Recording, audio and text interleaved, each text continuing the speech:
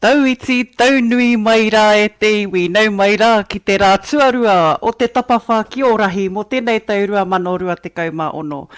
Kua tai mai rā hoki te nuina o te whānau, nā reira kia tauiti mai rā, ka reroa, kua hoki mai rā, tātou kiruna i nā papa tākaro, kiruna i te papa whenua nei, ki kirikiri roa Beetham Park tātou, i tēnei ata. Kua hau tēnei tā koutou kaiwhakapāho, ko whai a shares tēnei, he uri au no roto o te whārua o Waiohau, no hoki ko patu hiau Ngāti Haka, nā hapu ko tūhoi te iwi, kua hau tēnei, kua hau hoki te reo, o tō tātou tauna tākaro o te ki o Rahi, mō tēnei whakataetai, tēnei kaupapa whakamiharo te Tapawhā Kī o Rahi, kiruna i tō tātou whenua, kiruna no hoki, ia i te karana o Waikato awa, tēnei nā kapa toko ono kua tai mai, kiruna i te kaupapa.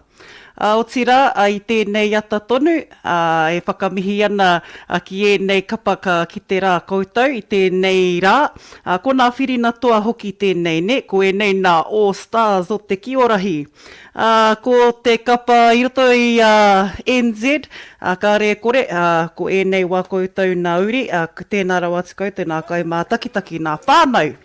Kai roto i NZ, neira ko Keanu Sio, ko Maharaia Waretini, ko Aperehama Werahiko, ko te hoki o i Maipi, te tauna muru hauraki, ko te ao Sampson, ko Masami Sorensen, BJ Walker, ko Makaila Merriman, ko tā Maia Mihaka, ko Mārewa Wairea Tāmai, ko te rā Mārie, ko muru hauraki, ko Mariah Henare, ko Jaylee Tūmai, ko Kali Kaio, ko Crystal Ray Wanakore. Rātau i roto i Aotearoa Māori, ko rātau reihana te rauna, ko kahukura te rauna, ko Ramiha McLean, ko Bailey Puha Harris, ko RJ Walker, ko Manaro Devron, ko me te... ka po atu i a taniwha, me te kioma. Anō hoki ko Thomas Lilo, ko Brooklyn Waits Leach, ko Dwayne James August Vicky, Mani Clark Jones, ko Kāras Tuari, ko Alice Sue, ko Navea Puketapu Utanga, ko Pirini, ko Talia, ko Kaia, ko Marewa Sampson, ko Zaylene Mackie Roberts. Ko rātau nā Kaitākaro ka ki te koutou i tēnei rauna, i tēnei tākaro tuatahi ki Whanui, NZ rātau ko Aotearoa Māori. Anei rā ko nā All Stars o te Ki o Rahi, rātua rua ki te Tapawhā Kī o Rahi. Mihi ana kia tātou e mātakitaki mai nā, whakaata Māori, tēnā rau atu koutou. Ko tani wha Aotearoa Māori i tēnei rauna, anō hoki nā kaitiaki, ko mahana nā tinana, puta atu te ki te tāpaparoa. O tira ko hoki mai rā rātau, i runa i te whakaaro, i nā nahi i tino pau, wā rātau nā hau, o tira pakarua nā te tinana nā pona, ko ki te anō hoki te tākai nā pona, tākai nā matiwai, e rā momo āhua tana katoa. Tēnei hoki ka miki nā kaiwawao. NZ and with tupu manawa, whakaai mai nā kaiwawao. Mei, kua riro he piro ki runa i te rārani piro. NZ kick off from te marama. Reira mōrena rā tātou e te whānau, kua whakauru mai ki runa i te pāpā oho matua nei, oho rere nei, oho ora nei rā tātou i tēnei ata neha. Kei te tū te matirina matua Heremaia. Oh, nice. Ko Manaro pēr tērā i roto i Māori. Mahana ake hoki nā tinana. Te nuina o nā Kaitākaro, ai. Ka re kore... ko rau rātau enei Kaitākaro, ai, pukena rau, tāku e meana, nice block from Kaitiaki, NZ with 3 Kaitiaki ki te pāwero, e mihi ana hoki ki wā tātou kaitautoko Whānui, me ki e wā tātou kai manaki, kai arataki wēnei rōpu, volunteer karatua, ai, ko rātou enei e nā kaunui ana ki te tauna tākaro nei, Nako nā ai tūwai wēnei kaupapa āmotu. Reira, kei te kaha ke wēnei Kaitākaro, anō hoki, just under the legs, yep, slid under through te roto tupu mana wā kia NZ. NZ kick-off, Kaitiaki, looking for piro tere, hey, fast points, te ki anei.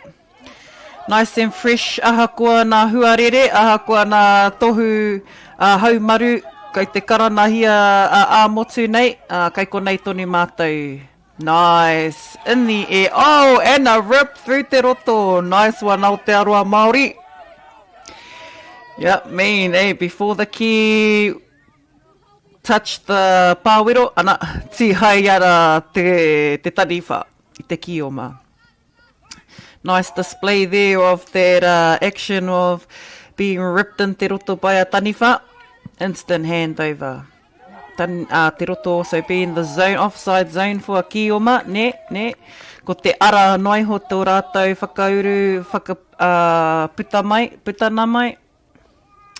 5 seconds for taniwha to shoot. Te rima nā hekona kia rātou. Moving it around, ka hukura. Swinging it around. Bit of a mirror. Tāpaparoa. Collected by NZ. Yep, sweet. Need some poke. Huri haere. Kia mau. Te ao Samson tēnā, I roto I a namarua. Te ki, nei tākaro tere nei. So usually, yep, we'll have some NOS. Everyone's in 5th gear by now. Whakamahana noi hoki tēnei rauna, engari ka tika ka mihi. Tērā he rā nui nā nahi. I tai mai nā kapa toko ono. And mean exposure. Ko ki te hoki koutou, nei ingoa kua whakahua. Nice, ra. Te ao Samson. Kare iriro. Iriro, engari, kua tangi tō tātou pūtatara. Te pito te hau whātuatahi. Ki waina nui ia NZ rātou ko Aotearoa Māori. Kia whakahua ake nā tīma I tai mai ki tēnei whakataetai o te tapawhā ko NZ. Ko rātou e tākaro ana I roto I nā kākahu pano. Ko Great Britain tērā, kua whakaai kia tau mai nā uri kāwana kre. O tira a Kuki Airani, Cook Island, ko Samoa tērā, Aotearoa Whanui, ko Aotearoa Māori. Nā reira, toko ono o rātou, me te mea no, ahakoa te haruru o tēnei takiwa I tēnei wiki, nā te rongo nui o nā Kaitākaro riki kua tai mai, wahine mai, tāne mai, take mai, tēnei hoki te tākaro take nei me te piro tere ake nei mo Aotearoa Māori. Aotearoa Māori now in Kioma, me te trai anō, whakai mai, ripper still on, kia kaha mai hoki oi, katia, au katihia tēnā. As we talk about All Stars, we also have All Stars here on our Papa Tākaro. Ko nei nā toki, nā tino toki o te Toarahi mo tēnei reanga, mo tēnei wā hoki, tai mai nā karangatana me ki mo te Toarahi, rātau e tākaro atu ana, o mua o nei rā tonu, puta atu te ki te tāpaparoa, got a key that's just and with a bit of pressure there, yep, seeing that the more the taniwha apply pressure on their taniwha, their kioma, pushes them out to the tāpaparoa, stepping outside, boom, hand over.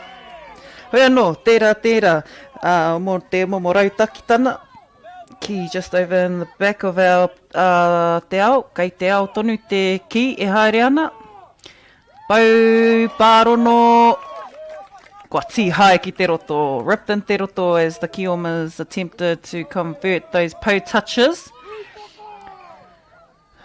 Me te rono anō I ngā inoa tika, kua tākaro nei Kaitākaro ki roto I wā rātau rohe. Tai mai te upoko te ika, kua tai mai hoki etahi Kaitākaro no te matau. O tira nā kākahu, rawe nā kākahu kua kitea I runa I te papatākaro. Whare hike, etahi o nā strips. Hoi anō, koe nā hoki te nā kaunui ne, ki tēnei kaupapa. Throw in from Aotearoa Māori. Mani looking for a kioma tihai, e rua, nice. Double rip, nice quick hands. Quick rips from NZ, ai. Mā rewa tērā. Nice. Good shots and good block from Aotearoa Māori. Aotearoa Māori and the pink. Anō, kua hoki mai te ara ki tēnei taha. With the Kaitākaro Kī just waiting at the top of the ara. So the ara is also an offside zone for the taniwha, yeah? Aroha atu, we've just got a kioma that stepped over the roto. Stepped into the roto, no position of the ki, offside. Straight hand over ki taniwha. Ka trai anō a taniwha ki te... Ai, te upoko. Tērā. So, high shots. Ko tahi te pau. Manaro tērā. Nice tupu manawa. Whana te ki. Ki o ma kick off. Nice catch. Tērā pia he piro tere. So, when the ki is caught on the full, at a restart, the kioma Kaitākaro will throw out into a kioma. Kioma can just run it in. If they've caught it on the full, run it straight through te roto as a point. But that can only happen at a restart. Nā reira, ai, pārongo, e toru nā pau. Still in position, kioma, straight through. E me iana, mean, toru nā piro, tupu manawa. When pau touches are converted, he tupu manawa e rā. When the taniwha shoot at the tupu, he tupu wairua. Karana atu a kioma, kaha tonu pau rua. Ai, whakawhiti te roto, e hia nā taniwha. Now, 4 taniwha can be in te roto on defense. Whakaai mai nā kaiwawau. Ho. Piro tere. He ana, whakawhiti rānei te ara. Ripped rānei. So a bit of a double movement, stretching out, can also maybe extend to a double movement. Depends, eh? Nā karanga kaiwawau. Refs discretion, refs call. Now refs have been awesome. We've had some choice development over the years. We've also got some teina tuakanatana, kahukura, attempt for a tupu manawa, tihai ki te roto.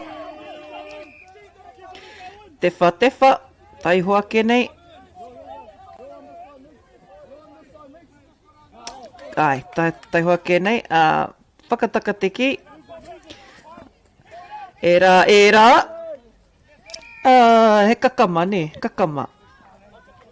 Pai, kua metu hoki te pito o te hauwha tuarua. Half time, tātou mā. Ko haere tawhiti, ka hoki mai anō rātau. O te rā, tēnei te karanga me te mihi ki wēnei kai tautoko, ki wēnei kai whakahaere. O te kaupapa nei o te Tapawhā Kī Rahi. Tapawhā Kī Rahi is also the all-stars of Kī Rahi, tēnei hoki te whakataetai. Atu I rea taumata, atu I a Toarahi, atu hoki nā kura tuarua, ko tēnei e whakataha ke e haere nātahi rānei te taha o nā NRA, Indigenous All-Stars, ne? Anei hoki wēnei Indigenous nei e tākaro atu ana I te Kī Rahi. O tira wa tātou kai mā takitaki puta noa I Aotearoa Whānui, wa koutou tamariki mokopuna I rā mutu, anei rā rātou, I tēnei rā, I nanahi hoki, I kite ai koutou I wētahi o rātou. O tira, miharo atu ana kia whakaata Māori mō tēnei pāpāo hotana, kua hō mai kia tātou, kia kite ai rā te ao Whānui i tō tātou taonga tākaro, te Kiorahi, te takahina. Tēnei hoki, enei All-Stars, kua roa rātau e tākaro ana, anei hoki tētahi o nā toki, tēnei All-Stars, te hoki o i maipi, tēnei o nā uri o te kāina nei, roa ake nei tēnei na, kua i whānau ia, i runa i te papatākaro. Enari anō koina hoki te mahi ne, enei tamariki mokopuna o tēnei takiwa. Kua roa rātau me te tākaro i tēnei taku mōhio i ahumai i tēnei pito. I ahumai te Kiorahi i tēnei, i te waka o Tainui. Hoi anō, tēnei pūrākau e whakatinana hia rā e tātou. Mean to see our pūrākau in display in full mode, full flight mode. Anei rā ko nā namu, anei rā ko nā kioma tere rawa. Tūpato, ki roto, tihai ake rā ki te roto. Nice little effort there though from NZ. Whakataka te ki, Aotearoa Māori, pick it up, scoops. Let's have a shot at the tupu rānei. Blocking the tupu, e rua o rāua.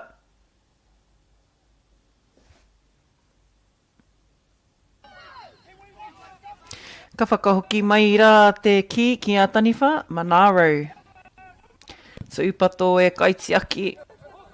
Kua kohi ake tia e te hoki oi. I've loaded out the skill about this too e te iwi. See how we've got two others markings in our roto. Those two markings, even though they are marked like that, these players will know that they have to use this side as the ara to enter into the pāwero. Jump shots. Tupu wairua. Reihana te rauna.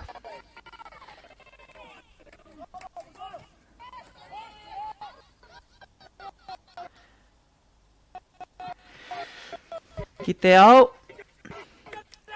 NZ. NZ, kei whea. Māori, whai tonu. Haere tonu kōtiro. Whai rawa. Haere tonu. Ki roto. Whakawhiti te ara. Whakawhiti ana. Ai, whakai mai, nice work te hoki.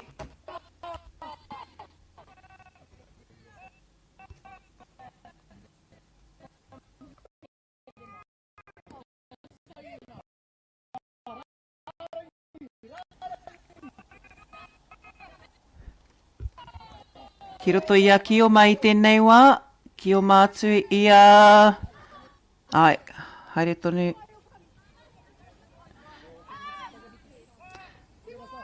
Taniwha. Reihana te rauna catching some airtime to quickly release before he lands. Nice intercept by Aotearoa Māori. Another shot at the tupu from Reihana. Recollected. Whakapai mai.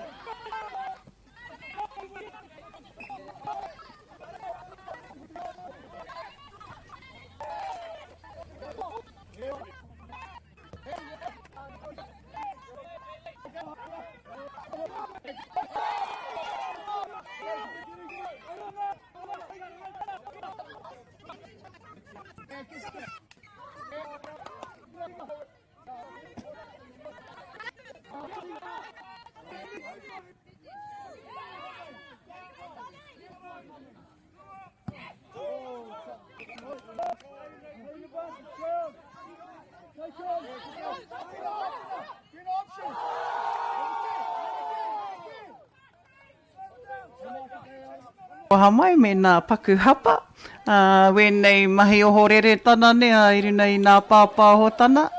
Hoi anō, hoki mai rā ki te hauwha tua toru, ka re roa pau haere ana te wā, te kaumatahi ki te toru.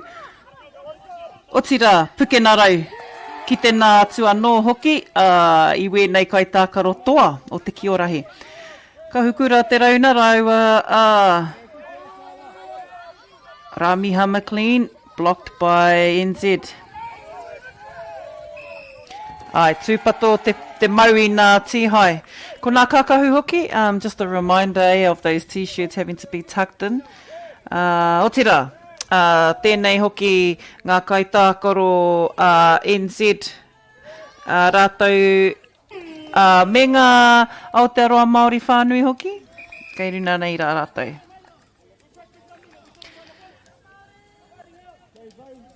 Whakawhiti atu rātou I tēnei wā, quick changeovers occur for the first and last changeovers. Paku miniti for the half time. Otira, e karanga ana hoki iwa rātou ake nā hoa. Kua huri hoki ko Māori ki te kioma ma NZ kawe I a taniwha.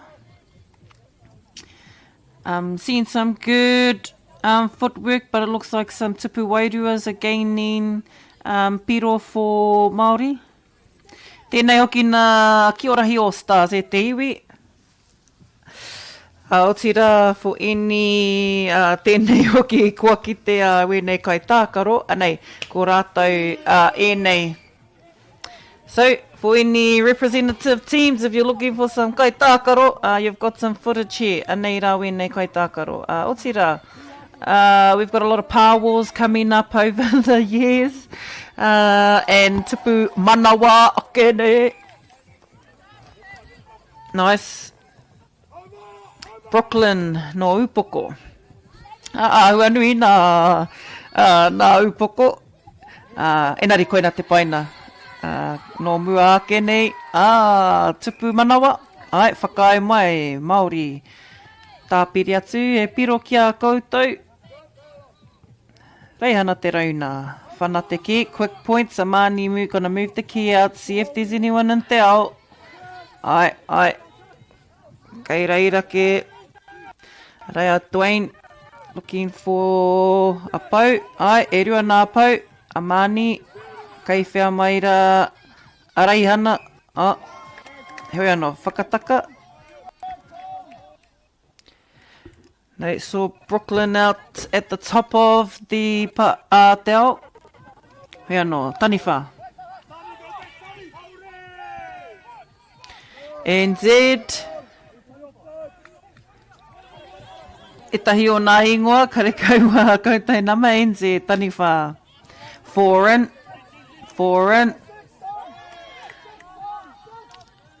Ana hoki wetahi o watātou nā All-Stars. E tahi o rātou, e Kaitākaro no mō taniwharau. Otira o koe nei Kaitākaro matua nei, toki nei mo te Kiorai. Whakaai mai, piro, ko tahi te pau, tupu manawa. Mean Kaiwawals. Jeremiah Simpson down on our papatākaro, wawao matua. Ai, ko ia te Kaiwawao matua, pei. Tēnā roa atu koutou katoa nā Kaiwawao, mahi nui I a koutou. Kua kōhurutia rā koutou. Kua kōhunia nā kua āhua tū tefa I rā koutou. Mean blocked by Aotearoa Māori. Aotearoa Māori, hoki mai anō. Whakapiri mai, Manaro, looking for Reihana. Ki waho atu, rip, tihai, nice, hoki. E tori nā pau. Karoha. So, player was coming in, trying to convert those pau touches, lost position ki te roto. Ai te pai, nice block Amani. Ko kapohi atu ki te ao, rāmiha, pautahi. E rua nā pau. It's just on the edge of the tāpaparoa. Lost the key, intercepted, and recounts. Taniwha position. Whiua atu. Mau atu e Amani. Don't mess with Amani e koutou ma. Ara, te tai o nā kaitiaki matua. Kaitākaro hoki mō upoko. Ki te ai Whanui with a tupu manawa. Ai, kai te mau ana Tī hai. On a roll, Aotearoa. Ka rā maira, ano. Kitea. Etahi wāehara ko nā Kaitākaro te mate, ko nā kaiwhakahaere ke, nā coaches ke. Hewe anō, tēnei te mātaki atu I, tā ball. Nice rip there. Tama. Karekai tō ingoa I runa I tō nama. He anō, quick. Changeovers. Kaitiaki Kioma now on attack. Pau touches. So Taniwha putting some pressure on.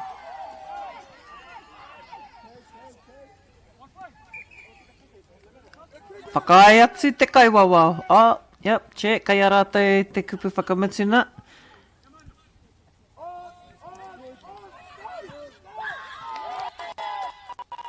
Tihai ki te roto. Nice tihai on that. Piro tere.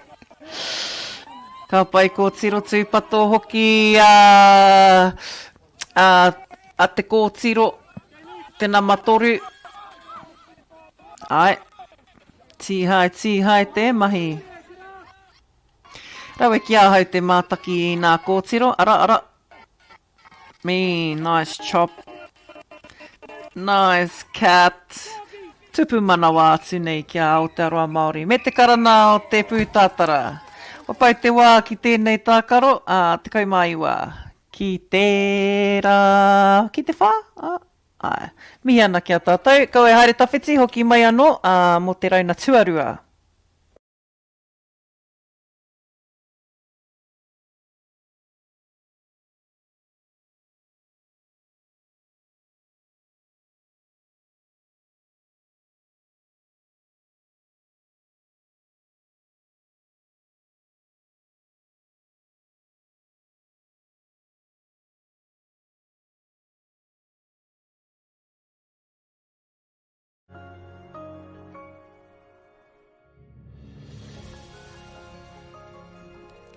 Food is your medicine. If you really want good health, know where your food's coming from. We wanted our children to grow up in the wilderness. The world needs kids like that. Māori have always understood the best way to live on this harsh land. We can hold on to our tikaka, our practices, our traditions, and bring them into this day and age. What makes Bailey's altogether better? It's the energy we bring to every home, every commercial property, every investment, every development, and every farm. Because when the energy is right, you can feel it. Bailey's, altogether better. And go! Just fill up at a participating Caltex, stack your pump discounts, and you can collect more savings on your next visit. Oh, there's another one. I'm getting quite good at this. Filling and saving. Feels good. Funding is a real challenge. We know that a lot of schools face that ongoing, and the reality is if you go to a lower decile school in New Zealand, you are less likely to be able to afford to participate in sport. Obviously, having come through it myself with kids and being one of those kids myself who played sport, I know how much it defined who I was. And now being able to go, I can't fix it all, but we can help and try and give to those people who are going through really tough times. Get the Māori Plus app. Download now on Google Play or the App Store with exclusive viewings and 100% ad-free. Quite like top tier. Watch us anywhere, anytime. Make Māori Plus your mate and stream now. Hoki mai rā e te iwi ki te kaupapa o te Tapawhā Kī Rahi rā tuarua ki tō tātou whakataetai nei. Ko nā kapa e tākaro atu ana I tēnei wā, ko nā tino o stars nei. Anei ko nā te iwi o kuki airani rātou ko Aotearoa Whānui. Ko nā Kaitākaro ko Allies Rani Huna, te kaumātoru, Whanui Koia Waru, Bailey Cameron, te kaumāwhā, Mahue Mauheni, te kaumāono, Meihana Takurua, te kau Niwa Perkins, te kaumārima, Quinn Pirihi Coots, Whitu, Terence Johnson, te kaumārua hone menyo, te kaumā Whitu, Aiki Beach, toru, Autumn Collins, rima, Hunter Collins, whā, Mataira, Olsen Clark, tahi, Meriana Mangu, ono, Missy, Matahiki, rua, Peyton, Wainohu, iwa, Shelley Ranihuna, te kaumā tahi, ko rātou ko manaia, Whangapirita Bishop, te kaumā waru, tēnā koutou, o tira, te kai, ngā Kaitākaro mō roto te kapa o Kuki Airani, ko koro heke moana taniwha, te kaumā rua, Kena Rangi, te kaumā ono, Hawaii ki Maipi, te kaumā pā, te kāhui a kihi, te kaumā toru, te oho Māori, Rāpana, Whitu, ko Tūmaia Maipi, Waru, ko Tamanui Randall, karekauto Nama, Hikurani Walker, ko Nama Iwa, ko Maxwell Savage, karekauto Nama, ko Teni Iri Hei, Nama Rua, ko Kopa Niko, te kaumā Waru, Savannah, Galloway Tahi, Ania Himes Rima, Trinity Crosby, Toru, Diamond Henry, te kau, Mia Toma, te kaumatahi, ngā mako totorewa pā, ko Dylan Raihe nama ono. Tēnā koutou nā Kaitākaro o tira, All Stars ke tēnei tīma. Koa whakauru mai rā tātou, ia rātou ko Hāmoa. Ki roto i tēnei, rātou ko Great Britain, kua whakauru mai ki roto i tēnei whakataetai ne. All Stars ake nei, tātou mā. Tēnei hoki ka mihi nā te mea he tino whakamiharo tēnei. Ne, kua tai mai anō te kiorahi ki mua i a koutou o tira kia pāpā hoatu ana ki te ao whānui.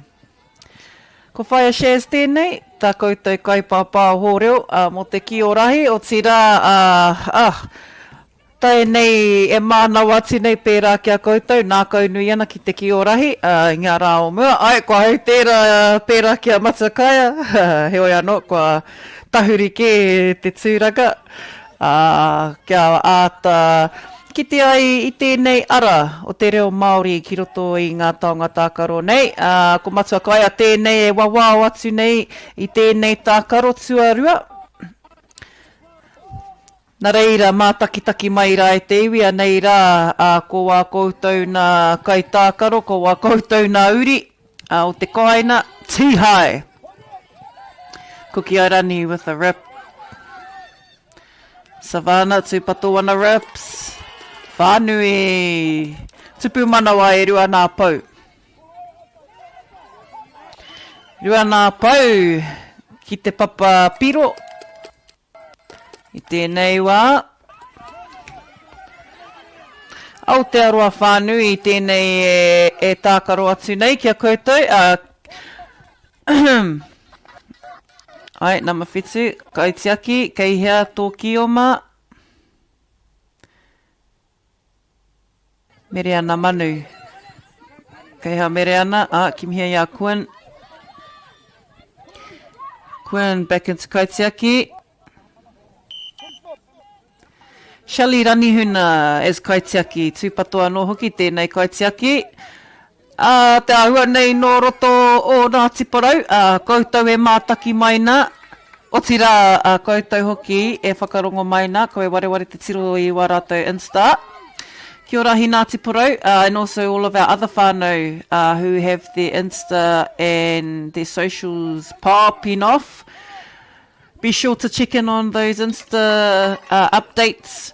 And also a lot of the movements happening around the Kiorahi, kiorahi.com as well e te iwi. Also keeping an eye on our Aotearoa Kiorahi page. Tupu wairua kia Kuki Airani. Tūmaia with an attempt for tupu wairua. Meihana. Kimihia Meihana. Shelley, keeping an eye out, keeping your ears out. Are nā tarina, Shelley. Ki hea atu anō, ārara. Ai, karekai tō ki, Autumn. Kei te whai hoki mahue. Kuki Airani. E rua tonu. E rua nā pau. Shelley anō, Shelley. Kei hea no tōki o mā, ki whakawhiti te roto, tupu manawa, e toru nā pau. E rua nā tupu manawa. Whanano te ki, Niwa Perkins into Shelley. Ko te ihai. Tipotoa Niwa, raiwa ko mana mahue. Aye, offside. So a player knows it. Back offside. Koe ra hoki te paina. Love, mean to see that when they know they're offside. Ko kore e rereke. Kuki airani anō. Traihia te piu I te ki. So yep, got some nice arms in the Taniwha team. Ko te kaha ke, ko tō rātou kaha. That nice movements. We've used most of our pou. Pou rima, te karanga. Back into Shelley. Shelley, kei hea tōka I oma. Terence. Yeah, we'll look at some chops. Alright, Quinn. Ai. E rima. Aotearoa Whānui with a rima. Tupu manawa. Nice. Nice try e tama. Ko Quinn piriha coots tēnā, me a tama takina, a ta whakarongo ki e nei inoa. Me te haruru mai o te rohe nei, ko nā tangata Kaitākaro rongo nui, kua tai mai, koro heke, o statue, ai, tētahi o nā toki o te ki o Rahi, ko puta mai a kena rani, anō, o tira. E tahi o nā Kaitākaro o mua. Ai, kei hea te Aotearoa Whānui. Back into Shelley. Last set, Shelley. See if someone can run those tupu manawas in.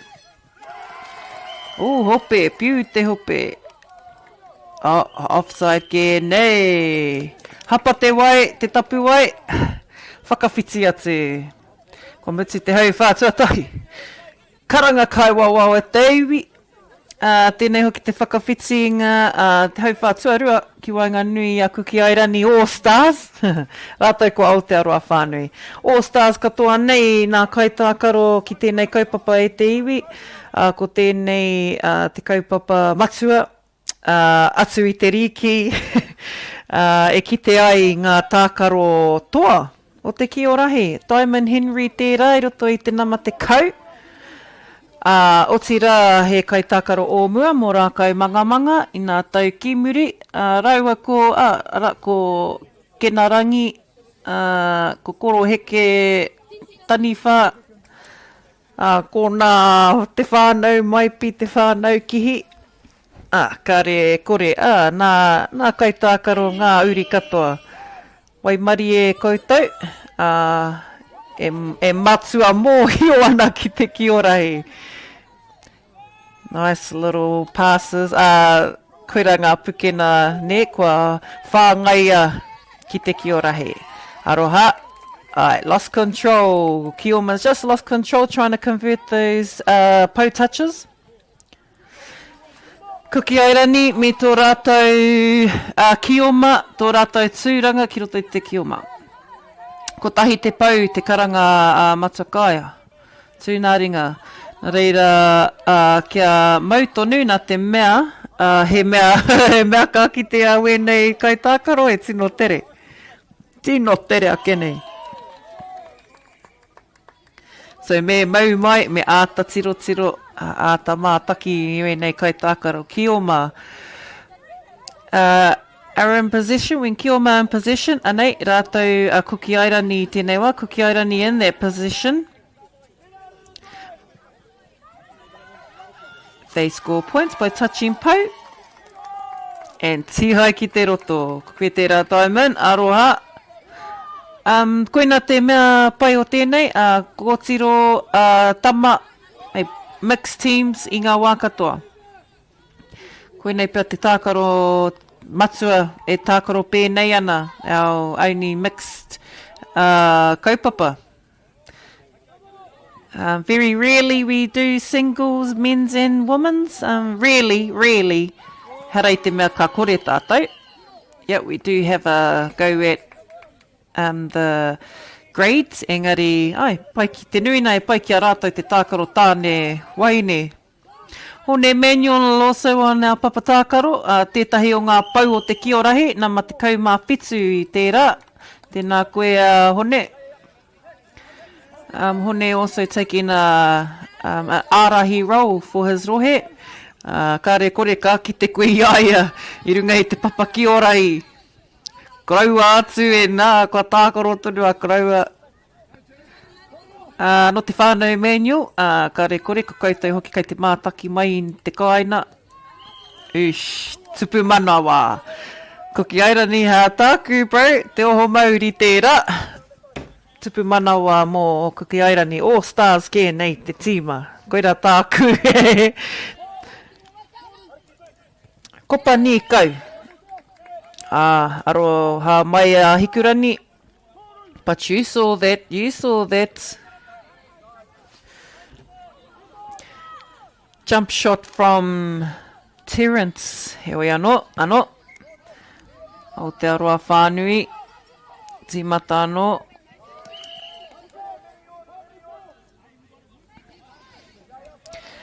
Tāpaparoa Whānui. Whānui tiki. Niwa. Have a bit of a shot. So 4 taniwha in, but usually there would be a taniwha in te ao. There would be 4 more mirroring. Te ātāta. Pautahi. Kuki. Rima he kona te roa. Kopa. Looking and intercepted recount by taniwha. Whanui. 5 in, I puta atu tētahi, it's ki te ina tapu ai. Pai o whatu matua. Whanui Kī. Nice, quick handovers. Tupu wairua. Taniwha have managed to get a hit on the tupu. Me hone. Tūpato nā whiu hone. And his jump shots. Bit of a bounce and caught by Kopa. Kopa. Stolen te kia matua. Kai te prai tonu. Aere tonu.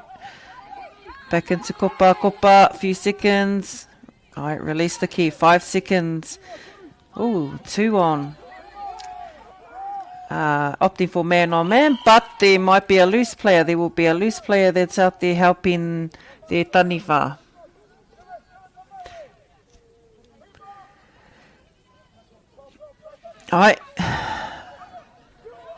Āwhina. Kopa back into te ao. Tēnei. Whānui Kī. Karekau. Kopa. Haere tonu. E rua nā pau. Ko tahi te pau aroha. Ko puta atu te tāpaparoa.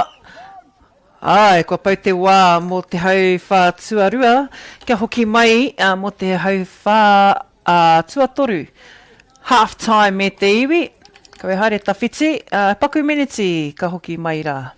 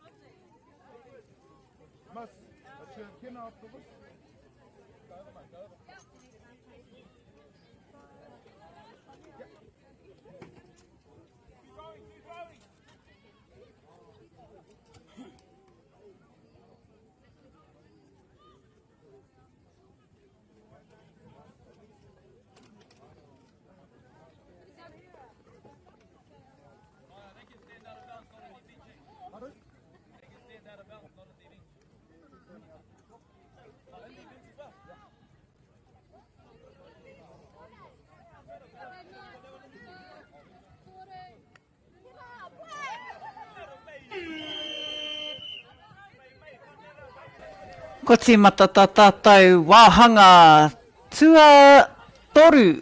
Anō hoki te hauwhātua toru ki Wanganui a Aotearoa Whānui. Ko kuki airani anō hoki tērā. Whānui in Kioma. And kuki airani in Taniwha. Tēnei hoki a Shelley Ranihuna. Kai roto i te Kioma, anō hoki te Kaitākaro.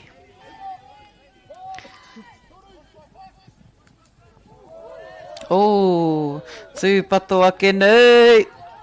Ei, wēnā neke hana. Mei hana.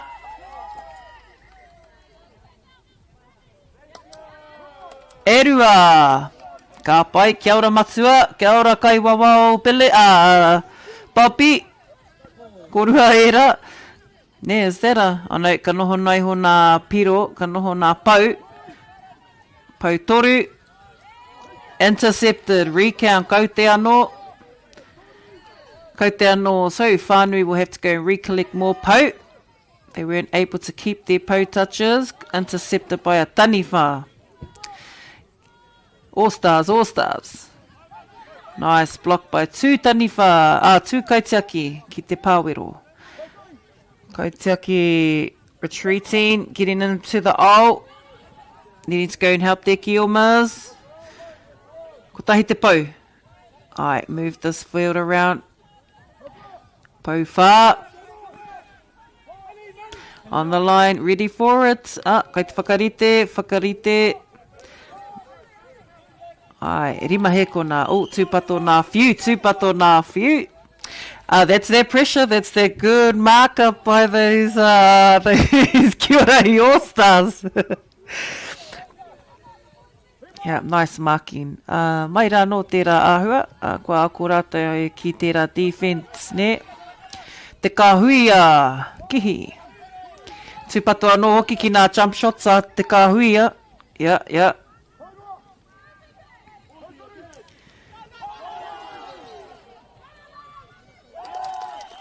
Toru nā pau.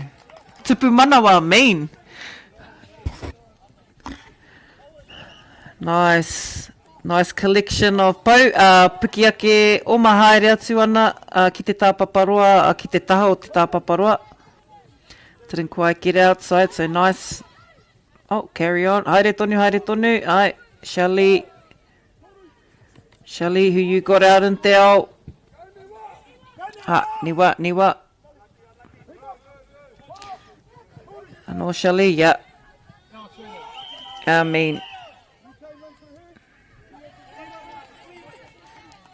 ka pai niwa, nā, i ki te ai koe, tūpato e rā neke hana. Shot clock. Ai, kena. Those arms. Tā paparoa. Kuki airani. Nice.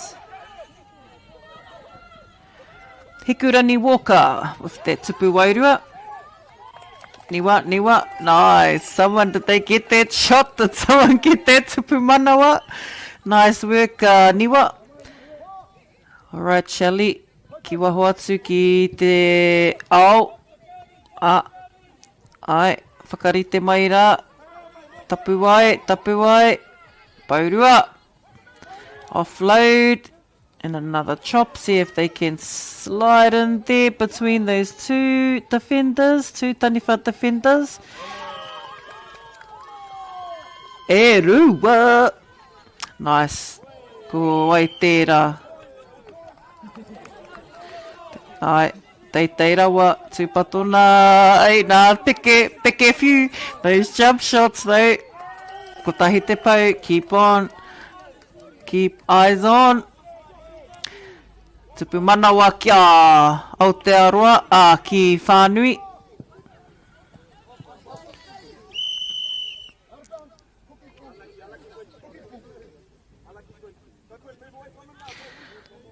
Te oho Māori with the throw in into Taniwha. Koroheke, watch those jump shots too. Those jump shots of doom. Ko ia no hoki te mea tīmata i. Haere tonu, haere tonu. Whanui, oh, nice double. They would have been on. Oh. Tere ake nei tana whakawhiti te roto. Heoi no, pau te wā mo tēnei, oh, tere ke te haere o te ahau whātua toru. End of our third quarter, quick changeover, not too long. Ka hoki mai rā nā All-Stars ki te kioma. Ai, ko nā hātene, kei te kite hoki ei nā Kaitākaro, kei te kite hoki ngā wawau, ko ngā hāte ka pōrearea i nā tihoi, so just see sure it's been a little distraction, been an obstruction also for those rippers.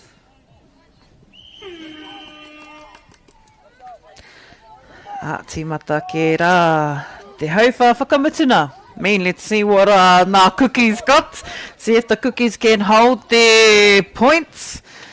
All-Stars ake nei, kenarangi. Tūpato rātau. E toru nā pau, heoi anō. What, we've got a screen, we've got a handover. Rima, whā, toru, ki te ake nei. Whao Taniwha, sa tei ki te mā. We've got Kopa will hold the kaitiaki spot for her kapa. Yep, they always need their kaitiaki. The kaitiaki, yes, although they can come out, it's just not, doesn't feel that they should leave the tupu exposed, eh? Nice! Yep, shore akena.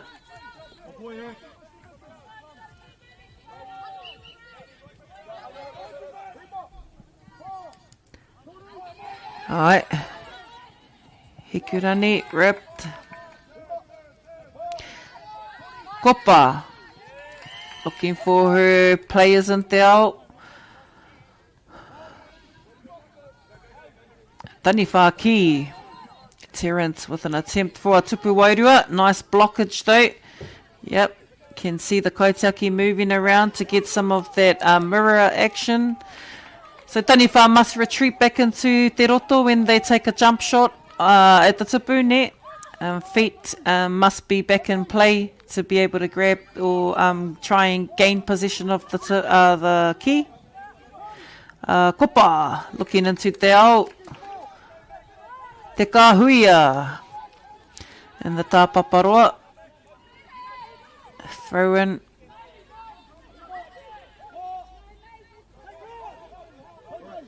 Pautahi.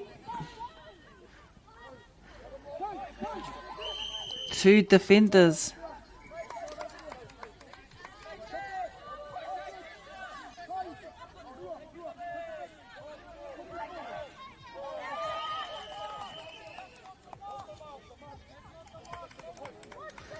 Kuki airani, ai tūpato ne, get back on the mark. Nice, took it real quick. Took that advantage, ana. Ko e makarauna. Te oho Māori and tupu manawa restarts. Whanui ki. Cookie back on defense. Tapawhā Kī. Let's see if we got us a tupu wairua. Nice block kena. Kopa. Hikurani looking to see if we can convert any po touches. Kopa needs a kioma. Intercepted real quick. Mataira Olsen Clark, tērā. Paitahi.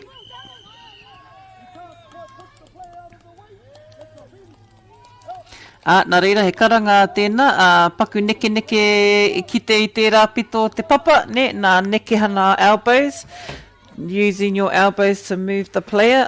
Etahi wā, it's not deliberate, not intentional.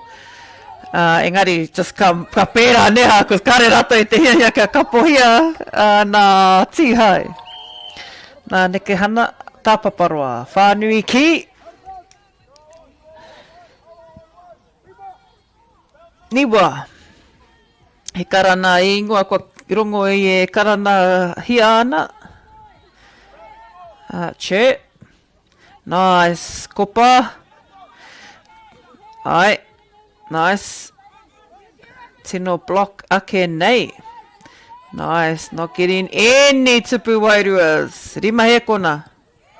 Nice. 3 kaitiaki.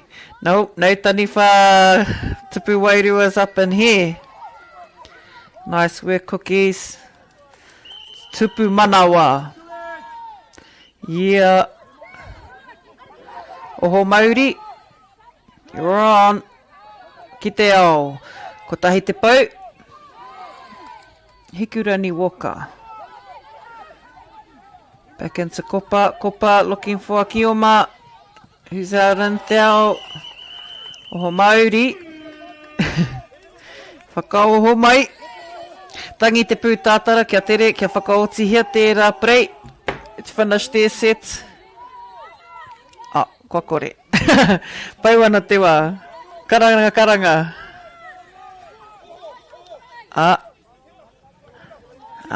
Ka pai.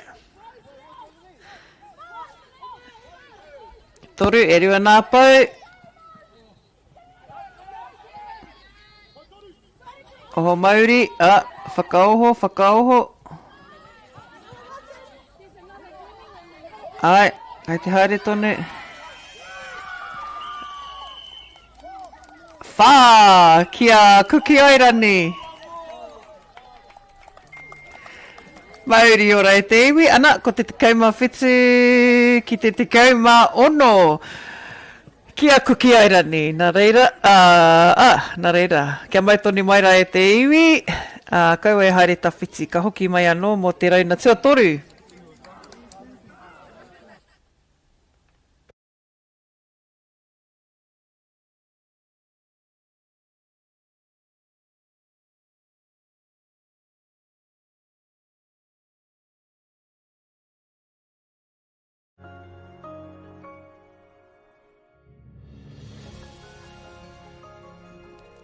Food is your medicine. If you really want good health, know where your food's coming from. We wanted our children to grow up in the wilderness. The world needs kids like that. Māori have always understood the best way to live on this harsh land. We can hold on to our tikaka, our practices, our traditions, and bring them into this day and age. What makes Bailey's altogether better? It's the energy we bring to every home, every commercial property, every investment, every development, and every farm. Because when the energy is right, you can feel it. Bailey's, altogether better. And go! Just fill up at a participating Caltex, stack your pump discounts, and you could collect more savings on your next visit. Oh, there's another one. Getting quite good at this. Filling and saving. Feels good. Funding is a real challenge. We know that a lot of schools face that ongoing, and the reality is if you go to a lower decile school in New Zealand, you are less likely to be able to afford to participate in sport. Obviously, having come through it myself with kids and being one of those kids myself who played sport, I know how much it defined who I was. And now being able to go, I can't fix it all, but we can help and try and give to those people who are going through really tough times. Get the Māori Plus app. Download now on Google Play or the App Store with exclusive viewings and 100% ad-free. Quite like top tier. Watch us anywhere, anytime. Make Māori Plus your mate and stream now. So e te whānau, tūhonohono mai rā ki tēnei kaupapa whakawiharo te Tapawhā Kī. Kei konei nā Kīorahi All Stars o Aotearoa, rā hoki kua karanga mai kia whakauru mai ko nā kukiairani rātou ko Hāmoa i tēnei tau. Nā reira, kia mautonu mai rā e tewi, anei rā ko ngā Kaitākaro, e tākaro atu nei ki i tēnei rā tonu. O tira, ko tēnei te tākaro te rā mō ngā whiringa toa. Ko nā Kaitākaro o roto o Hāmoa, ko Dreas Huata, ko Murdoch Beckett, ko Rico Zane Kumeroa, ko Alton Pluden, ko Thomas Siu Manutafa, ko Riley Vincane, ko Robert Wolf, ko Cara Lewis, ko Bailene Lealofi, ko Hana Toatoa, ko Jayla Alexander, ko Share Pui, ko Malia Nelson, ko Taimana Toatoa, Ja Pritchard, ko Aria Joy Barker Pule, ko Manaia Te Huki, tēnā koutou o Hāmoa. Our Great Britain players, e te iwi, Great Britain even. Zara Munro, we have Xanthi Munro, Ria Whiteman, Jara Tipene, Cassie Tauho, Hinariana Hughes, Erenora Hohepa, Erana Totorewa, ko Koiataro Edwards, ko Sam Draper, Matt Draper, Tyler Hira, ko Joe Elder, ko Flynn Tira, ko John Morris, ko Bronco McDonald, ko Nico Irihei, ko Mitchell Headley rātou ki Great Britain. Me rātou, Great Britain also in Taniwha, Samoa and Kioma. Here are your Kaitākaro as we head up towards our whakateka tuana matua mātauranga. Mena nama te kau katoa o te tima o Hāmoa. Bit of a shoulder hit for Kaitākaro.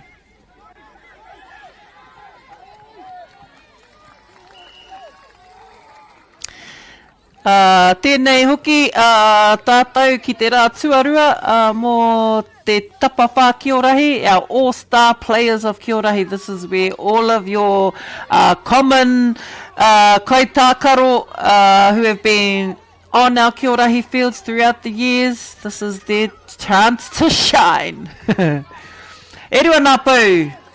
Kaitākaro, sorry my girl, you have all got the number 10 going on. Engari, tēnei ko ngā Kaitākaro, ngā whetū o te Kīorahi. Great Britain, Tyler Hira. See, I even know Tyler's name. Back on Samoa.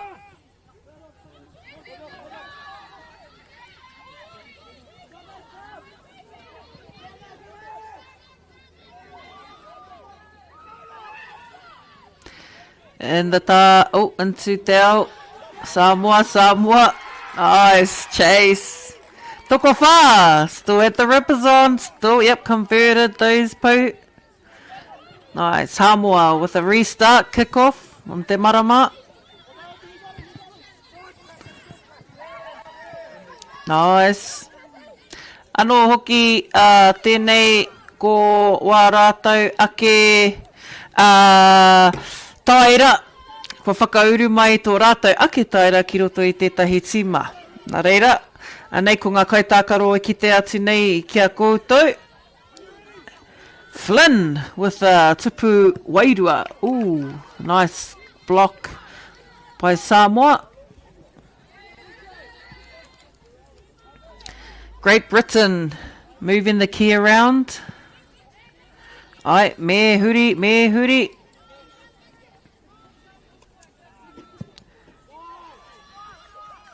Samoa protecting the tupu, gaining possession of the key.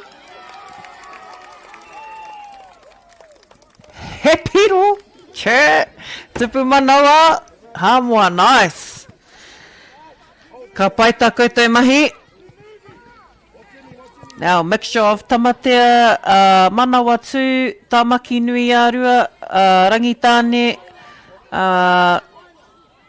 Nice, Tyler. Nice intercept caught by Taniwha. And attempted the tapu. Back on. Ko haere te wā. Samoa looking for a changeover. Samoa. Nice, fed, nice quickly. Ka pai. Nice work, Samoa. Tupu manawa kia koutou. Restart. Kia kahana ma te kau.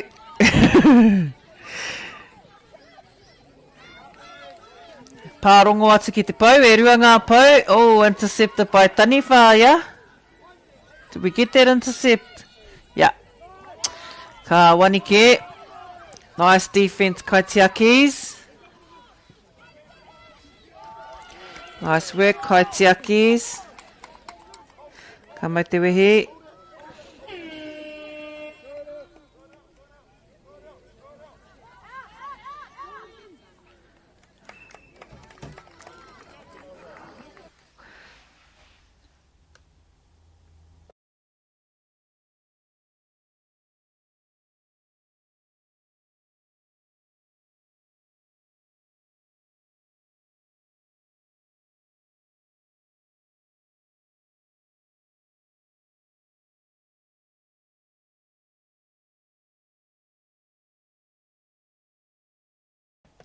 Quick changeovers e te whānau for our second quarter.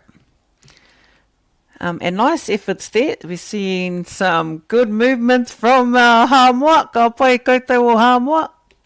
Ahakoa te nama te kau o runa i a koutou tiha te katoa. Ka ai te pai, ka ai te pai. Ka haere tonu wēnei Kaitākaro ahakoa. Ko te pukenga rau tātou e kite atu nei, ki mua i a koutou o tira e kite Whānui a motu nei. Great Britain even into our Kia Rahi Tapawhā fixtures. Our main, o matonu atu, e toru, tupu manawa. Matt Draper with the whana. Mahina Riana. Ai, Mahina. Kei hea tohua. Back into te ao. Ka pai Great Britain. He raua ki te whakaua ia Great Britain, I tell ya. Matt Draper. Sam Draper. Ai, tūpato raua, man. Ki te atu rāua I roto I Waihora. Remember those names. I think you guys will e te iwi. I do believe that those names will be heard around the Kia Rahi Papatakaro. Nā reira koutou o Waihora, ka mihi kia koutou, e kaha aki nei wā koutou Kaitākaro I te whānau ki te Kia Rahi. Mean. Exposing our whānau to more of Rahi. And no doubt they enjoy their time coming up to the North Island to play at these levels. Matt Draper. And te ao, Pārongo haere. Oh, no, he's going to keep going. Have we got... No, that's Tyler. Mahina. Yeah, kei te whakarite a Matt rau ko Sam. Oh, yeah. Oh, kua riro ke herima. Nah, saw it. Mahina, even though she could probably hear Sam on the top here. Down the bottom of the ara. No, she had to stay fixed on her kioma at the top there. Marawa ke herima. Nice, intercepted there by Tyler. And those springs, man. Nice work. Ko te mea ke, ka kore rātou e mataku. Ha. Yeah. Tihai ki te roto though. Te kōrero, tihai, whakahoki atu. Tani whāteki. Ai, e kōrero te mahi nui. Kōrero te mahi, nice. Nice jump shot, blocked by Mahina. Yep. Erenora, also Ki Kaitākaro, always in there to help protect with mahina. And being upoko players. Samoa, nice airtime, nice jump shot. To all of our whānui who have been on the hikoi with their whānui in the kia Rahi, whether it's your tamariki and your iramutus. Oh. Okay, player running into a defender. Tūpato tērā. Nice jump shot. Ko ai tērā mō. Ai, kei te haere te wā. Ahakoa te wā. Toru he kona te roa. 3-second pass for the player who gets ripped. And 5 seconds for the Kaitākaro and Taniwha to shoot at the tupu. Koina hoki nā roanga.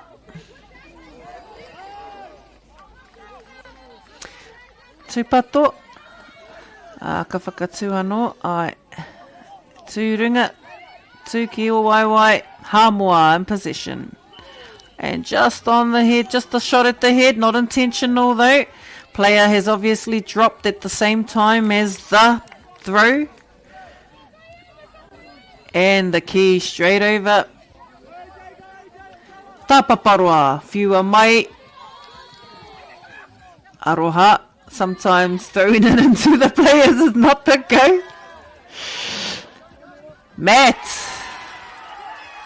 Rip. Oh, see those little tensions, eh? Ooh, e oi anō. Nā wari. Karei pahu.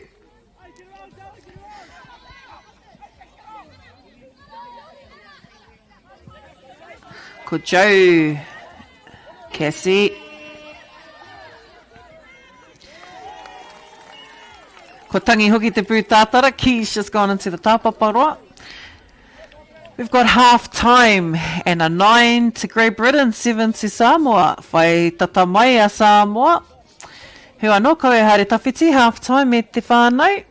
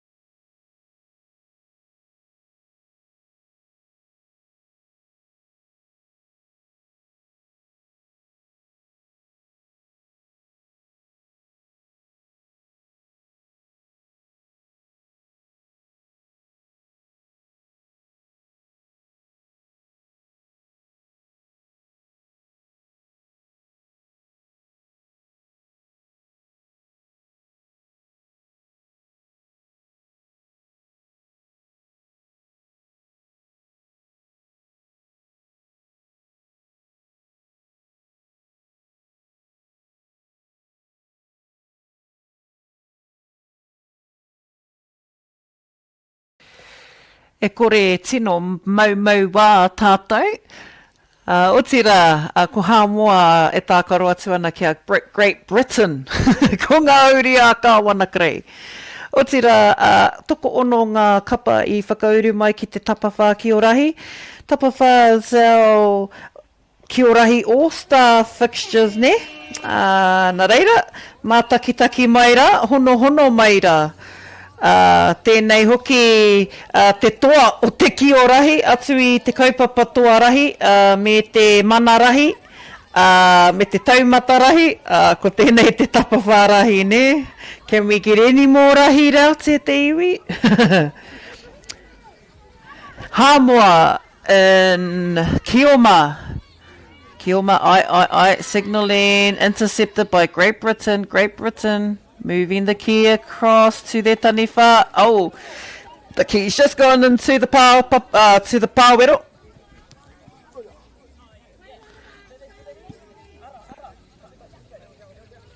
Alright, so our ara, we have, as you can see, 2 markings in the roto. It's so that the fields, we can change sides. Wa te ahua nei, taku mōhio. Ooh, ai. Nā reira, ko tēnei te rā tuarua mō te Tapawhā Kī o Rahi, kei kirikiri roa mātou, Beetham Park e te iwi, te kāinga o nā Chiefs. Anei nā Kī o Rahi Chiefs e tākaro atu ana. A lot of mixture and also tautoko from across the motu.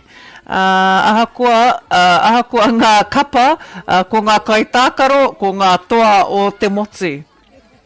Wa whakakiki i ngā kapa, ne? Oh, tupu manawa. Main. Thomas Tera? Nā, roa mai.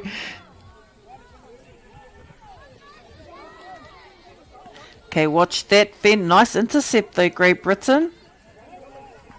Yeah, nah, Mitchell Tera. Mitchell, my Great Britain.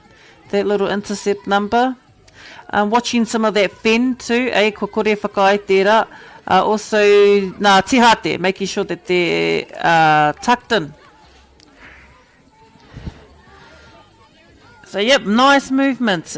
Quite the Bekira he tino nui, nā neke, quite a dynamic, as a lot of our people have seen.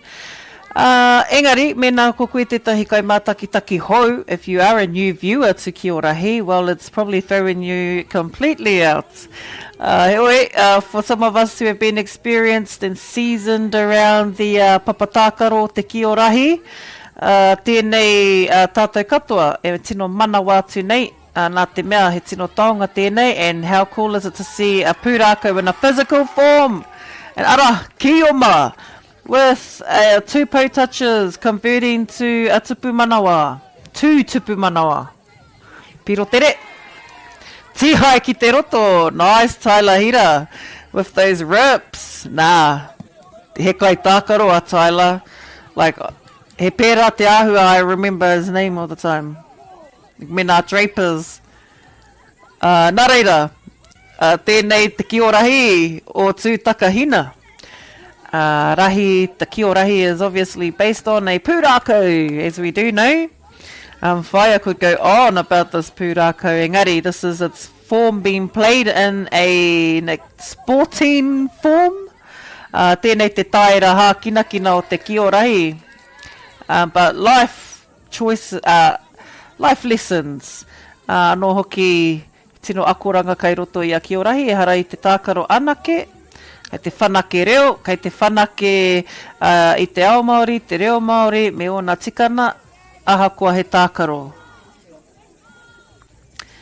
5-second shot clock for our taniwha, blocked by Samoa. 4 taniwha shooters can be in te roto. Up to 3 kaitiaki can protect the tupu. Now I want to say that's the drum, engari e he tupu ke te ingoa tika. Katapaina, it's just short for the tupuna that protected Rahi when he was isolated on the kohatu, on a pāwero, on a remote island. So the pūrākau teaches us a lot. Oh, aroha whaia is offside. Kaitaki offside, feet have come into the roto. Nice, tupu wairua for Great Britain.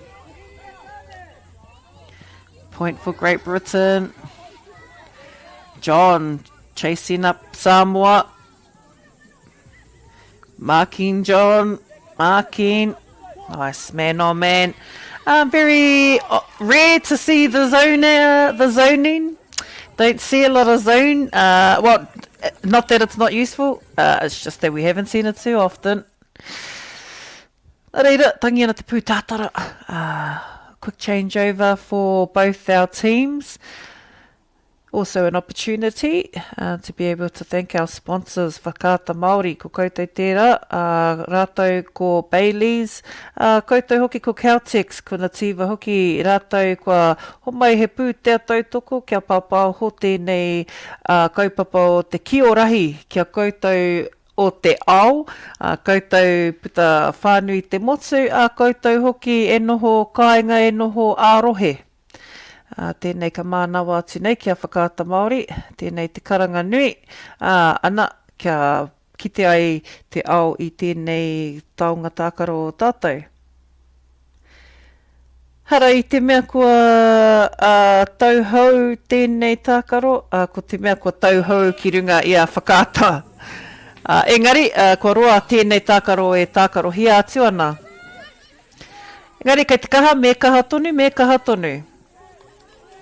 It's not everyone's cup of tea, but it's obviously these guys' cup of tea.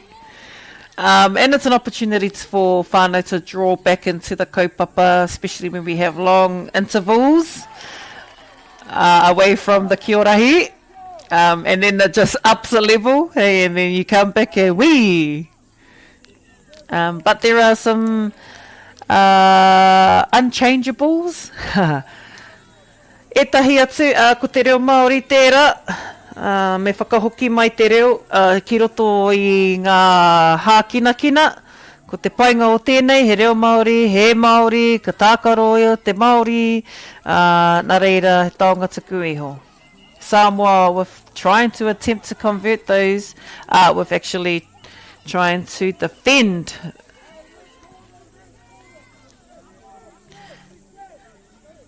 kei te karanga te kaiwawao, hoki atu.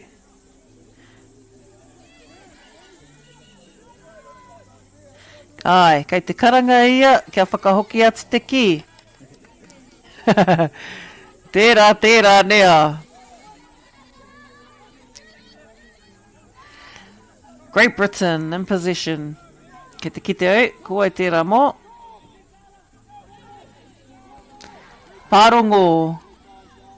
Pārongo, still in position, Great Britain, still in te ao, trying to draw those Samoa defenders out, keeping them off, yep, and defenders again, nice, they're both on, oh, rip, nice rip Samoa, saw you, nice Samoa, saw you Sam,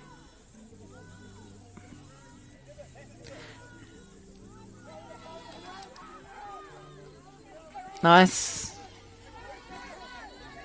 Sam looking to draw out Samoa to leave a space so that they can pop it up and cut through, drawing their player out while they're not looking. Hey, running on that ankle. E toru. Toru nā tupu manawa. Nice work, Great Britain. Kia kaha mai Samoa. Nice defender. All right. Eyes on your marked player. Sam, kei te wātea ia. Got number 10 from Samoa out marking number 16. E rana. And Sam will go in to help protect. They know that these ones got some bullet shots at the tipu. Nā reira kau e tukuna no. Yep, nice airtime. Someone snap these shots. Let's not forget some of our social media content that's hitting our Aotearoa pages. Also Aotearoa Kia Rahi. Let's keep an eye on some of the movement on there. Also Aotearoa, kiarahi.com. You would somewhat be available. You guys would somewhat have seen those social posts, some of the media around Kia Rahi. Sam offside there. Sam needs position, but hey, Kaitākaro was looking. See how they might be able to convert that. Oh, nice. Jump shots of doom. How do they even get that, eh? Oh, rarara. And then ka piko te pona. Kaitiaki. Great Britain in possession. Watch out for Matt and Sam. Oh, nice.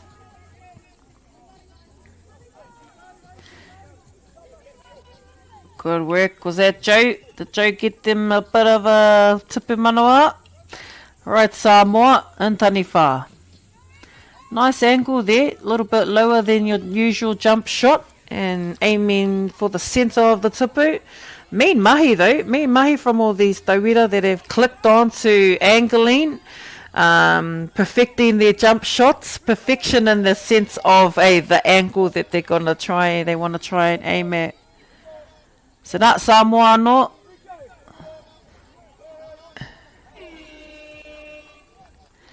Ko haere o ki te wā, ko pai te wā kia tātou. Te kau marima kia Great Britain, te kau kia Samoa.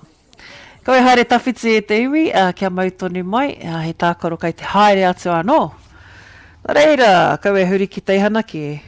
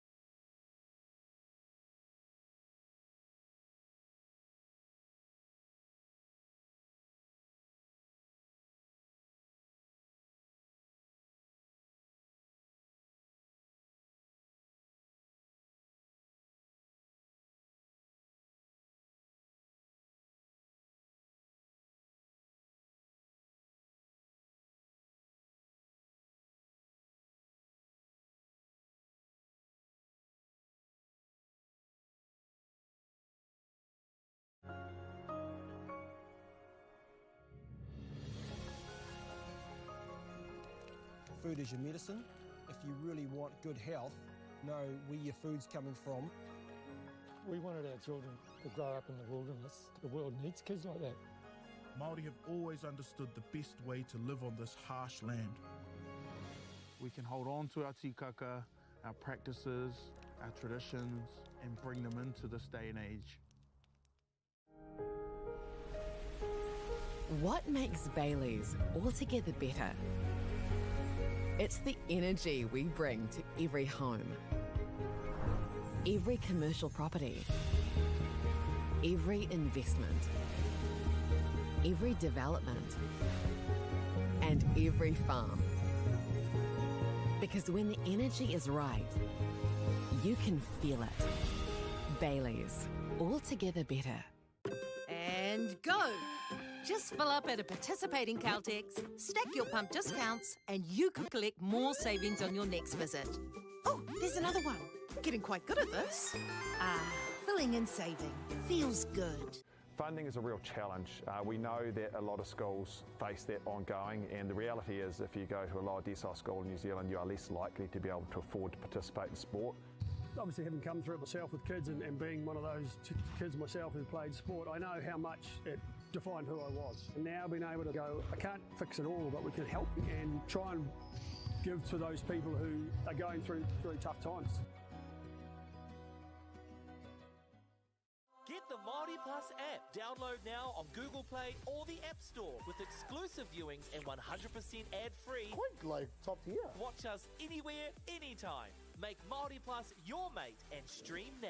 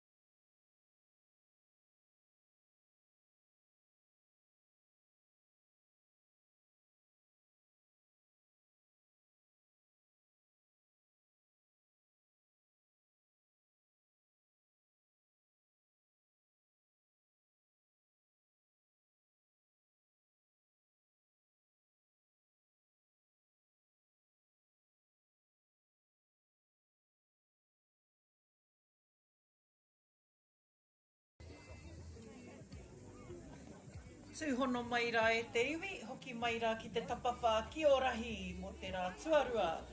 O tira, ko nā whiringa inoia nei, ko ēnei ngā whiringa hauwha, quarterfinals, ko Cook Islands rātou kia NZ.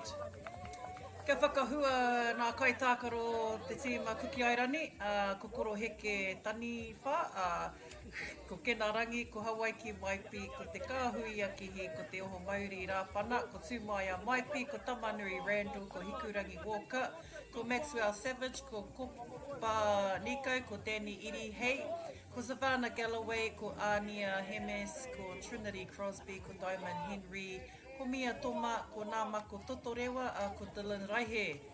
Ko rātou ki roto o te tima o Kukiairani, rātou ki roto I te kapa o NZ, ko Kianu Sio, ko Maharaia Waretini, ko Apere Hama Werahiko, ko te Hoki o I Maipi, ko te Taonga Muru Hauraki, ko te Al Sampson, ko Masami Sorensen, ko BJ Walker, ko Michaela Merriman, ko Tūmaia Mihaka, ko Mārewa Wairea Tāmai, ko te rā Mārie Muru Hauraki, ko Mariah Henare, ko Jay Lee, Tūmai, ko Kali Kaio, ko Crystal Ray Wanakore.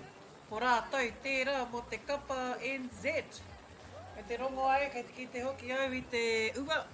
Hoi anō, ka kore te ua e whakataha, e pōrea rea rānei I a tātou. Enari anō, tēnei kātika.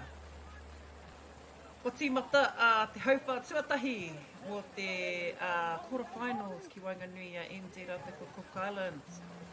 Nei rā, ko te All Stars, nei. Looks like we've got a little bit of rain on our side.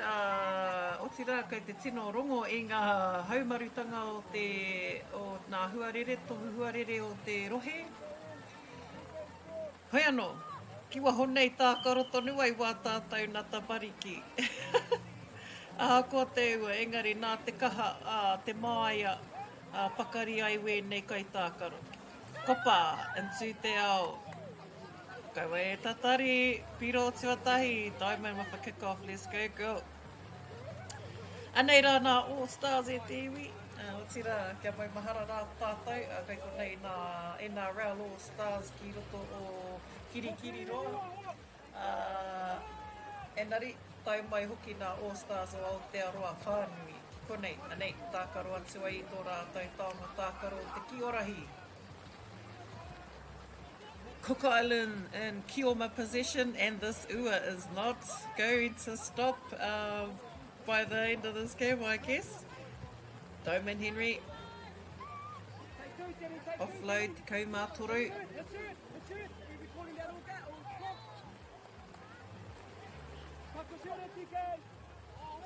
Kapai.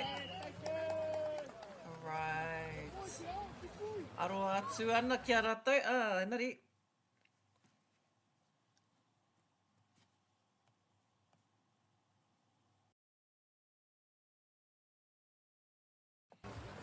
Ua mai, ka haere tonu tēnei kaupapa.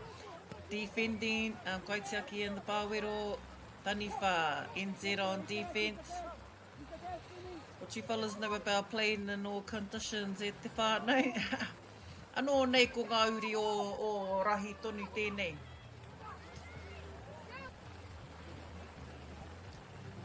Rahi tūtakahina tērā, oh nice. Tupu manawa.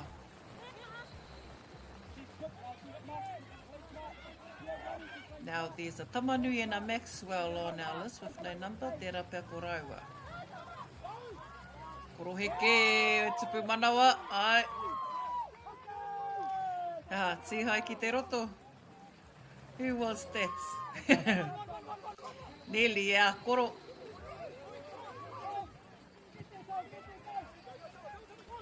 Kapai. All Stars right here, te iwi. No doubt these guys have also represented double.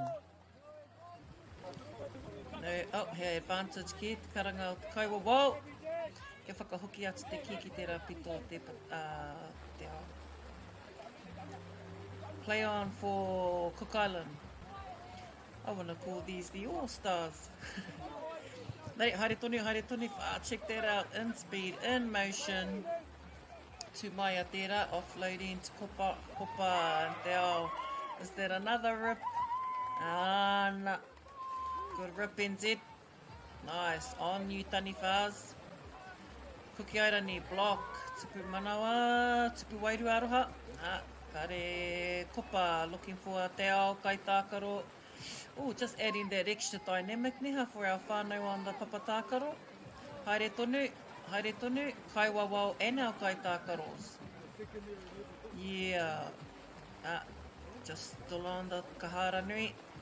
Still in te ao, through the roto, over the kahara iti. Tihai ki te roto, kokore whakai tērā, Hawaii ki, what's that, Hawaii ki o Kena? Taniwha, in.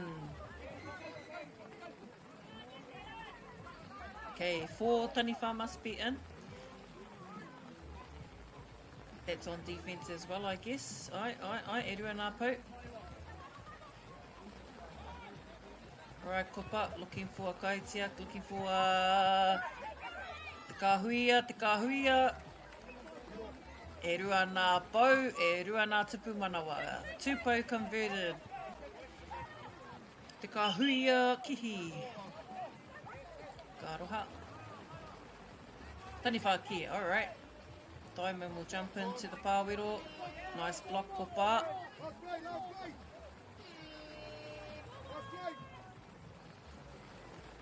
In Cook Island and ripped in te roto. Ka roha, Danny. Quick change over. The rain's not gonna stop. Heoi anō, koe nei ngā roimata ārangi nui. Ka kore hoki ngā te ua e whakataha e pōreara i a rātou. Hey, give their uniforms a good old wash. Adding that little dynamic, the fields are going to be slightly satched on our papa. Yep, better get all those, get your laces on tight, karema. What about that, eh? See how they have to stop and start? What's tērā kupu kina I roto I tērā high performance now?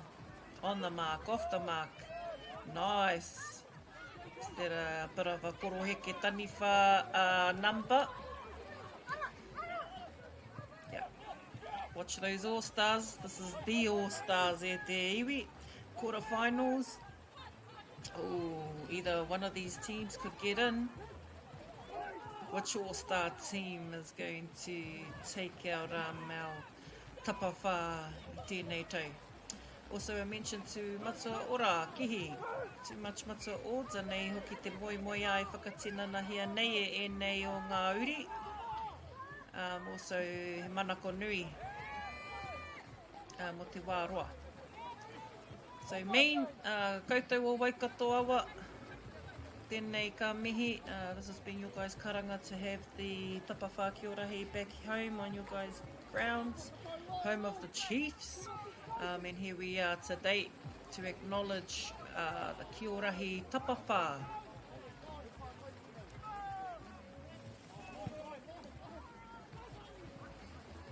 Lovely to see the combine of these teams out here. Now we are into our finals, so Cook Island and NZ in for our first quarterfinal. Tēnei hoki, Kaitiaki, looking out for te ao Kioma. Kotahi te pau, erua nā pau, toru nā pau. Kaitiaki, kei hea koe, girl. Yeah, good girl. Apai, nice save. Into te ao, ouch. No, ripped in te ao. Players only got one ripper arm. Dynamics. Good thing about this is, although they might know that they've only got one ripper, erua. Advantage ne. Yaha te kōrero mo te advantage. Ka pai, and offload. Nice. Into te ao through ki o ma score. Tupu manawa. Piro tere, piro tere. Nice hoki. Ai. Main. Piro tere. Oh, what she got again? Cool. Alright, kōtiro. Ai. Flag players. NZ flag. Nice little setup, NZ. Hey, setting up before the kahara nui. Yep, nah, love it. Ka haere tonu. Yeah, mean. Nice feet, girl. Kaitākaro keeping in the pāwero. 3 in, 1 pushing up on the kahara iti. Cook Islands. All Stars. Tēnei rā, nā All Stars edua. Back into te ao, back into the Kaitākaro. Kaitākaro finds another kioma. Ai, yeah, got te mapau. 2 flippers on, just ripped after the first pau touch. Taniwha position now, recount.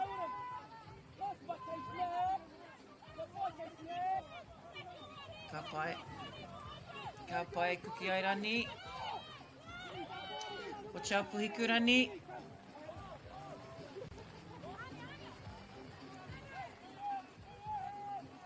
Alright, NZ on defense. Alright, attack now, straight in.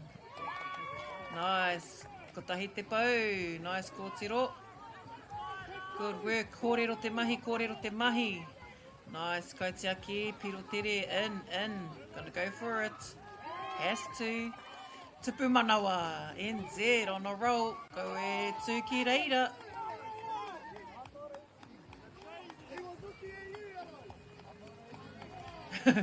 Tera, ei. Kia kaha e lai, ko koe tera e kaiwa wawana. Kia kaha mai rā kuki airani All Stars. Just give it over to Koroheke, yeah? Yeah, ana, maua no hoki NZ. NZ hoki. Right, haere te wā. Watch out, these cookies are watching you, NZ. And tupu manawa. Kōrero tērā piro. Kia mautoni mai e te iwi, ko te wāhanga o te haurua, half time. It'll probably be a quick one. Engari, kia mautoni mai for as we head up to our third quarter.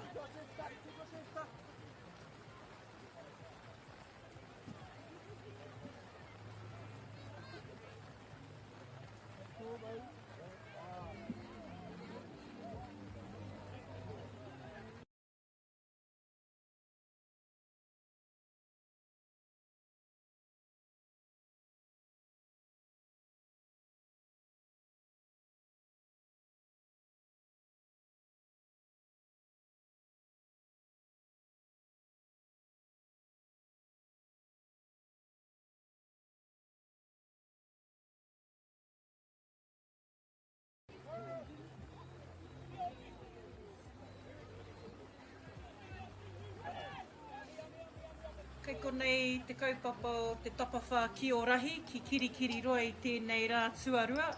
We're down here at the Beetham Park, the home of the Chiefs. Nei, ko tā rātou kāinga whetupōro tēnei. Koe te haruru a kirikiri roa I raro I te kaupapa me te haumarutanga o te riki. Heoi anō, ko te Kī o Rahi tā tātou kaupapa whai ngā matua I tēnei nei rā. Rā tuarua, ko tēnei hoki me ki te toa o ngā toa o te Kī o Rahi, ne? Nā reira, kia mai tonu mai, ko tīmata tātou wāhanga hau whā tuatoru. Ki konei a kuki airani, hope, tupu manawa, ko tahi te pau. Kopa as Kaitākaro for cookies, kick off by Diamond. Yep, got you a bit of a, oh no, we didn't get us a piro tere. Piro tere fast points are available at the start of a restart kick. Cookie still in position, kopa, fin doubts. Kōrero kia kopa.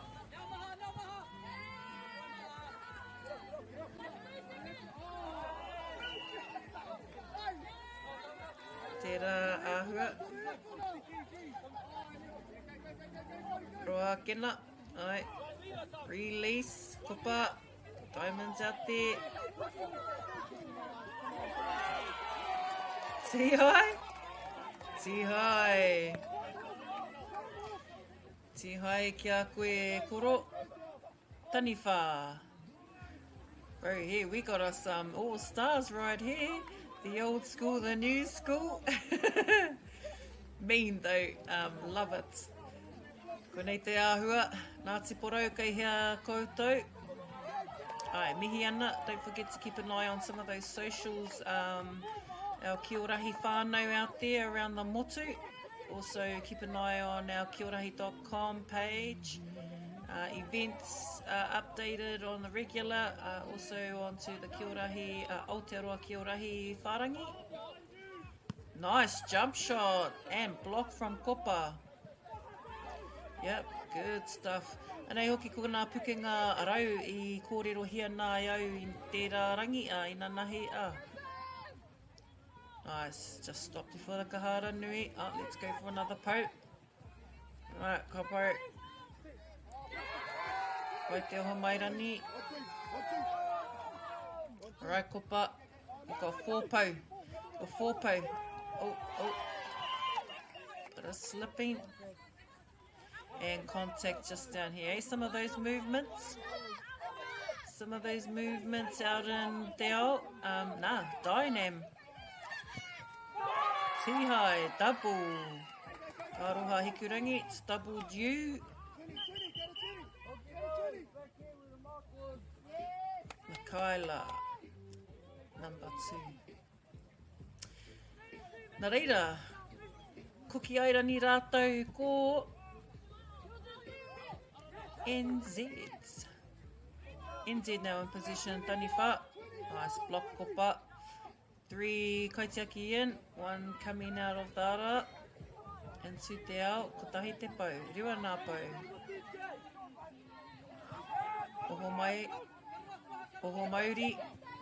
Māori. Back into kopa. Kopa looking for a oma, kai hea te ki oma. Tihai ake nei. Tihai. Hoki atu.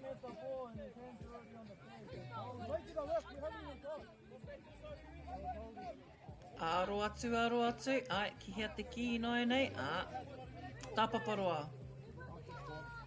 Kena looking to offload. Has he got some support? Kei hea, tihai. Gone. Into kopa. Oh, lost position. Ka roha hikurangi. Tapawhā Kī. Nice block and stop by kopa. You're on, girl. Kei hea. No kena. All stars. Kopa.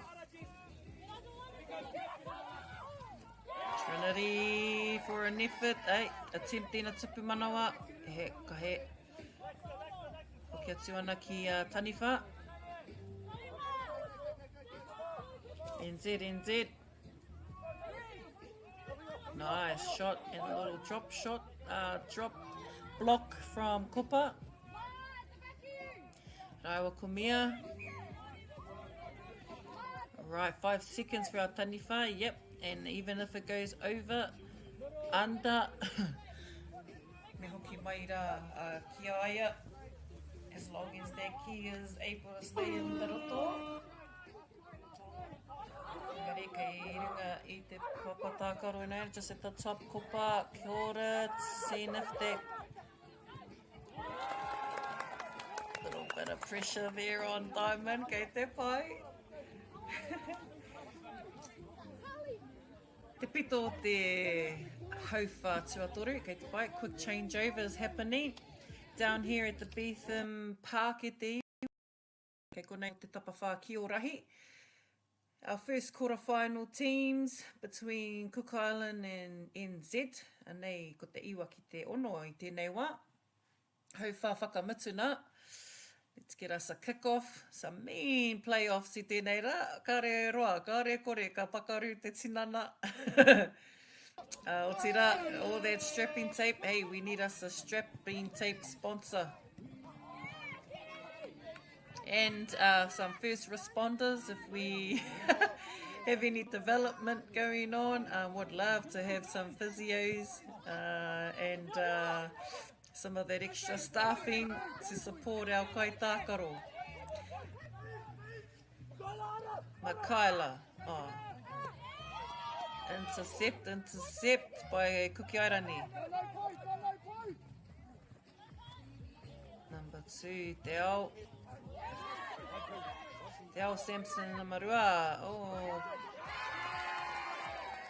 And player with their represent. Tupu manawa tērā, tupato nā Kaitākaro.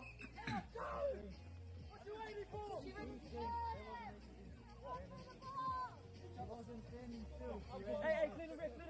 He's a good ref. I'll up this ref.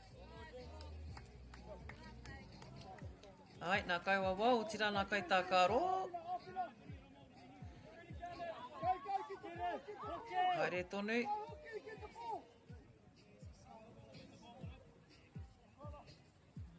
Haere tonu. Ai, NZ. Mau atu ana. Oh, nice intercept cookie. And let's go straight for Tupu Wairua. But we've been caught up.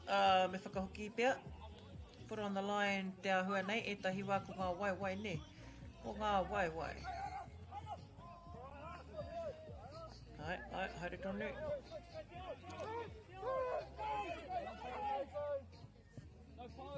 Kore he pau te kiranga te kauawa. Ai. Reira, nama whitu, te oho Māori wants to go for a shot at the tipu.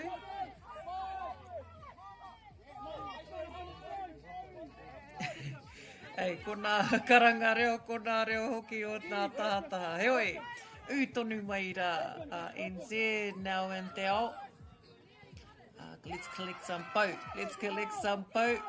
Engari kai te hia ti hai ke a Koki Airani. Koki Airani, look at all those rippers out there. Rima he kona Koki Airani, who's mirroring that. Ai, kua mau ia rātou. Intercepts, almost, blocks. Hey. Nice, and caught by Kaitākaro, has extra support and back into te ao. Wātea, ko ai atu. Who's moving out there and who's talking? Ai, ko ia. Ai, Kuki Airani. Ania, ki roto I te taniwha. So, there's a loose. Oh, yeah, that will be her player in there. Bai. NZ back into the Kaitākaro here. Hoki and rip. Double rips. Hand over taniwha and now gain position by NZ. NZ needs some boat. Ua ngā pau, toru ngā pau. Yep, she's right there. She's free. Nice. And player's going to come and mark up. So if there's a free player out there, if they know that there isn't a marked player, me tere. Someone needs to be marked. Hei, kore te kōrero. Arahina atu. Mā te kaiwawao hoki, e aki I a rātou. Tefa numbers. O tira, kakahana reo Māori. Hoki atu. Nā, kei te ao ināia nei, tahi te pau. Oh, nice rips, look at that. Fly across, hey. Oh, ai, whakapono ana hoki a hau. Tupu manawa, NZ, nice. Piro tere. Foot on the line. Nice footwork though, nice work. Speed.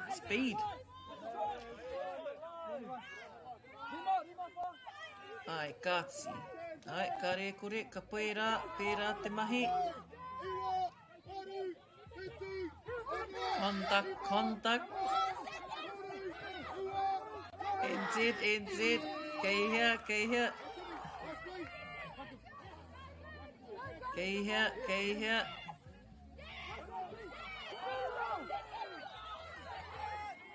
Intercepted, ki a waira, toki airani, one more last shot. Last play. Kahara te karanga.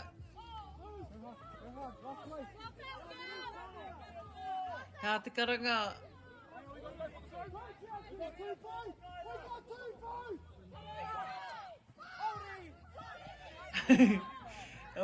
Kua hiua ki nai nei. Kua hia te kite, kua hia te mau i a rātou. Hauri nei kena. Tapo. That went moved. Ai, hea te karanga. Kei taere te wā. Karanga hea te kauwao.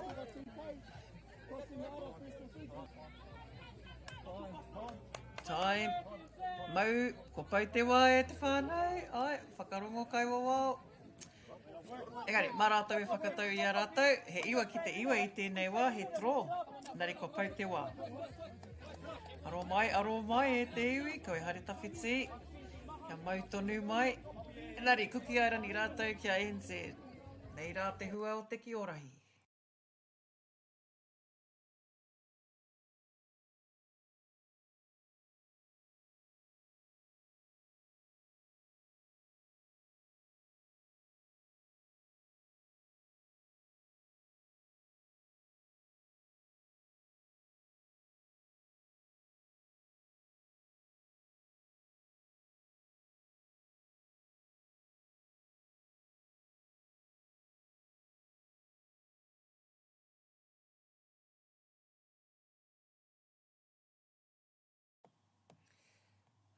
Nā reira e te whānau, he trōtera.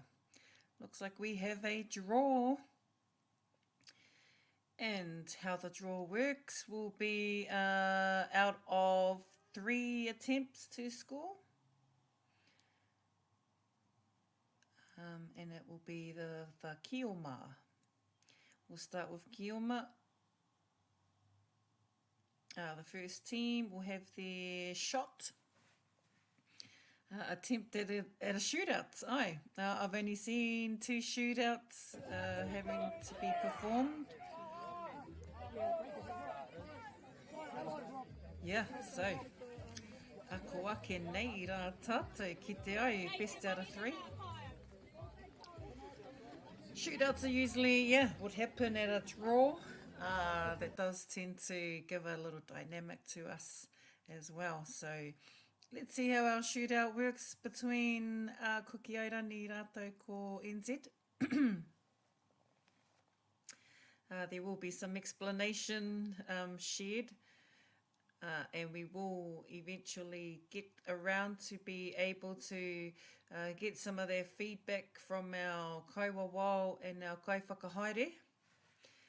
So yeah, a shootout. It's pretty exciting.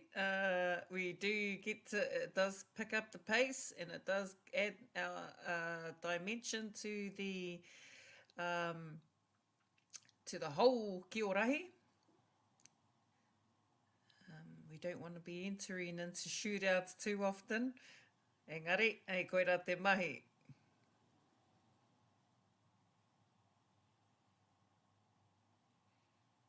Ka pai Diamond.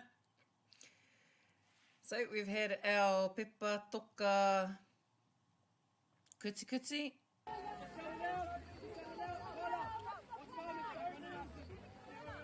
So our shootout to start.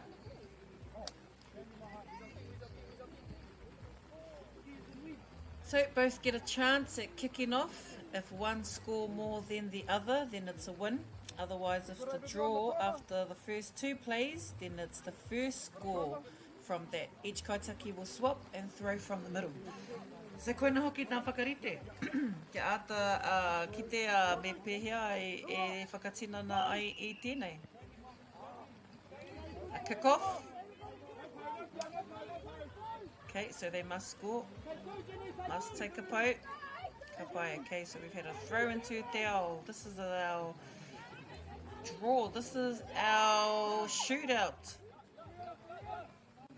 Okay. And player has dropped it. So we've had one attempt. Righty, swap over. So that was their attempt to score. Me te pai kena. Man, let's see this again. Whana, NZ. NZ needs to find you a Kaitākaro. Ripped in te roto. Alright, let's hand over. So, one each. We both haven't scored. Both haven't get on the point. One boy off. Aroha mai. So there should be equivalent to two girls, 2 boys. Tareira, ata mataki mai. Okay, we have one po and a rip.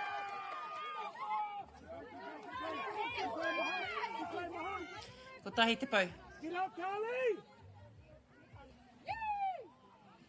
Po, no, just the rip. We're still in play.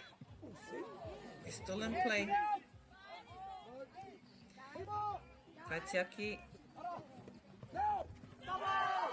Tapawhā.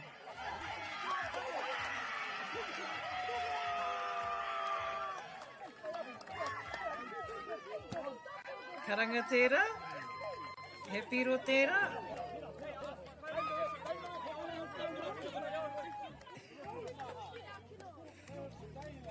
Kia ora rā. Nā we've got our piros there, and ko ki airani have got them a point. That have led them to get a point and get them into the final. Nā reira, ko ki airani te kau, NZ iwa rawe tērā. Okay, mā te wā, ki te ai anō pia he shootout. Kia mautoni mai rā e te iwi, ko ki airani ka uru. Aotearoa, whai muri ake I a rātou, ka ki te oti rā, ka ki te anō I etahi toa. Mautoni mai rā e te whānau, kau e haere tawhiti ka hoki mai anō mō nā whiringa. Whiringa anō mō ki Whanui a Māori rātou ko Samoa.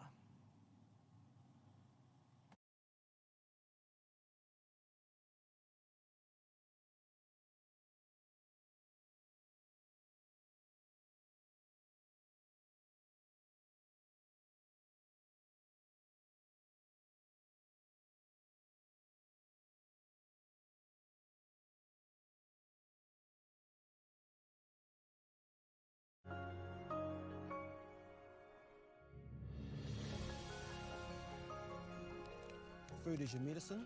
If you really want good health, know where your food's coming from.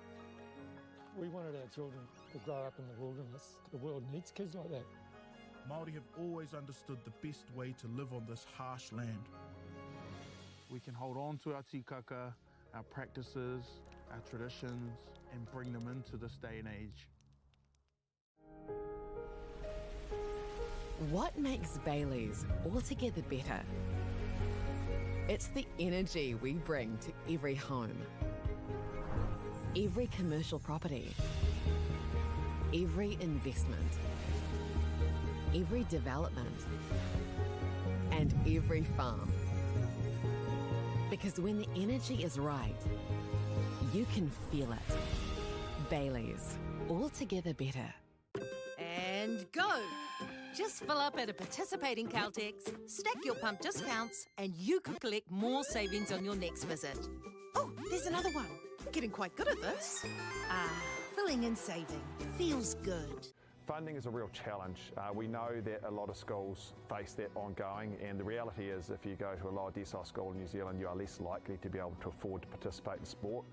Obviously, having come through it myself with kids and being one of those kids myself who played sport, I know how much it defined who I was. And now being able to go, I can't fix it all, but we can help and try and give to those people who are going through tough times.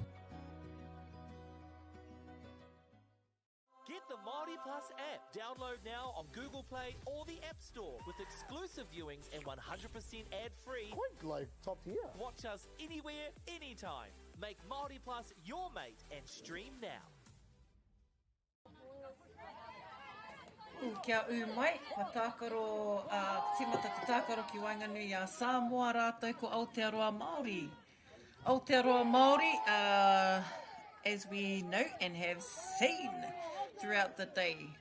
Aotearoa Māori all made up of a mixture of upoko, tamatea, tamakinui arua etahi anō hoki no Waikato. Rātou e tākaro atu ana kia Samoa. Nā reira, aroa mai e te iwi. Mo taku he, engari, Samoa, oh nice, off the hands of Samoa into the hands of Aotearoa. Manaro tērā.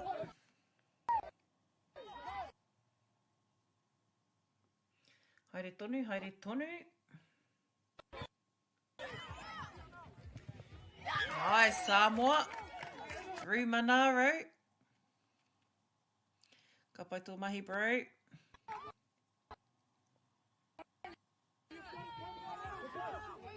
Nice kick-off. Saved by Kaitākaro. Hera Kioma ready to convert or get them a piro tere. Chafua o Manaro. Reihana.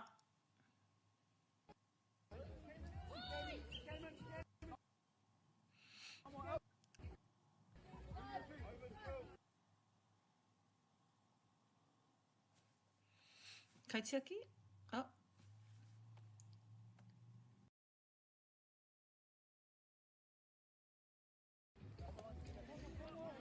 Karawe.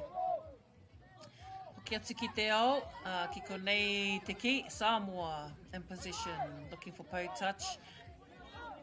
Māori shutting down those attackers.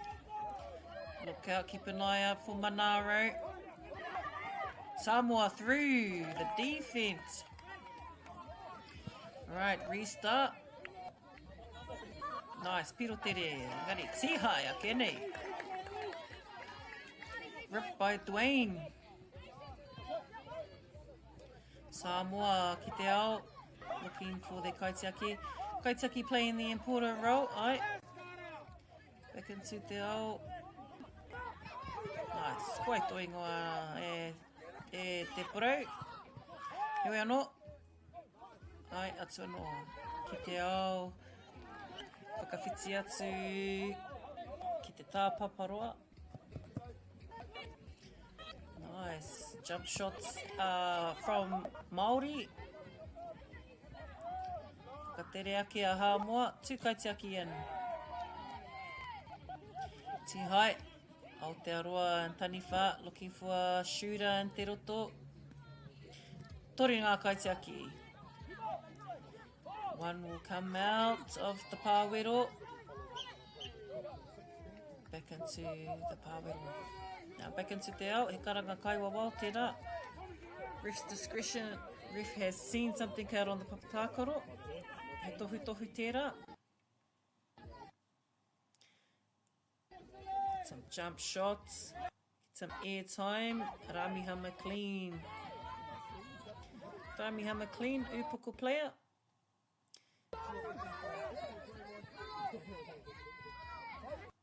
And te ao.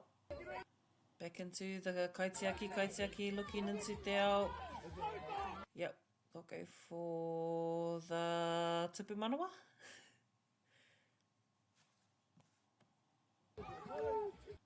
Bit of a poke. Yep. Whakawhiti. It's used some space in te ao. Any Kaitākaro who's free. Wanna give it away over to the Kioma. Kia ora. Tupu manawa. Samoa. Ish. Pai matua toroi tāwhai. Ka pai tō kapa.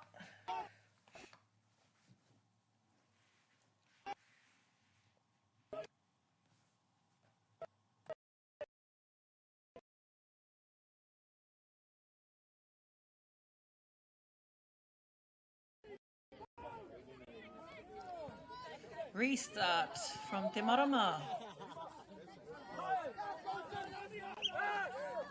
Samoa.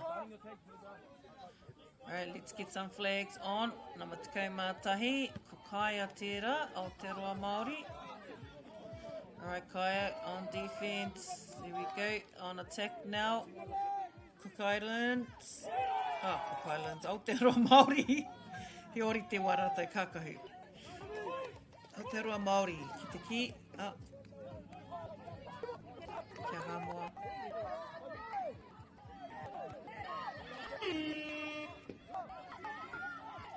Oh, tangi te pūtātara.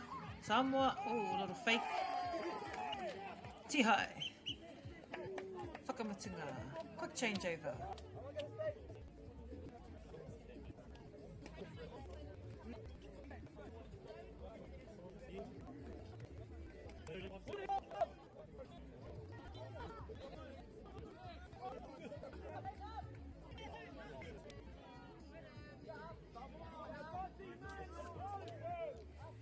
Second game of our quarterfinals e te iwi, koenei te rā mō ngā whiringa toa.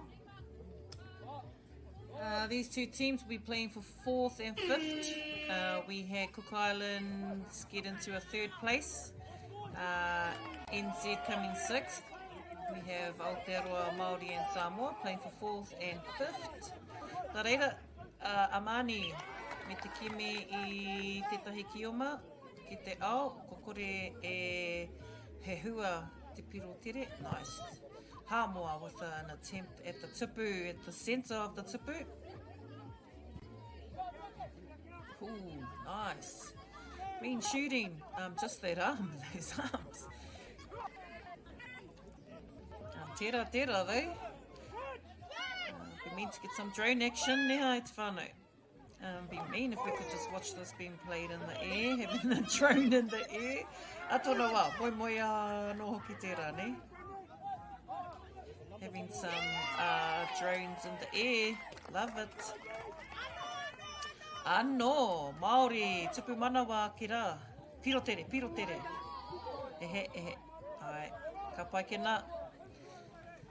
Players stepped offside before claiming a piro tere. Nā reira, whakatika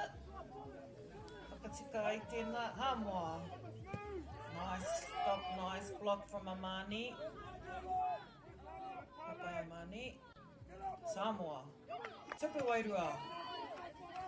Nice shot at the hamoa. Protected by Fire.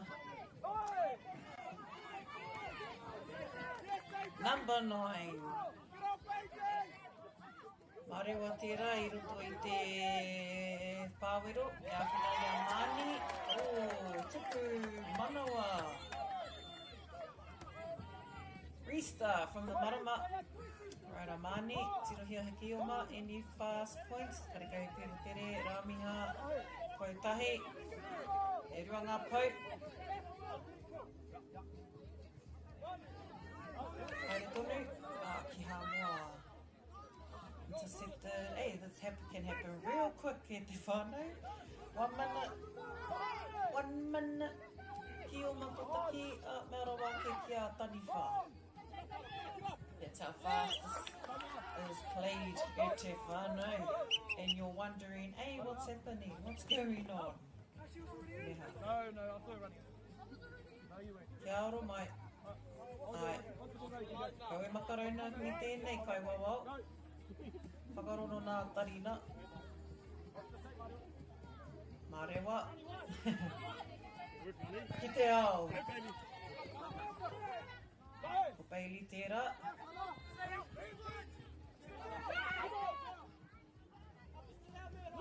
Kaya tērā, e ta tari maina, taha o te ara. Got someone down here e ta ara, Potiro. Top of our Kaitākaro, back into up and across the roto. Toru, tupu manawa, mean kena, yeah, whakai ana. You saw it, ai whakai mai, puka from Kaya, Mani. Kaitahi. tuku manawa, tere ake nei. Restart, kaia. Into a mani, tu kaitiaki in. Tu pato, and te ao. Yep, kaitahi.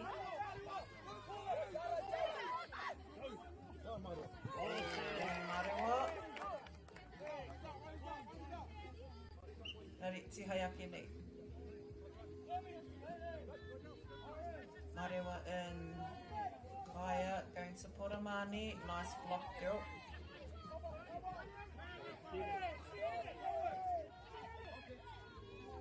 Nice. And even a bit of a handstand block. Peke whetu rānei. Peke ārai. Nā peke whiu. Era. Kaya with the restart. Haere tonu. Ko tahi te pau. Karangarua. Huri haere. Kioma. Ain't gonna set up. Oh, back into the kaitiaki. Out here, out by the ara. Tupu.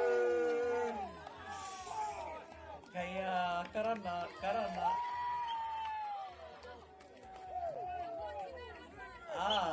Kia ora. Haere te wā. O tira, ko tira te whakamutunga mo te hauwhā. Tuarua, he half-time. Wāhanga whakata, haurua. Koe haere tawhiti e te whānau, ka tino tere nā whakawhitinga. Kia mau tonu mai.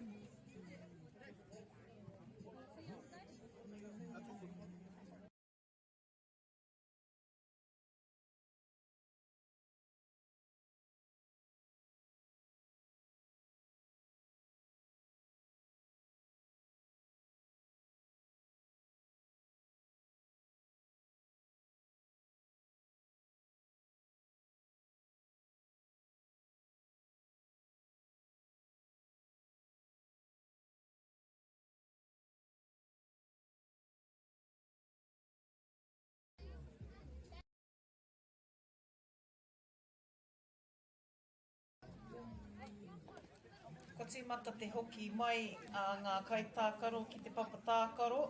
Ki konei hoki te rā tuarua o te Tapawhā Kī Rahi ki Beetham Park ki roto o Kirikiriroa. Anei ko te kāinga o ngā Chiefs.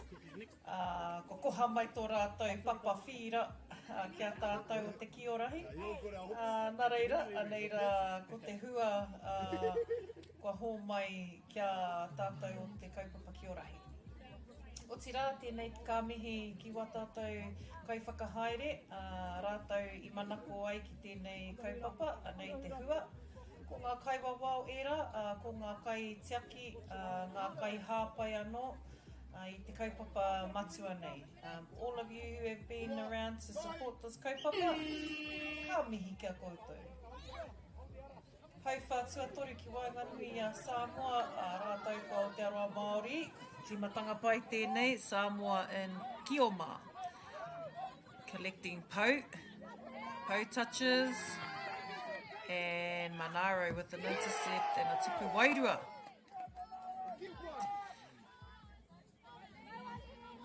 Aotearoa Māori.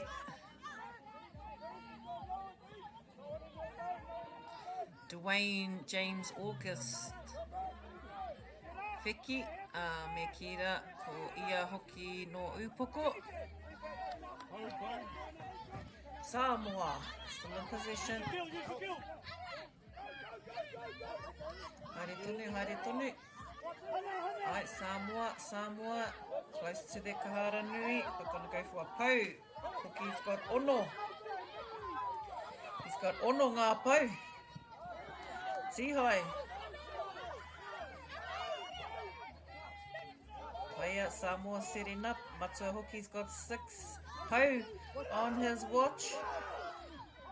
Now, looking, we need us a 6. We need us a 7. Yeah. Ono nā piro, ha moa. Nice, 6-pointer for Samoa. That's how quick this game can go, e te whānau. 1 minute you're down, next minute you're leading. Aotearoa with the key and Taniwha. Monaro with a slight, with one of those rocket arms. Wind it up, Naina, quickly gathered by Samoa. Engari, karanga te kaiwa wao, whakarereke. Kaitākā Kī. Ki ki te tāpaparoa, whiua mai Aotearoa. Aotearoa will look for Taniwha and te roto, moving it around, move the Kaitākā around. Nah, tūpau, engari. Got them a tupu wairua, even with two Kaitākā on the tupu. Ooh.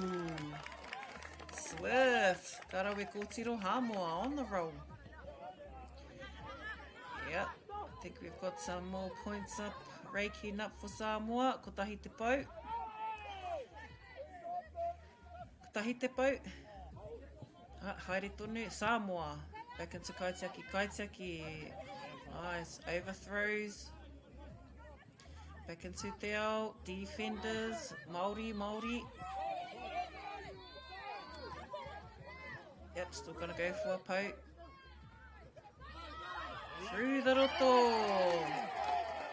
Dub, and nare ko tihai. One ripper gone in te roto. Recount. Points have reset. Monaro. No tupu wairua. Back on defence. As soon as Taniwha have attempted for a shot, then they'll get back on defence and score. Tahi te pau, restart. Quick start from Te Marama. Na muck around. Put an overthrow over into the Tapaparoa.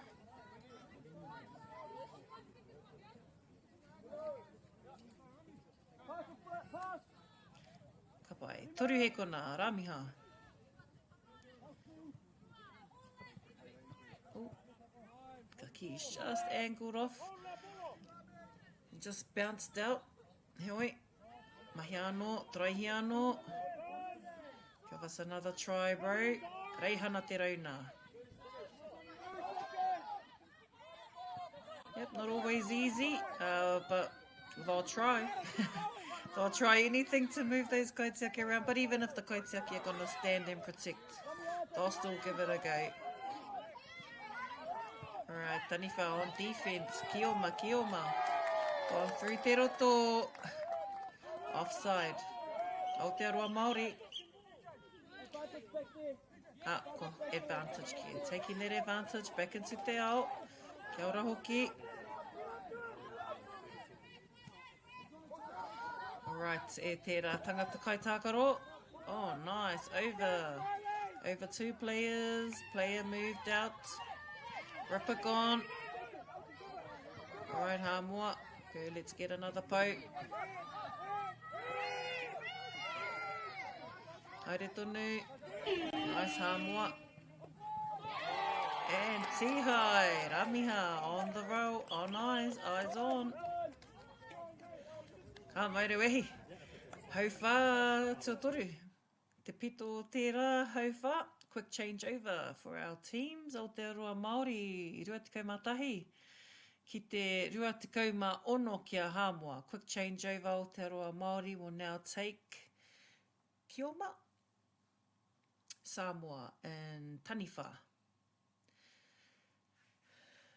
Yep, we won't be wasting too much time.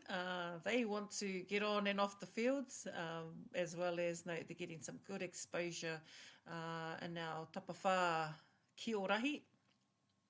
As mentioned, toko ono ngā tīma kua whakauru mai ki konei. These are almost representatives of the top teams around the Kī Rahi National Kaupapa. Combining Kaitākaro from Aotearoa Whānui. They've also taken part of the Toarahi, the Taumatarahi, and also some of the other secondary school Kī Rahi kaupapas. Nā reira, tēnei ko te kaupapa Tapawhā. Kirikiriroa, home of the Chiefs. These kids get to play on, not just kids, but ene Kaitākaro get to represent down here in Hamilton, across here, rānei. The weather doesn't look or sound too flash across the motu, but we're all good. Kei te paia kirikiriroa I tēnei rā. Ahakoa etahi wā ka ua, engari, mahea, ko hoki mai anō tātou. Amani and kaitiakitanga, raua ko Mārewa. Yep, you're away. Ko RJ Walker, offload. Kapai courts. Zaylene tērā me te tupu manawa into Amani. Amani offload for Piro Tere. Bailey tērā, Piro Tere. Amani. Back out.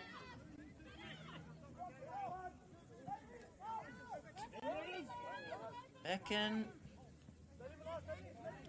Marewa rawa ko Amani de era. Oh, just a little overthrow into the Tapawhā Samoa throw in. Taniwha attempt for tupu wairua. Let's get some shots in Samoa. Some of you viewers might be wondering why there's another set of lines on the other opposite side of the field. That's actually the other side of the ara, so if we need to change the direction or need to change the ara direction, we can go onto the other side of the field. Koira te take. Aotearoa Māori, pārongo. RJ, back into Amani. Amani, ki hea te tahi ki o Mareihana. Hoki atu. Taniwha Kī. No, Reihana aroha mai. Didn't get you a tupu manawa. Saved by Amani and Marewa. Tukaitiaki in, leaving 7 kioma in te ao.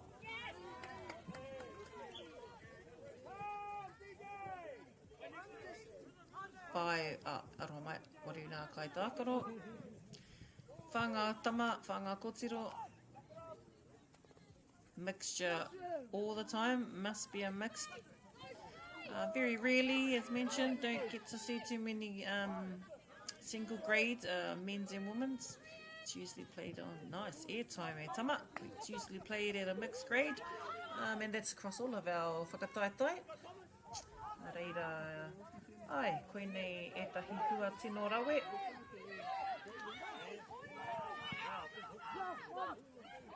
Samoa, defense. Aye, rippers, if in doubt, get those rippers. That's probably part of the training technique now. Mohi o pai tātou, aye. Me ko ngā rua, ne, nā tihai.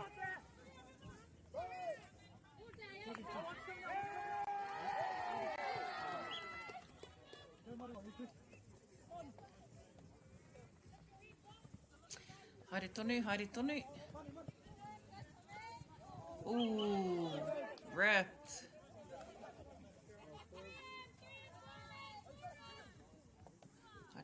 Haere tonu. Nice defense, caught by Aotearoa Māori Samoa. In position. Blocked. Kaitiaki.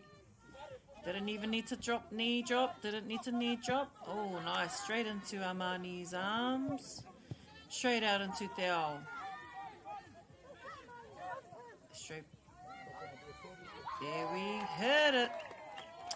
Tupu manawa mo Aotearoa Māori. Kārawe. Caddis. Yep. Back into Amani into te ao. Samoa. Back in position. And Taniwha. Nice. Airtime of doom. Nice airtime from Samoa. Aotearoa Māori chased it. O te rā, tangi ana. E te iwi, toru ki a Aotearoa Māori, te kauma ono ki a Hāmoa, me te tākaro pairawa atu. Nei rā, ko ngā piro, anei rā hoki ko ngā hua o te Toarahi. Kau e haere ki tawhiti ke, ka hoki mai anō mō ngā whiringa whai iti me ngā whiringa toa. Kia mau tonu mai.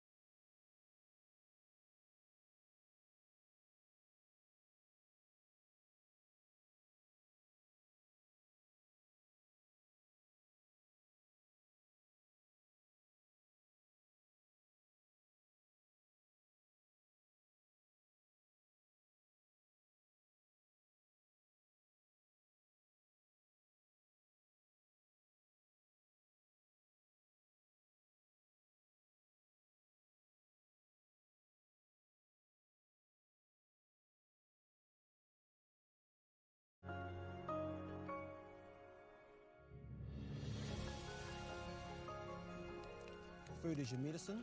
If you really want good health, know where your food's coming from. We wanted our children to grow up in the wilderness. The world needs kids like that. Māori have always understood the best way to live on this harsh land.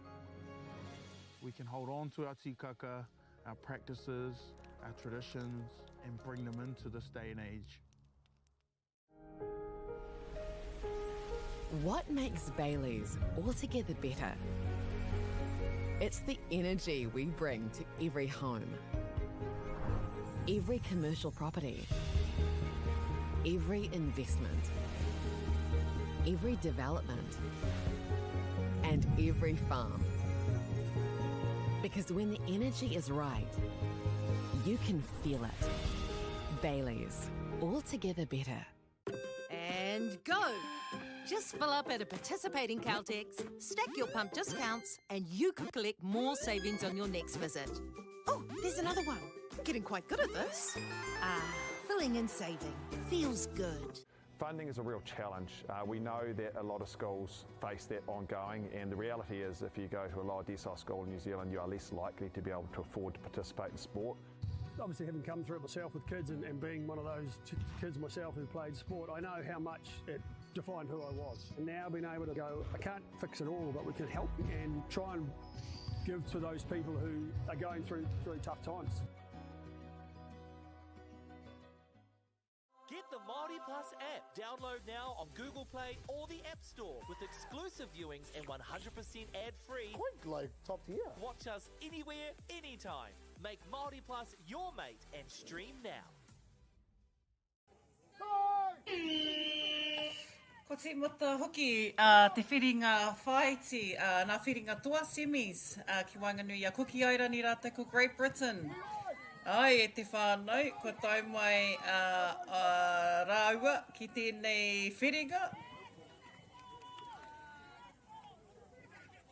Otira, ko tēnei hoki ngā toa.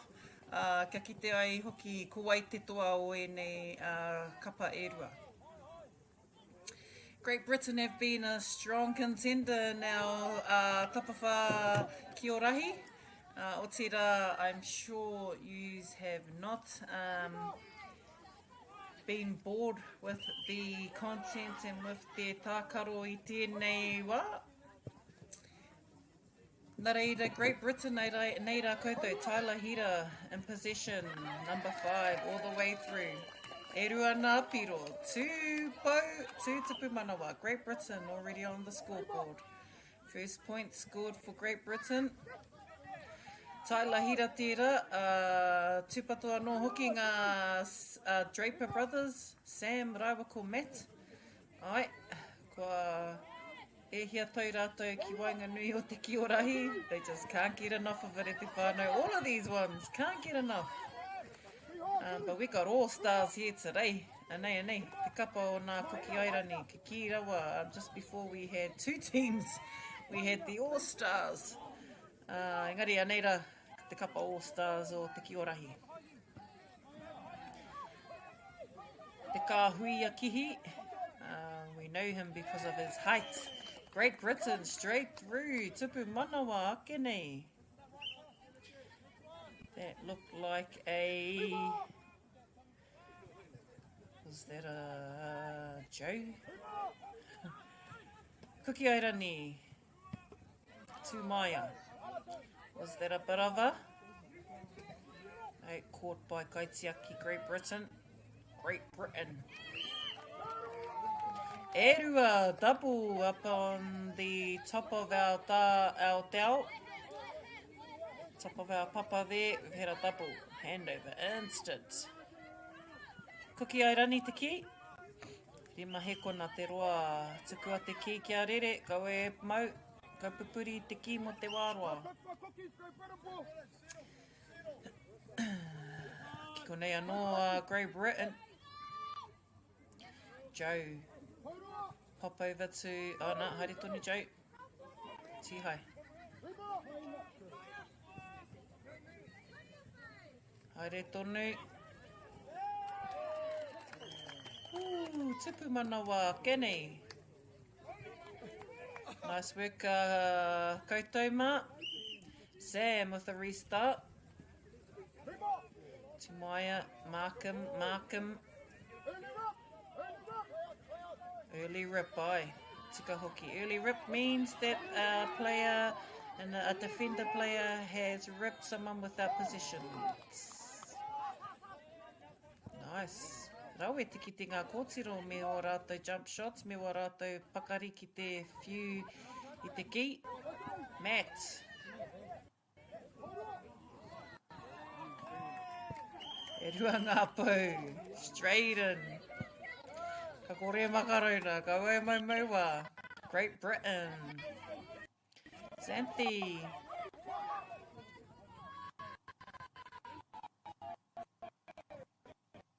Oh, tā paparoa.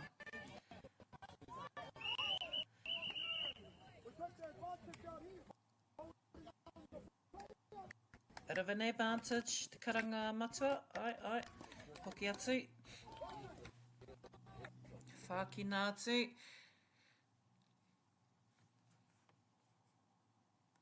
Back in play. Kaitākaro Kī. Haere tonu, tihai. Sam Draper. Tūpatoia. He's going to hold it in te ao. Another pau. Pau toru, te kōrero, te karanga kaiwawau. Back into the Kaitākaro. Kei hea anō. Cassie. Back into Kaitākaro. Kei hea anō he kioma. Anyone free in te ao? Offside, Kaitākaro, offside, kioma. No possession. Tapawhā Kī.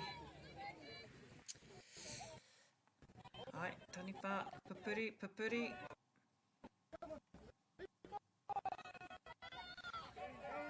Jara, Cassie going to support their Kaitākaro. 3 in. Kaitākaro Kī. Opita mai nā Kaitākaro e rua. and marked closely by Kukiairani. Tihai. Ka pai mea. Ko hu te pūtātara, kei te tere hoki te whai kioma, ki hea wana kioma ki te ao. Tō tika atu.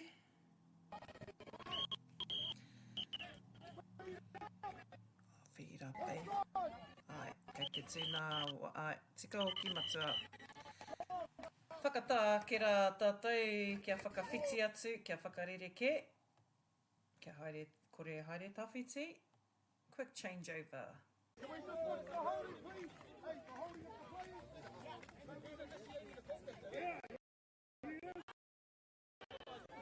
He's pushing. As long as you get the first station good.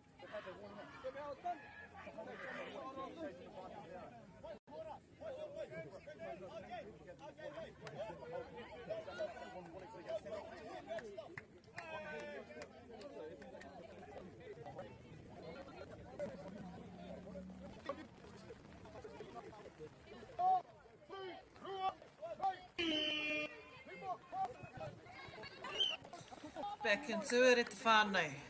Nei. Anei a kuki airani e tākaro atu ana kia Great Britain. Great Britain in the blue flags. Kuki airani in our pink flags. Britain now in kioma. Kuki airani in taniwha position. Now we've had a mean 2 days here in Kirikiriroa. Seeing our Kiorahi All-Stars take the Papatakaro. Mean to see our Kaitākaro from around the motu, actually. Kia mohi o koutou ai, he Kaitākaro e nei no roto o Aotearoa Whānui.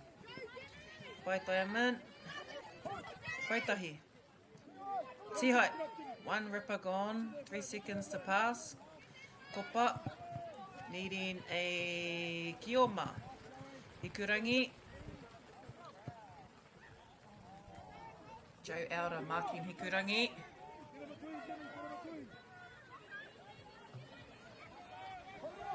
Great Britain will look to try and shut down any tupu manawas. No, we can't have tupu manawa for Kuki Airani. Hikurangi back into Kopa. Kopa looking for diamond. Yep. Still 1 ripper diamond out of plate. Work hands over to Savannah. Savannah and Jara. Jara. Looking for a little toss up. Hikurangi. Rip. Double rip. Erua. Great Britain. Pass and in. Great Britain with a shot at the tupu. Tupu wairua. Karekau. John for Great Britain. Doubles happening. Joe also from Waihora. We have some representation from our whānau from Te Waipounamu. Mihi kia koutou. And if you are from Waihora and watching today, anei, Great Britain against Cook Island. Although I'm sure there's Waihora players across our teams. But even cool that our whānau from Te Waipounamu make these intentional efforts to support the Kiorahi kaupapa. Tō reira, Kiorahi ki Waihora, Kiorahi ki Waitaha, Kiorahi Maui, koutou katoa ki te Waipounamu. Ka mihi kia koutou. Tēnei hoki te karanga o Waikato, kia tai mai te kaupapa o te Tapawhā Kiorahi ki runga i a rātou, anei ki konei ki Beetham Park, Kirikiriroa. Piro, tupu wairua. Kopa didn't quite manage to block that shot there from Great Britain. We've just got a few more showers down on our Papatakaro. He oi anō, ka kore he aha, ka kore e pōrea rea te aua. He tohu pai. Back into Kopa, nice hands there, Kopa.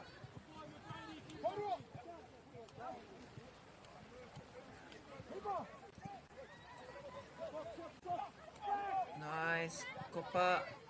Fast hands. Cook Island still in. Swiped. Great Britain got possession. Blocked by Kopa. And she wasn't even by the tipu yet. Ka pai koe girl. Hopukina. Good stuff, Kopa and Amani, I must say. Had some consistency. We know that they are the Kaitākis. Ahako heke mai te ua. Hip block. Oh, ne. Aroha atu. Wa hapa pēr tētahi runga i te Papatākaro. Purihia te wā. Just holding our clock. Kia whakauru mai anō. Let's hope everything's all good and our players being removed safely and our Kaitākaro haumaru. Discretions are called as we do hope for the best and safest and best of safety for our Kaitākaro ne. Ish. Oh, haere tonu, ka rawe. Engari anō, that would have been the go diamond. That could have been yours, oi. Good defence, tika hoki. That brings us up to the end of our third quarter. Hau whawhakamutunga. E whai ake nei, quick changeover. Great Britain. E tākaro atu ana kia kuki airani. Kia mai tonu mai, kau e haere tawhiti. Paku he kona, ka hoki mai anō.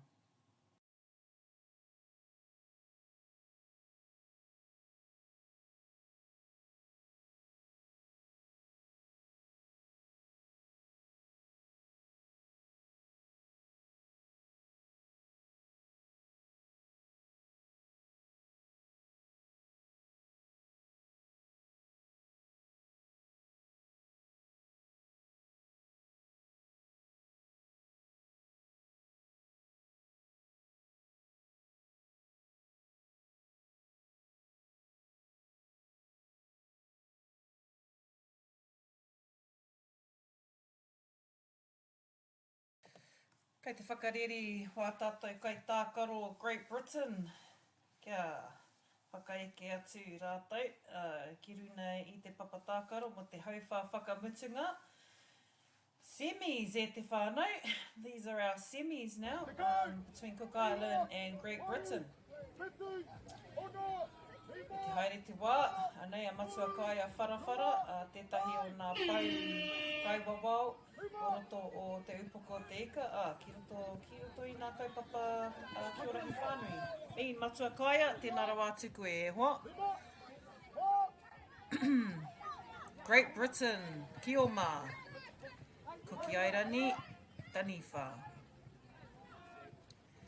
So teams get an attempt, they get possession of Kioma and Taniwha. They get to do that twice in a game. So 4 quarters, 2 quarters, to have a go at Taniwha, 2 quarters at Kioma. Ti hai, te kau mā whetu.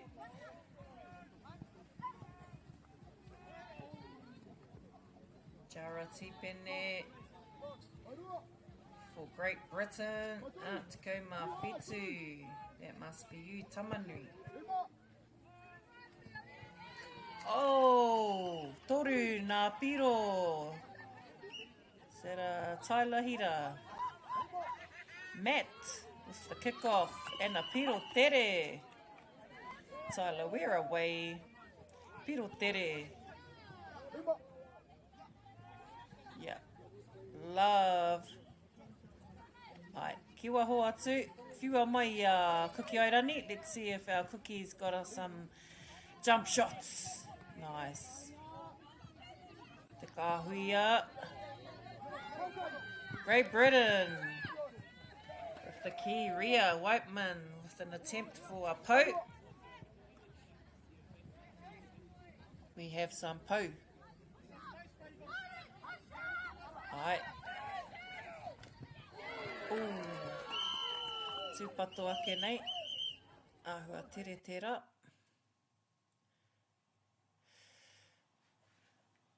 Kaua e haere tawhiti te whānau. Tūpatoa ki rā.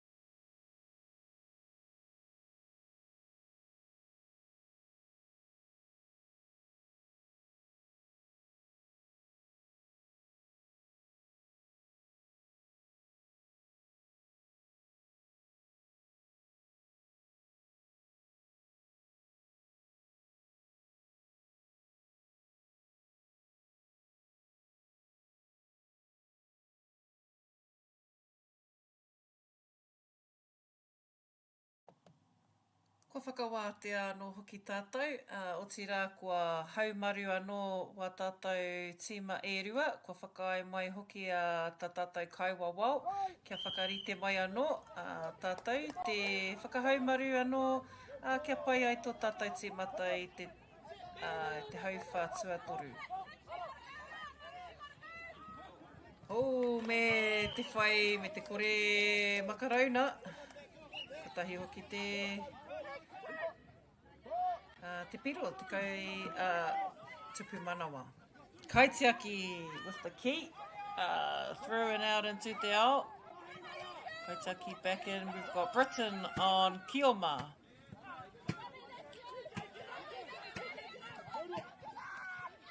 Nice. E rua nā pou. Nice. Tai lahira.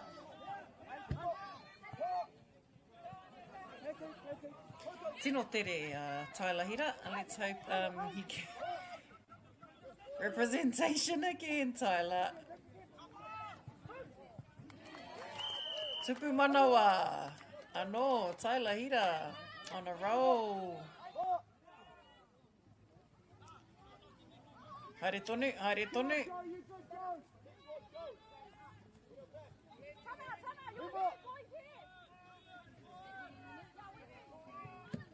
Nice, Piro. Tupu wairua.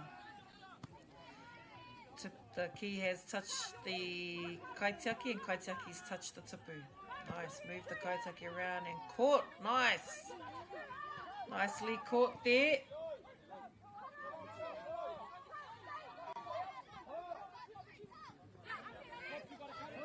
Ahina. You're in the middle there, you got your team, girl. Matt's Kōruaku Flint. Setting up, setting up. Watch out for Tyler, kaihea ia.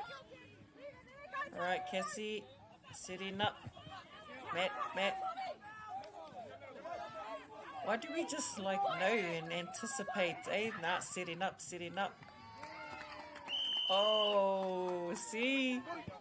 Without us even seeing. Alright, Flynn, restart. Nice work, Great Britain. Alright. Ko e tukuna kia, kei riro e nā uri a kāwana kri. Nah, we out, alright. Off you go, Joe. Let's have a changeover. Kuki airani.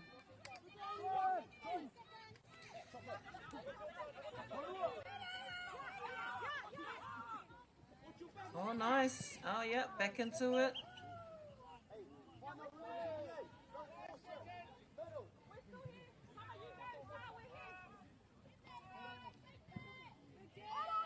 Ooh, and back into te roto for the cookies. Cookie, come on, koroheke, what do we got?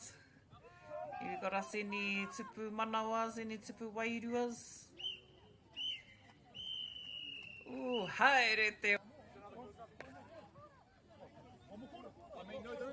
Rua te kaumārua ki te rua.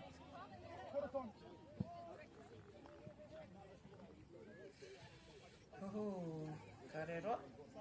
Hei whakapituga. E whakawhiti tino tere tēnei. Oti rā, tēnei te kitenga. Ko tēnei te matariki o te kiorahi. Tapawhā, tēnei te karanga te moimoia. Mō te kaupapa, tōna wā eke ai ki ngā tauma heke. Nā hākina tauma heke o te ao. Engari i tēnei wā, kua waiho ko te tapawhā tēnei mō te iwi o te kiorahi. Matua kai a ringa i te kaiwawau, koi anō hoki te matua e ārahi nei i wā tātou ake whanaketanga mō nā kaiwawau o roto o te kiorahi. Nā reira, kia ora e te matua. Kia ora matua mō whanaketanga i te kiorahi.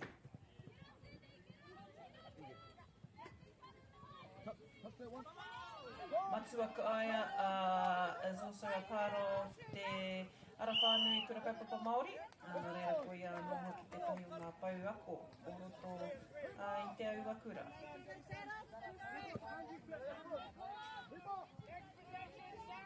Haruru mai ana kirikiri roa i tēnei wiki. Ko tai mai e tahi Kaitākaro rongonui o te ao riki. Oti rā. Whai tata ko ngā All-Stars o te kiorahi. So we've got NRL All-Stars and Kiorahi All-Stars here in Kirikiriroa. There's also another kaupapa pāwhiti pōro. Hoi anō rā. Tātou e kaue nei I tēnei taonga tākaro tātou. Ai, miharo atu ana.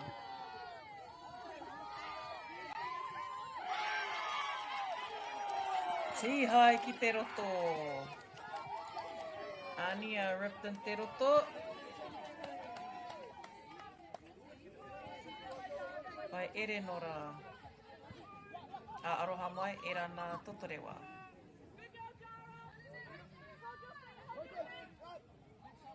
Haere tonu, haere tonu. Koki airani tupu manawa ki a rātou. Mahina, the kick. Aroha mai.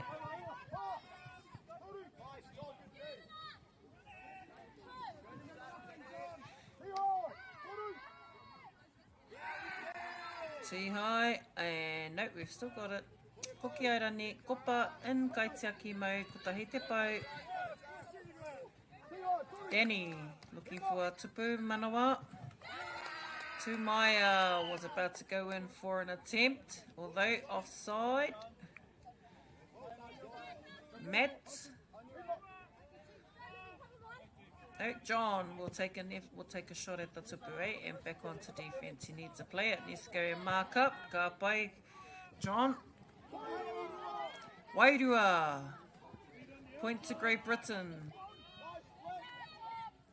Haere tonu, haere tonu.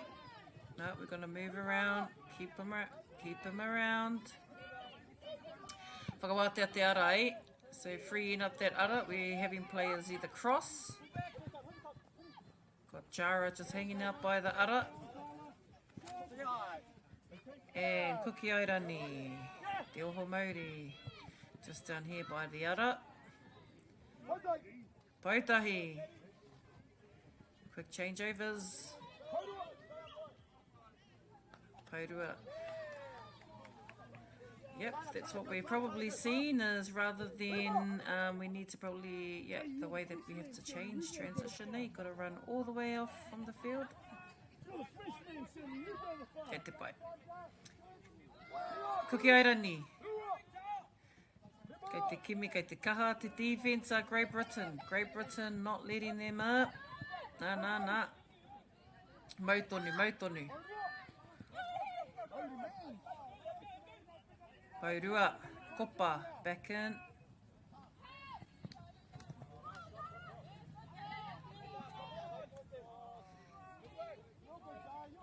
Pai. Now we're back on our feet. Great Britain with another attempt for a tupu. Wairua. John. That's you out, John. Yeah. That mighty arm. Alright, kopa. Back into te ao. We might get you a tupu manawa. Ki te rea ke rā.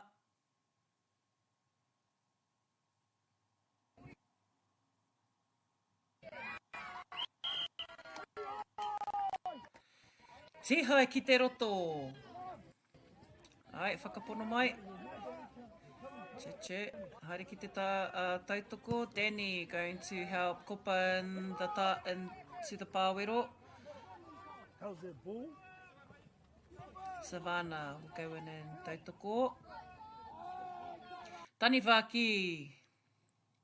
John with an attempt for the tupu. Nice. Saved there by Savannah. Back out, girl. Aye. Back into te ao. And you've got a spare player out there now. Defence, Great Britain. Double. Tihai. Hikurangi just got doubled. Get in there, Diamond. Go and help kopa. Ooh, haere te wā. Haere te wā, kua pau hoki te wā kia tātou o tira kia Great Britain, rua te kaumarima, e toru kia Kuki Airani. Oh, whakatere atu rā, Great Britain i Kuki Airani. Tēnei ka mihi. Kia mai tori mai, koe rā te tahi tākaro mo ngā whiringa toa, one of the semis. Kia mau tonu mai, koe haere tawhiti, ka whai ake nei ko Aotearoa Māori e tākaro atu ana kia Aotearoa Whānui.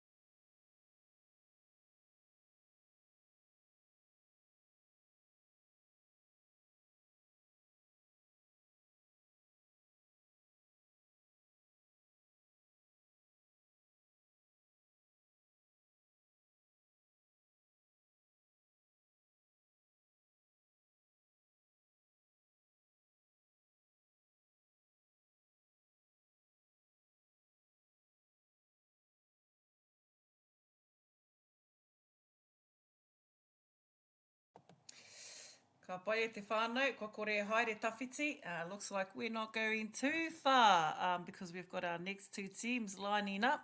Aotearoa Māori e tākaro atu ana kia Aotearoa Whānui. Mean! Look who we got in our semis, te whānau. Which then means that one of these teams will head into the finals to play Great Britain. O tira, kia whakamohio mai rā kia koutou ko ai ngā Kaitākaro, I roto I tēnei whiringa. Aotearoa Whānui, we know now. Thank you to Matua Hone Manuel, Paraurangi Bautu, Mawhaia Leanne Morris, ko Allies Rangihuna, ko Awanui Koia, ko Bailey Cameron, ko Mahue Mauheni, ko Meihana Takurua, ko Niwa Purkis, ko Quinn Pirihi Coots, ko Terence Johnson, ko Hone Manuel, ko Ariki Beach, ko Autumn Collins, ko Hunter Collins, ko Maia Te Rā Olsen Clark. Wi aroha mai Maia Te Rā. I think I called you Mataira. Ko Mereana Mangu, ko Missy Matahiki, ko Peyton Wainohu, ko Shelley Ranihuna, ko Manaia Whangapirita Bishop. Tērā mō te Aotearoa Whānui, Aotearoa Māori, ko Reihana Te Rauna, ko Kahukura Te Rauna, ko Ramiha McLean, ko Bailey Puha Harris, ko RJ Walker, ko Manaro Deveron, ko Thomas Lilo, ko Brooklyn Waits Leach, ko Dwayne James August Feki, ko Amani Clark Jones, ko Karas Tuari, ko Ella Sue, ko Navea Puketapu Utanga, ko Pirini, ko Talia, ko Kaya, ko Marewa Sampson, ko Zaylee Mackie Roberts. Ko ēnei ngā Kaitākaro mo te Aotearoa Whānui, ko Aotearoa Māori hoki. He whakamārama ki ngā ropu erua, kapa erua, kia maunga, kia tākai ngā tihate, ne, ki roto I ngā taraupoto. T-shirts to be tucked in so they're not obstructing rippers, as we've seen in some of our tākaro. Hoi anō, Aotearoa Māori in our pink flags, rippers, and Aotearoa Whānui in our blue rippers in Taniwha. Once our pūtātara kicks off, we will then kick off our second semi, between Aotearoa Whānui and Aotearoa Māori. Mean. Kia Rahi, Tapawhā. Tēnei te kaupapa e kite ana I ngā Kaitākaro toa o te Kia Rahi. This is the opportunity where you get to see our Kaitākaro, the best pretty much, the best of the best from across the ages, across the grades. Youth Open, Masters, and you'll see it all here at the Tapawhā. All seen it here at the Tapawhā. Only getting bigger by the year. Also the exposure through Whakaata Māori has given us a huge leap. Also gives us a bit of archive on our tākaro. Raue, tērā, toru. Tupu manawa, kia rātou. Ka maurewehi e ngā Māori. Anō nei, kua uru atu anō a Reihana.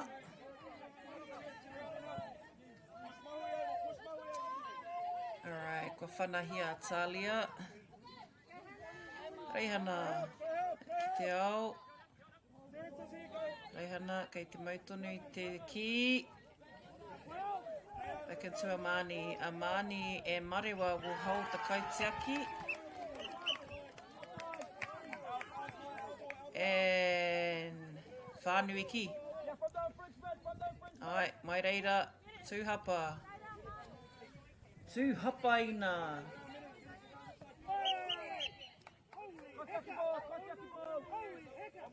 Niwa, ko kretera.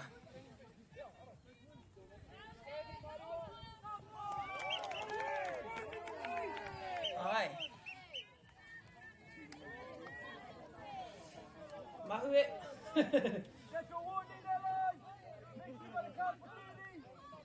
Ai, ata tiro. Back into te ao. Anaro.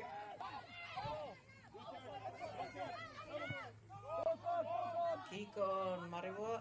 E te pai tō haere. Timata anō. Kau te anō. Recount. Haere tonu, kei te tū ngā ringa te kaua wao. Tū ngā ringa. Ko huri anō, recount. Taniwha position, blocked by Amani. Ka pai Amani, no, look left, look right. Ka hukura te rauna. Upoko reps. Upoko reps.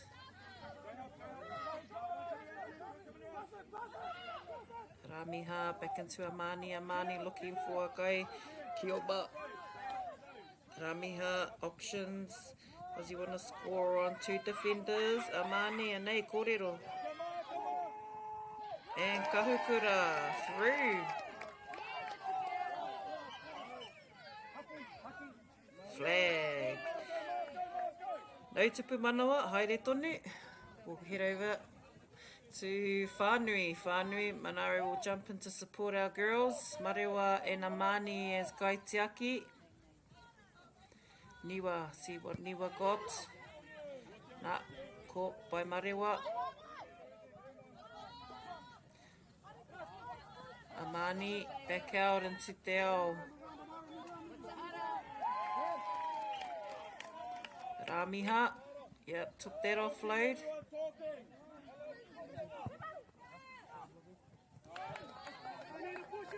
Kaya was almost there, looking for a pirotere. Whanui, throw in for Taniwha. Right. Niwa Perkins anō ki te Taniwha. Haere tonu, Terence Johnson and Taniwha, back into te ao. Right, two Kaitākis in now. Marewa and Amani will hold the pāwero, but she needs another kioma in the out in te ao. Ramiha, back into Amani. Amani needs a, yep, Manaro with that score. Kotahi te pau, tupu manawa. Nice, Marewa, kick off. Taniwha, tupu wairua for Whanui. Terence anō, and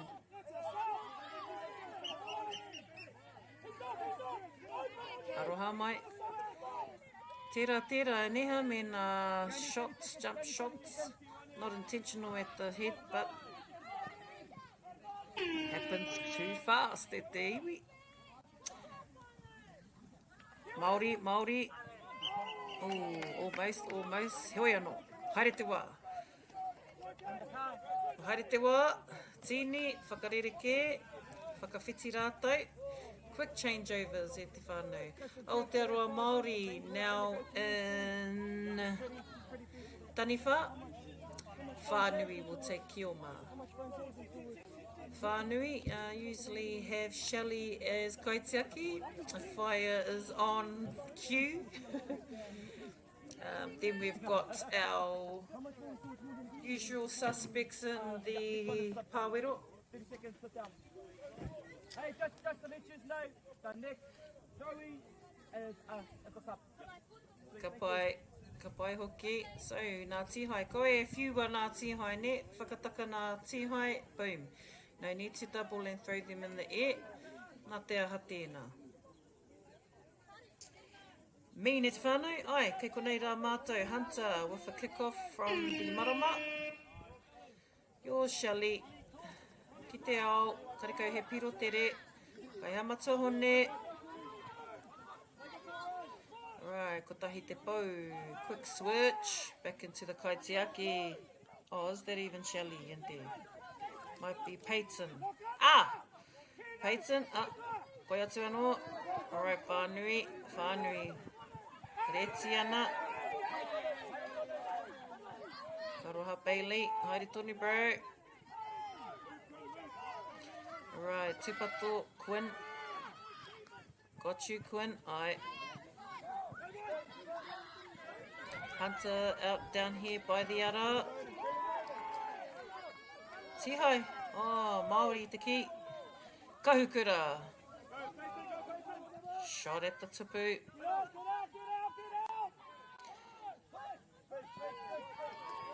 Shelly ki te pāwero. Whakauru atu ko Hunter, Hunter, ai. Māori, me te ki.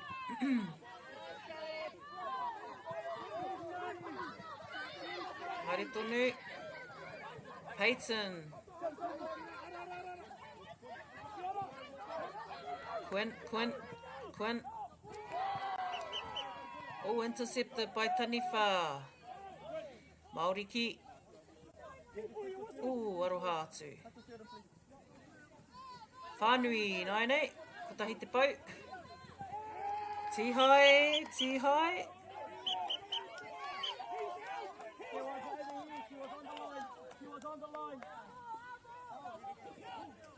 Ka pai ki te kahara iti.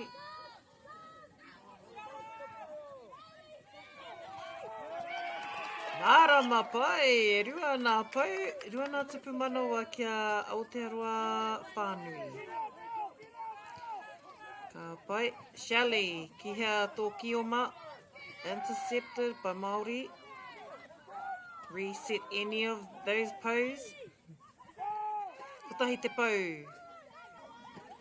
Nice, through, taroto. Tupu manawa. Restart, ki te marama. Restart, Hunter.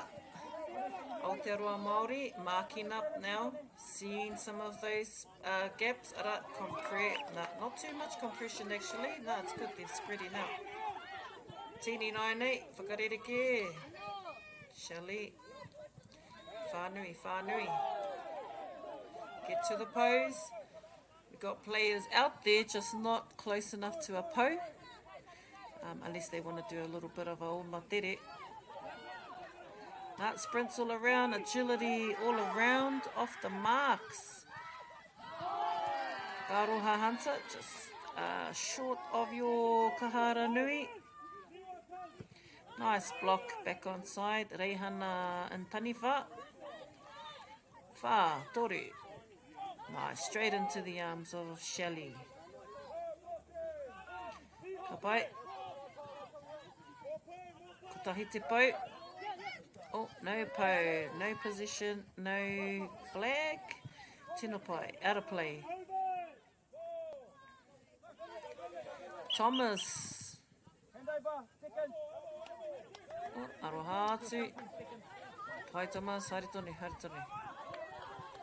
Okay, Whanui in position. Aotearoa Māori looking to shut down the attackers. Taniwha Aotearoa Māori on defense. Okay, yeah, that's it, Matsua. Kei te kite I te whakatere I a rātou. Hoi anō.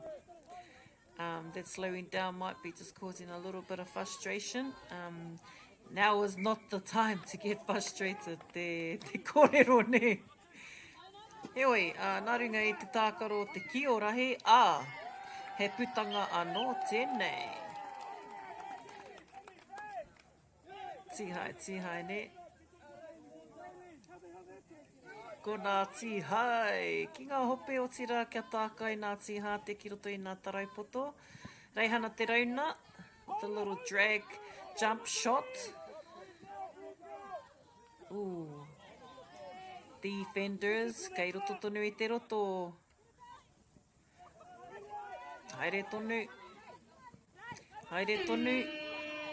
Oh, in position. Whanui.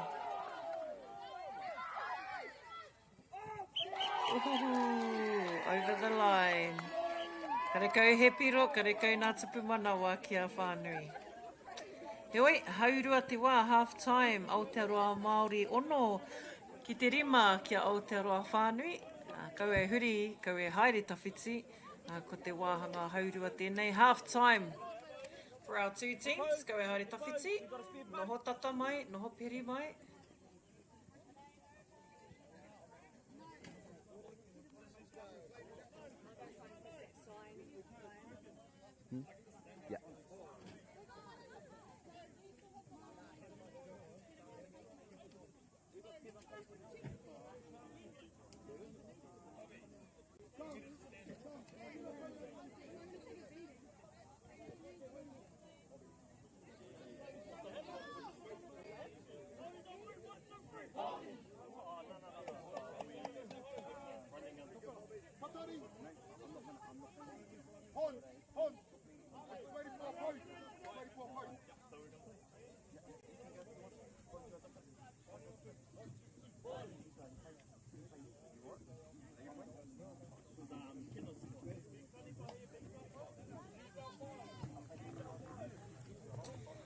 tū hono maira e te iwi, anei rā te pāpāhotanga o te Tapawhā Kī o Rahi. Rā tuarua tēnei, mō tā tātou kaupapa whakamiharo, o tira ko tēnei hoki ko ngā whetū o te Kī o Rahi. Ka tika, ko ngā whetū o te Kī o Rahi tēnei, Toarahi, Tapawhā Kī o Rahi tēnei, te rā tuarua o tira kua puta katoa mai nā whetū ki runga i tō tātou papatākaro. Rā tuarua tēnei, anei nā whiringa toa, kua whakauru mai nā Kaitākaro puta noa i Aotearoa ki konei tākaro ai. Kei konei kei Beetham Park, ki konei te kāinga o nā Chiefs. Wai mari e tātou kua waiho mai tō rātou karapu papawhitu pōro kia tātou o te Kī o Rahi. Rongo nui, kei konei e tahi tangata rongo nui o te NRL, kei konei rātou. Kei te huri haere pēr wētahi, kei te mātakitaki pēr wētahi, tērā pēr kai uru atu ētahi o wēnei Kaitākaro ki te Aoriki. Ki te kore kei te pai, kei konei a Kī o Rahi a yaki i a koutou. Engari, timata ake rā te hauwhātua toru ki Whanui a Aotearoa Māori, ko rātou ki Kioma, kia Whānui a Taniwha. Mein, ki te koutou. Mein, tupu manawa. Ka pai nā kōtiro. Karawe, Aotearoa Whānui, also a feature into our tapawhā. Koutou o te taira whiti, ko hono mai. Rawe, tupu wairua. Min koutou o te taira whiti, koutou anō o te waipaunamu, ko te matau a māui tērā, koutou o rangitāne ki tā maki nui ārua. Mean for you fellas to be still around the kaupapa. And choices that we are now playing at this level, Mean game time. Ahakoa, mean that we've also got these modules popping up, also with our Rahi Secondary Schools, Nationals Aotearoa Marama, ki Te Awa Kairangi. So Secondary School, Nationals in Te Awa Kairangi, and at Fraser Park, Taita. So look forward to seeing more faces, more whānau around the kaupapa. If you're not playing, you're riffing. So, mean to have some whānau help out. Choice. Pērā ki wēnei kauawao. Koutou te hoki oi maipi, Bobby Hira. Ka mihi kia kōrua, kia koutou ngā kauawao. Aotearoa Māori in possession. Whānui trying to cut them down so they're not getting any more pou touches. I see hoki, we got some pows on the clock. Karano, Amani ki te kaitiakitanga. Marewa, harae aere ki te āwhina, and we do, tupu manawa, me manaro, toru. Toru ngā pou, tupu manawa. Reset, whana. Me, it's caught on the full by Amani, but we're not going to go for a piro tere. Going to get a pou instead. Me, pautahi, tupu manawa, Aotearoa Māori. Kahukura te rauna. Mārewa, kickstart. Ko te paina o te... not quite, but ko te paina o tēnei kaupapa ne, ko te whanaunatanga. A lot of our whānau here have built long life whanaunatanga with their friends around the motu. A lot of whānau here actually were strangers at one point. He tino ko kore whai hoa. Engari tēnei wā kua hoa katoa rā tātou o tira seeing each other around the Kī o Rahi kaupapa for so long that they have now built them friends for life. Hoa for life. Offside Matua, Thomas.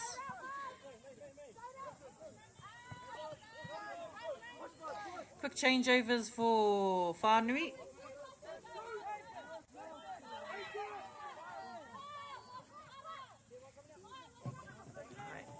tiro te ara. That's what we're looking for, tika hoki.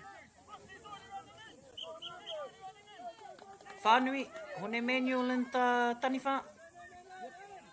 Give him the key. Yeah, was that a Tapawhā? Ka tērā kōrero. Nice work, Matua hone. Too much. Alright. Aotearoa Māori. Oh! Bit of an overthrow into the tāpaparoa. Yeah. It's some movements. Right, straight to the Kaitākaro. Amani, need some options. Kōrero mai. Need some talking. Nā kōtiro, toko whā ngā kaiwa wau i runga I tēnei Kaitākaro, aroha. Pareware ai te whāki atu, toko rua ki ngā taha. And our Huda is gone, but we're still going to try and get us a piro. Tupu manawa, e rua, kia Aotearoa Māori. Kia kaha mai rā Whānui, whai muri mai. Whakawhitinga tēnei mō te hauwha tuawha. Last kora. Aotearoa Māori and Aotearoa Whānui. Reira e te iwi. Tapawhā Kī Rahi coming at ya. Ki konei ki kiri roa tātou. Beetham Park, home of the Waikato Chiefs. Also been given the privilege to be able to play here on the Kaitākaro. Too much for the hookups. And also to whakaata Māori. Tēnei ka mihi ki a rātou o whakaata Māori, o Celtics, o Baileys, o Nativa. Rātou tērā, kua hō mai he pūtea, kia pāpāho tēnei tākaro o tātou, kia koutou. Nā kona ai ki te ai te hua o tira te manako nui, te moe ia, mo tō tātou tāunga tākaro ki o Rahi. Kua hau tēnei, ko whaia Shaz, heuria hau, nō roto te whārua o wai o hau, atu hei Ngāti Haka, nā hapu, tūhoi te iwi, kua hau tēnei e pāoho atu nei, hei reo kawe mo tātou te ki o Rahi. Mihi ana hoki kua tātou kai tautoko, kai whakahaere. Hei, ki te ai tera. Mean rip. From Whanui, Aotearoa Māori. That's you fellas. Taniwha. Dwayne. Manaro, ko rātou tērā. Whanui and Kioma. Oh. Whanui. Ko Bailey Cameron tērā I roto I ana matikau mapā. Shelley. Gone. Tika hoki.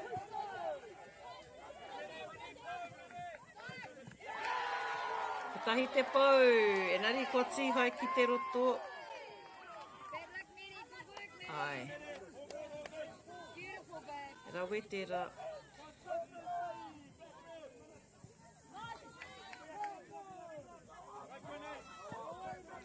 Dwayne James I roto I Aotearoa Māori o Whānui of the Key. Straight through. Tihai. Ei. Che. E rua kia Whānui. Che. Ko Quinn tērā. Aia, whakaai mai, whana te ki Autumn. Ki roto I nā ringa a Shelley. Tapu hoki te kōrero. Whakaai ana. Che, ko haere ke.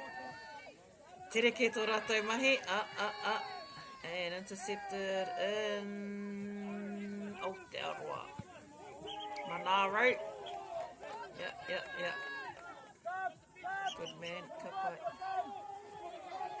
Okay, ehuri. That's hard, those jump shots. Me nā ko au tērā. Oh, slow it down, Whānui. Atahaere. Māori, applying pressure, but yeah, compressed out that side a bit. Kau mā ono, ai. Mahue. Mai a te rā. Hey, hip block. The hip block means that when they're going in for a try in the pāwero that they can't slide to obstruct the ripper, I believe, something like that. Sometimes it can be deliberate, etahi wā he, ko te reti noi ho tērā, that momentum of the player diving, sliding. Autumn, back into Shelley, Shelley back into Te Ao. Mahue, back into Shelley. E ko nei a mere ana. Down here on the ara. Ke ko nei, oh yep, just in the back, top of our field now. Looking for the Kaitākaro Kī, Shelley. Offload into Te Marama, into Te Ao. Engari kua tihai ke ki te roto.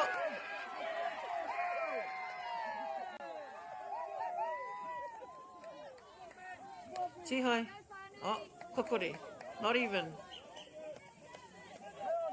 Haere tonu. Aotearoa Kī. Māori Kī. Whānui Kī. Oh! Motaku here. Whānui Kī. E rua nā pau. Shelley. Kei hea he kioma. Back into the Kaitākaro Kī. E rua ngā pau. Hasn't been intercepted yet. Ooh, overthrow. Tāpaparoa. Aotearoa Māori. Kia koutou I nāia nei. Kia koutou. Kia Whanui rānei. Whanui.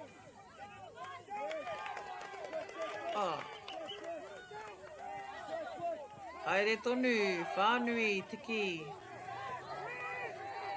Pautahi. Whanui tiki. Shelley looking for some kioma. Kioma ki te ao. Whanui. Whanui ki heara koutou. Ai. Taniwha. Defense. Whanui kei te tatari kōrero atu. Shelley kei te kimi. Whakamutunga Shelley. Kōrero. Ooh, that was a 5 seconds. Ooh, toa ana e. Reira he te iwi, aneira ngā piro, te kaumawha ki Aotearoa Māori, te kaumatahi ki Aotearoa Whānui. Tēnei ka mihi ki a raua, enari, whai ake nei ko ngā whiringa toa. Koe haere ki tawhitike, hoki mai.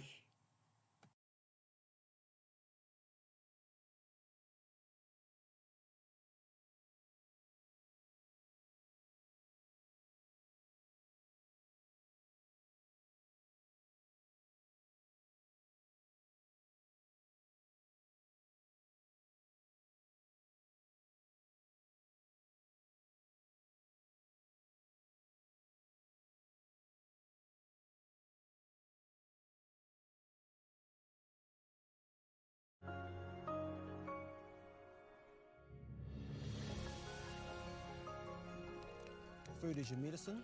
If you really want good health, know where your food's coming from. We wanted our children to grow up in the wilderness. The world needs kids like that. Māori have always understood the best way to live on this harsh land. We can hold on to our tikaka, our practices, our traditions, and bring them into this day and age. What makes Bailey's altogether better?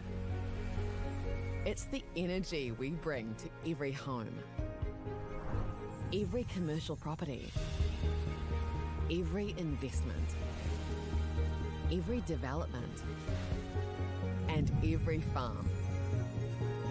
Because when the energy is right, you can feel it. Bailey's, altogether better. And go! Just fill up at a participating Caltex, stack your pump discounts, and you could collect more savings on your next visit. Oh, there's another one. Getting quite good at this.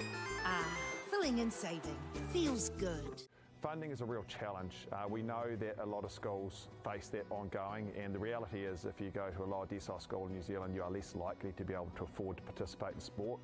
Obviously, having come through it myself with kids and being one of those kids myself who played sport, I know how much it defined who I was. And now being able to go, I can't fix it all, but we can help and try and give to those people who are going through tough times. Get the Māori Plus app. Download now on Google Play or the App Store with exclusive viewings and 100% ad-free. Quite like top tier. Watch us anywhere, anytime. Make Māori Plus your mate and stream now.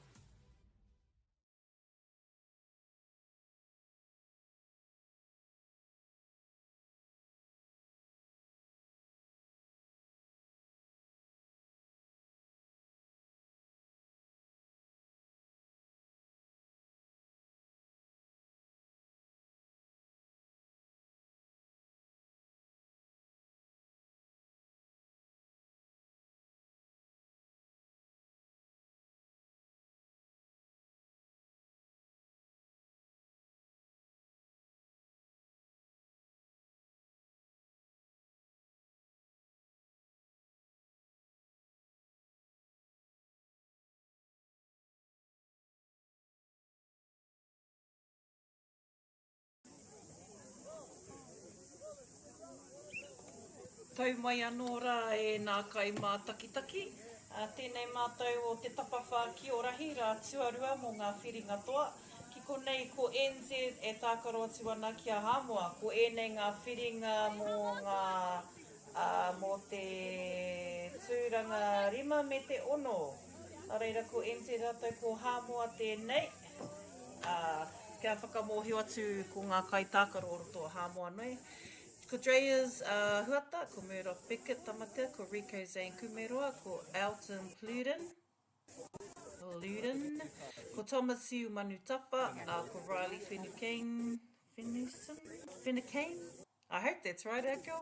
Robert Wolf, ko Cara Lewis, ko Bailey Lealofi, ko Hana Toatoa, ko Jayla Alexander, ko Share Pui, ko Melia Nelson, ko Taimana Toatoa, ko Ja Pritchard, ko Aria Joy Barker Pule, ko Manaia Te Huki, aroha.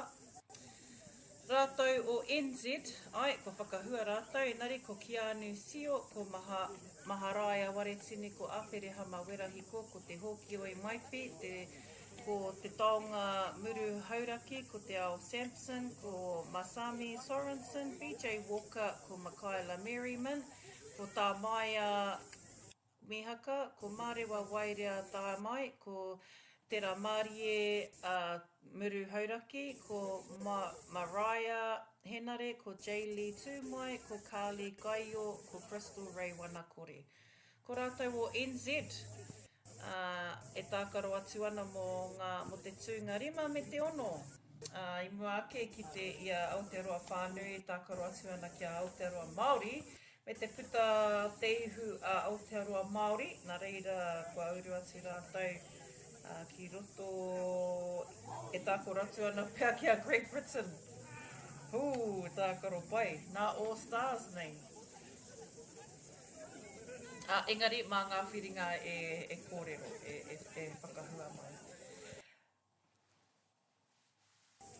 Tapawhā Kī o Rahi, 6 teams, also made up of players from across the grades. We've got juniors, we've got our pakeke, some of even our opens. Nā reira, tēnei rā kakitea. Nei nā hua o te mena moemoea, me te moemoea o te Kī o Rahi.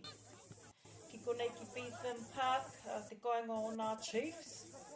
Wai mari e tātou kua koha mai tō rātou papawhira, papatākaro kia tātou o te Kī o Rahi. Mean for those hookups, New Zealand, NZ, straight through, tupu manawa, kotahi te pau. Alright, let's go e te whānau.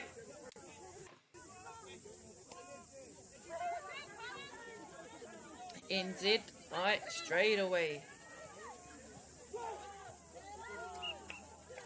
Tihai ki te roto, Samoa, te ki. Yep, shots, let's get us some jump shots. Nice. Kapai NZ, NZ with that offload, leave one Kaitiaki in. 2 out, Taniwha on defense. Samoa, matua troi tā whai. Tēnā rawa atu koe, kōrua ko tō hoa, matua tīpene waihi. Too much for taking on the Samoa team this year. Taniwha. Ka pai. So soon as Taniwha gain position. Foot on the line. Tapawhā Kī ki te kaharaiti. Ko te ara is also part of our Kaitākaro. The ara is the entry and exit for the Kaitākaro. Kaitākaro, ko rātou hoki kei te taki te tupu, he kioma hoki rātou. So Kaitākaro are also your kioma, are your kioma players. Samoa offload. Taniwha.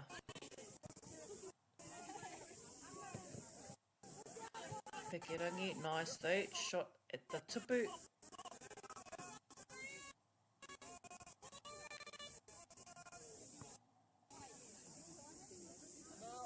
Tupu manawa. Tupu wairua.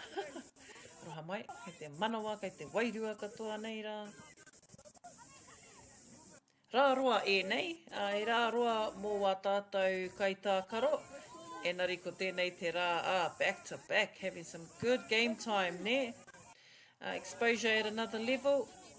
Ko te moi kia uru mai tēnei tākaro ki roto i ngā taumā heke. Tākaro taumā heke.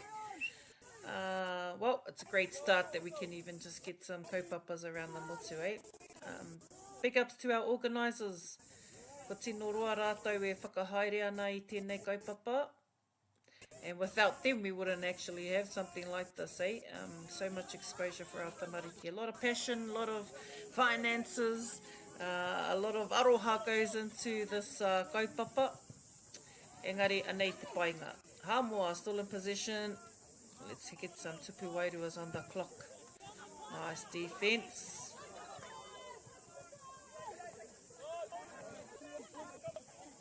Mena I mohi o ahau ki tō ingoa. NZ. Tihai. Tihai anō. Hamoa. We're a bit slow in our first quarter to keep marking up, to get us some points, to rake up any piro. Enari. All good, subbing it up. Chucking on our subs, rolling our subs. Kaitākaro. Piro. Tupu wairua. He karangatana tērā. Kaitākaro, nice block. Ground block, nice. Back into her arms, into te ao. Kioma, need you in te ao. Keep calling, use your Kaitākaro. He momo reanga. Nā mahi o te Kaitākaro, eh? Kaitākaro has a big role. People think that it's the fastest player that has the advantage on the field. Engari, ko te Kaitākaro ke. Kaitākaro sees everything, neha. Tērā pia ko namu tērā. Utu mai, kei hea koe. Ara. Piro, tupu wairua tērā. Karangatana tērā. Ai, ko pita te ki. Hauwha. Tuatahi kua matu. Whakawhiti tino tere. Quick changeovers for our two teams. They will just change roles. Samoa now in Kioma. NZ, Taniwha. Both Kaitākaro, having a mixture of mataua Maori, tamatea, having some Ngāti Kahununu in the ropu. Also some of the Waikato, Manawatu, Tāmaki Nui Ārua, Tihai. Pai. Hoki mai anō. NZ. Nice jump shot. NZ and Taniwha. Four Taniwha in te roto. 3 kaitiaki ki te pāwero. Oh, ground's just a little bit slippery after some of these patches of rain we've had. Kua mahe ai nāia nei. Nice, straight in. Pāwero. Toru. 3-4 NZ, nice. Straight to business, Samoa. Sorry, that was for Samoa. Ka pai. NZ, back out. Nice little offloads, so the defenders know that when they're defending, sweet, but when they're attacking, they move out real quick. Not to give too much of their gameplay away, but the common sense of our tākaro is definitely the marking, man on man. So much strategy can be broken down to even a finer... Oh, kokore. It can be broken down even finer. Samoa te ki. Oh, bit of a... Oh, nice. Ko tahi te pau. Hey, Kaitākaro, yep. You knew it.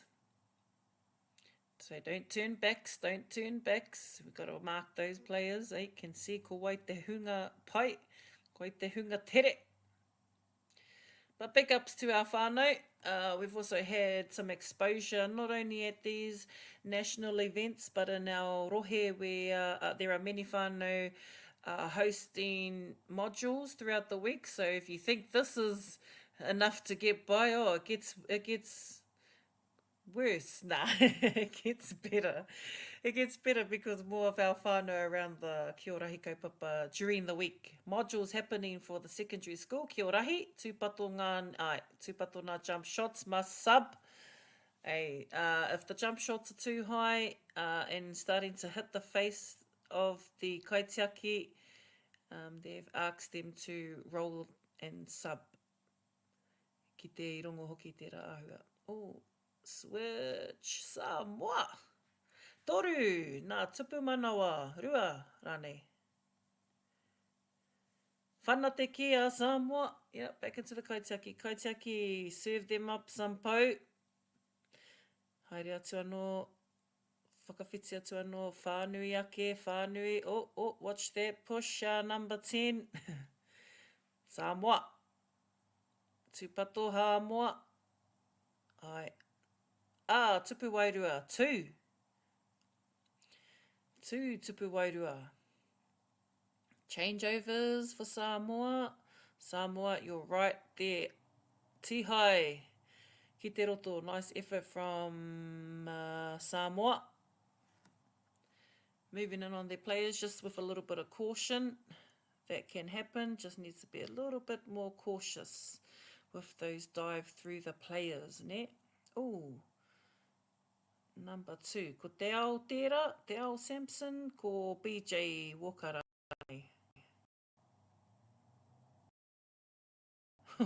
Alright. Patu anō.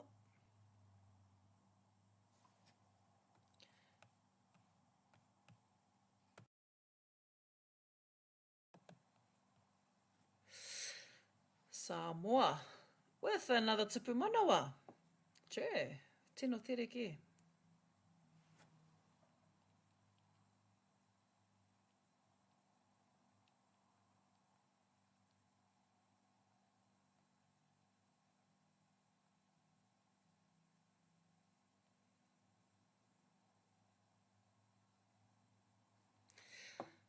Oh, 2 hands in hand now. Oh, look at these kaitiakitanga. Ai, he piro tērā, tupu wairua.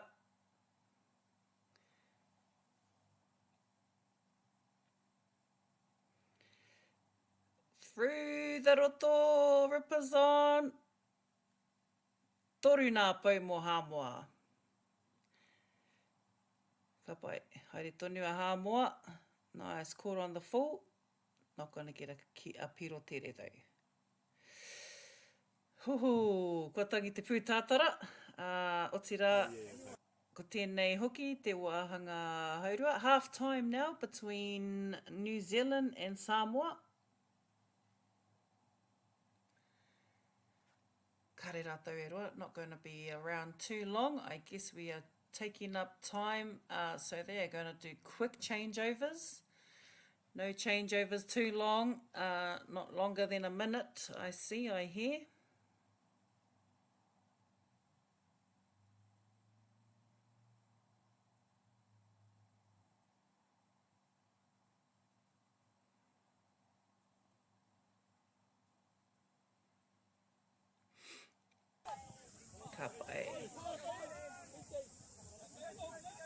Here we go, back into our third quarter between NZ and Samoa, both playing for 5th or 6th place. We've had a full day, not quite a full day, but we've had an almost full day here down at Beetham Park. Two tupu manawa, 2 pou were touched and converted for NZ. They've had a restart at Te Marama. Kaitākaro has fed the key into the ao Kiomas have touched the pou, and we've had a player that's went into attempt to convert.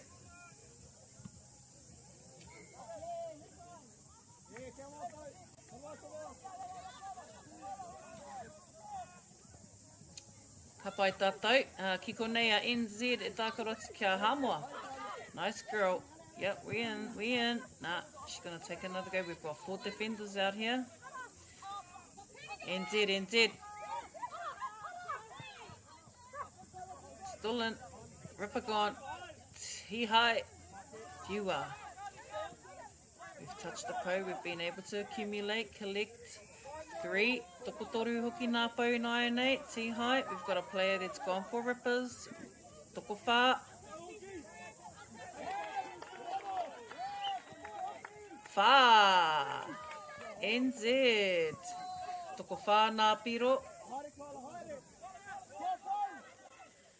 Haere tonu. Kia NZ nai nei. Tihai. Samoa straight behind with those rips. Back into te ao. Ai, Pārongo. Ko tahi te pou. Samoa on defense looking to mark their player, mark their attacker. We've got some man on man. Kaitākaro. Ai, kei hea koe kōtiro. Whāngaia. Nice hoki. Hiakai. NZ. Whapiro. Ooh, nice hands kōtiro. Still in. Hips. Tihai. Wai. Ai, tika hoki. Haere tonu. Kia NZ inaia nei. Ki te ao. Huri haere. Marked up. Nice Samoa. Nice marking. Yep, close defense, close attacks. Yep, watching their switch. Back on your feet, sekare. Players on. Ara, tokotoru nā pou. Tupu manawa. Hamoa. Get on that defense, Hamoa. NZ just got 3 more piro. Hamoa. Whakapiki ake. Ano. Nice defense. Kaitākaro. Feeding it back into te ao. NZ. Back into Kaitākaro. Kaitākaro needs another kioma. Kōrero atu ki aia. Samoa. Early rips. Needs possession of the key. Ai, tika hoki. Kia mai hoki ki te key. Te tuatahi. Haere tonu. We on. Rakotiro. Ai, ki runga. Arohatu, NZ players stepped over into te roto, offside. No possession of the key. Automatic handover, instant handover. Hamoa, karawhiua. Yeah. On my mic. Oh, wana tihai. Right, nahate. It's by NZ. We've had a NZ player just tried to feed it across. To eliminate them from getting ripped with the key. Offload it to another Kaitākaro. Tricky. NZ. Ai, kia rātou tonu te key. Haere tonu. Ki whea nei. Ki whea. Ooh. Tā paparoa.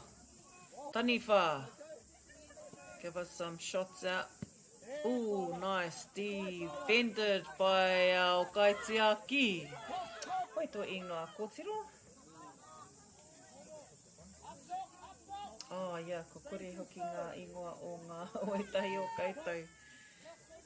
Mean mahi, NZ.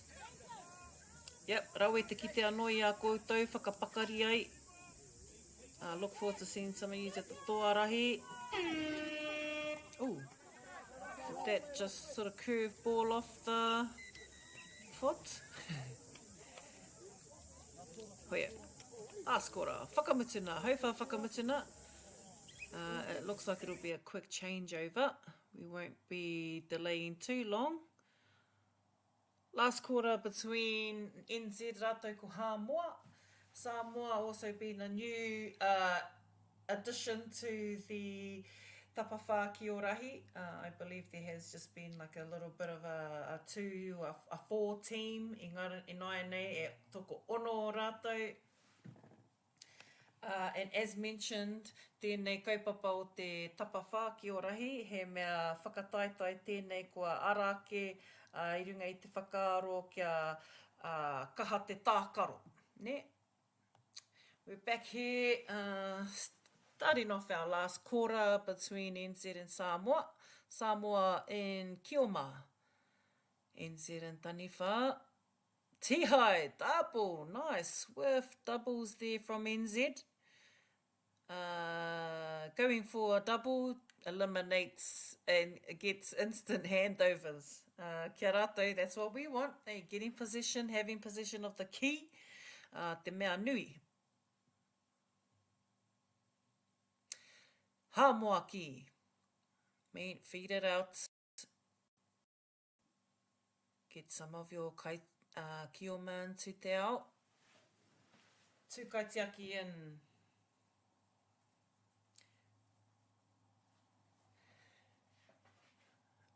And Hāmoa Kaitākaro just leaving te ao a little bit early. Needs position. So players must get possession of their key before they cross the kahara nui. Koira hoki, koira ka mau rātou. Entering early, or entering in the air, so they must leave te ao first. Koira tētahi hua. Pai, ki konei hoki a Hāmoa. Sweet, take back there to the area where they've been disadvantaged. Ara, kaua wau. Kei te karanga tika tēnā. Taniwha. Ko Kioma rātou. NZ. Looking to mark their players, so tera. Not really seeing too much zoning, but seeing a lot of marking, also switching of their defenders, attackers. Nice work, Matua. Yep. Closely behind him though, that looks like, is that a Dale Sampson or a BJ? That might be BJ. I roto ia NZ. Whai atu i te Kaitākaro Hāmoa. Nice, yeah. We're swift. Options, Hāmoa. Oh, nice. And good block there from Hāmoa. Hey, getting in there. Yep, just threw her hands up and ara, defended. Getting position is the objective. Here we are not. Tēnei ka kitea. Ai, huri haere tonu a Hāmoa. Pā ki nā pau, pāwero. Oosh, I think this, the agility is, kai runa noa.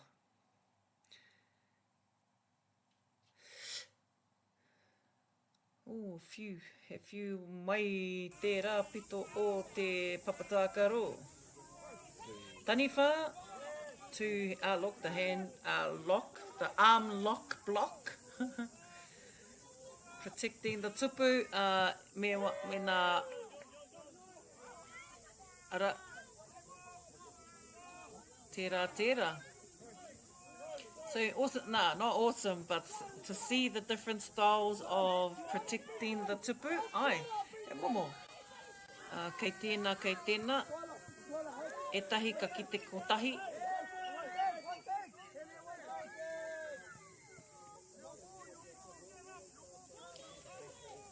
Ka kite atu rā, me te whakarongo ki nā tohetohe. Tani whā, kio hāmoa, kio maki, wai a ētahi, ai. Hāboa. Ai, tiro ake nei rātou. Whai tata mai, yeah, coming up pretty close.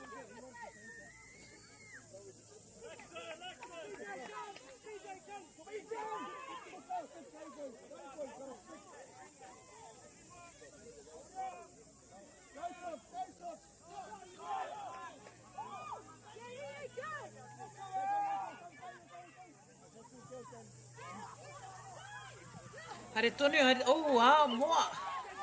Ia, ko tahi te pau, ko tahi te piro.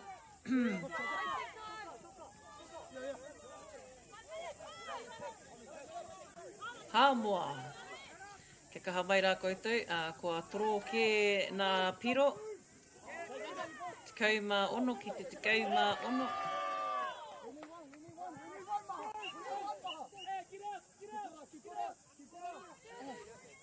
Ke kaha mai rā, NZ. Ko piki ake i nāia nei, piki haere.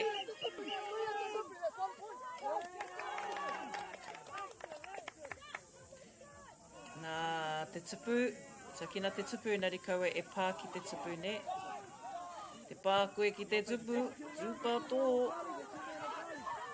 Hamoa. Tūhai,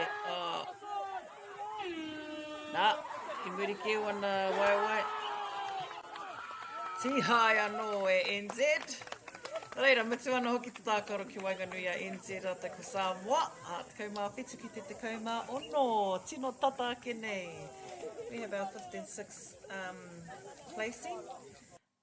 Kau e haere tawhiti, kia mau tonu mai. Anei rā hoki ko ngā whiringa toa, me ngā whiringa o te bronze, ka whai ake nei. Kia mau tonu mai.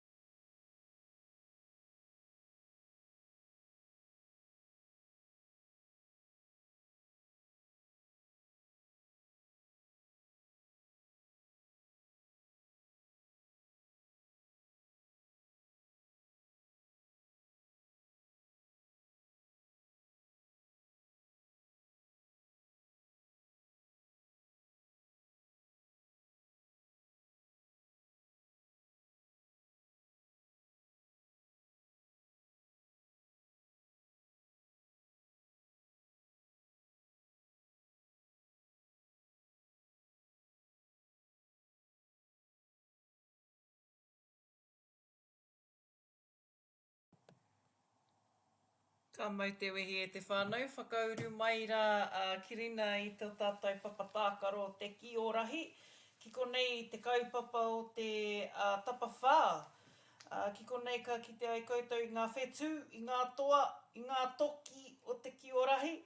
Ki konei ka tākaro atu ko Whānui ki a Kuki Airani. Ai, nā reira ko ēnei roku e rua e tākaro atu ana. He tākaro tēnei mō te toru me te whā. Ai, kua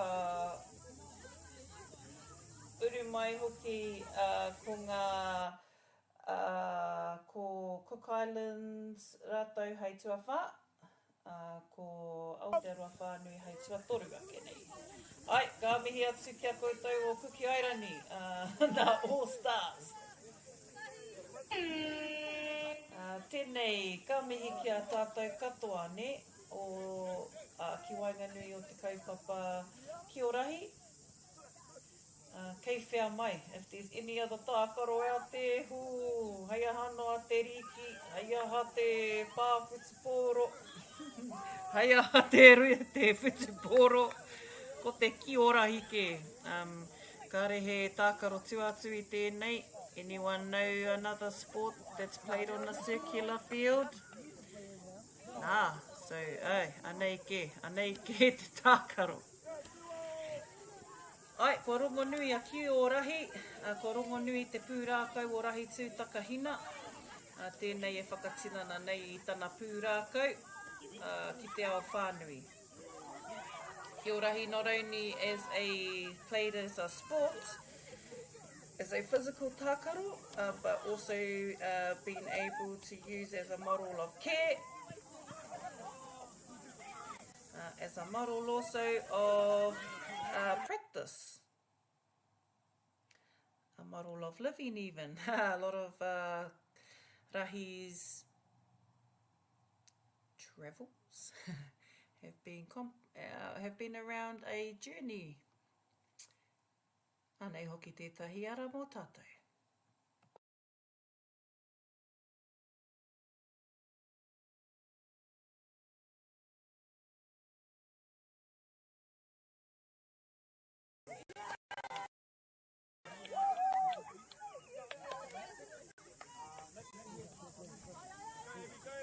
Although, tēnei o mātou, rawe ki te kite i tēnei tuahua mō a tātou Kaitākaro, eh? So a lot of our whānau have been getting exposed through modules, through secondary school. Nā reira, he pai kia puta atu I wērā momo here, ne? Coming out of those usual models of play and into something like this. Anei ko Tapawhā Kī Rahi, toko ono ngā tīma, 2-day event. Man, Kuki Airani, are they just scoring now? Kuki Airani, Cook Islands in our blue flags. Te kāhuia.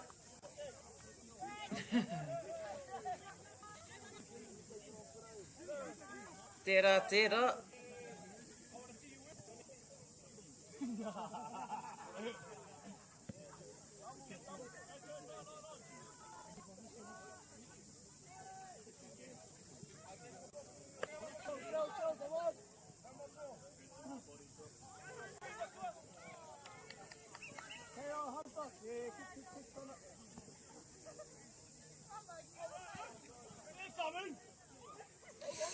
Right, players here on our in the blue. We have our Cook Island, Cook Island in blue. Whānui in pink flags.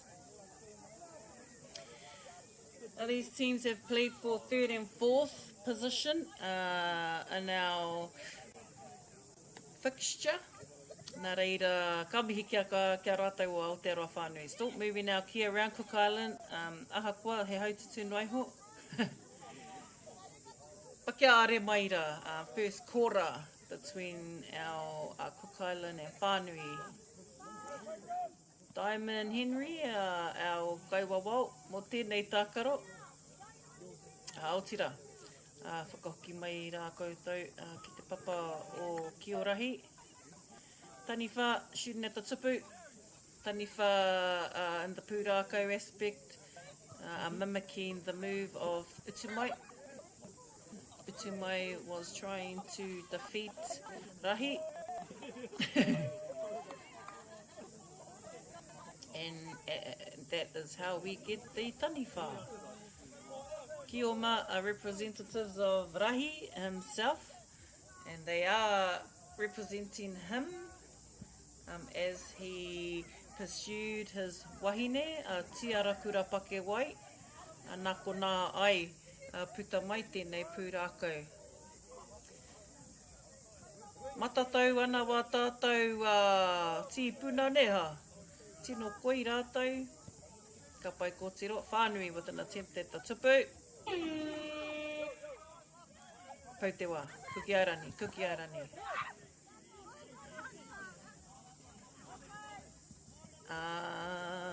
Nā, ko ania. Haere tonu, haere tonu. Nā, kare I whakawhiti, kare I toa. Kare eke he tupu manawa.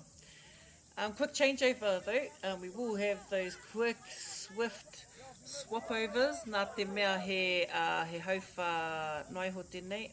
Whānui, mixture of Kaitākaro from around the motu. Matua hone, Emmanuel, no Ngāti Porou, tēnei ka mihi. Also, just a reminder for our whānau and our viewers that Toarahi, if you want to find out more about what's happening across the Toarahi, you might want to go and check out some of the Toarahi pages on social, Insta and Facebook. A lot of the whānau are posting up and have some main footage and content, mainly some of the shots. Let's see a fire.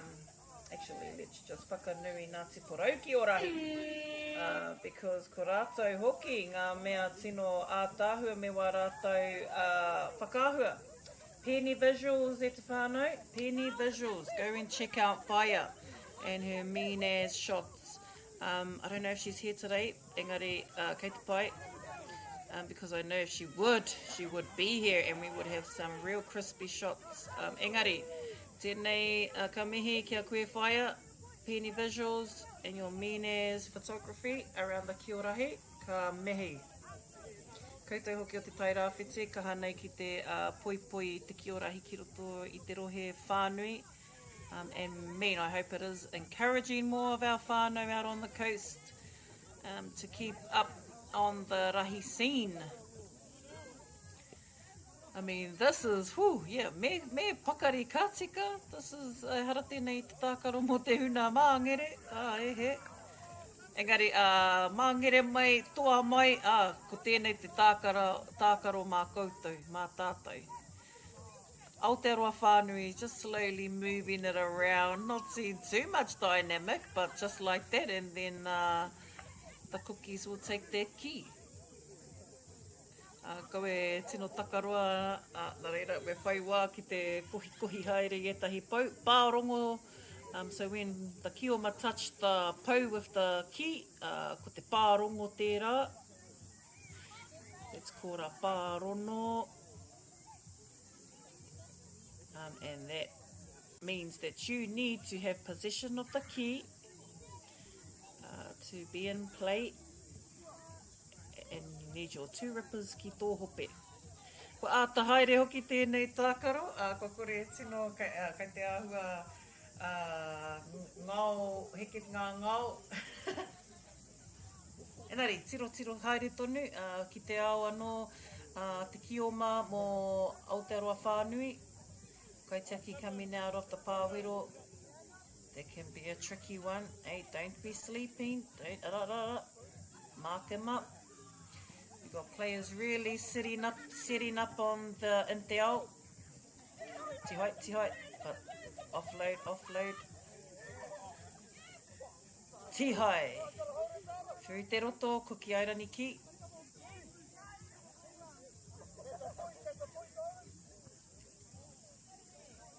Ai, ahakoa kua tini etahi o ngā hate. He Kaitākaro ke mo e tai atu tīma kai he te whakaputa, te whakahua i wā rātou ingoa. And they're having a bit of a run-on game, so we will have a mixture of just players filling in. Ko whara tētahi o ngā Kaitākaro roto o tētahi o ngā tīma, so... he momo tākaro tēnei, engari kua riro ko Whānui ka toru, ko kukiairani ka whā. Kopa going in for an all-star debut. Pai, haere tonu a Whānui. Oh, intercepted by Kukiairani. Whā in. Fōtani whā in. Oh, nice. And collected and picked up by Kaitākaro. Parongo, paitahi. Haere tonu. Bailey Cameron tērā mō Aotearoa Whānui.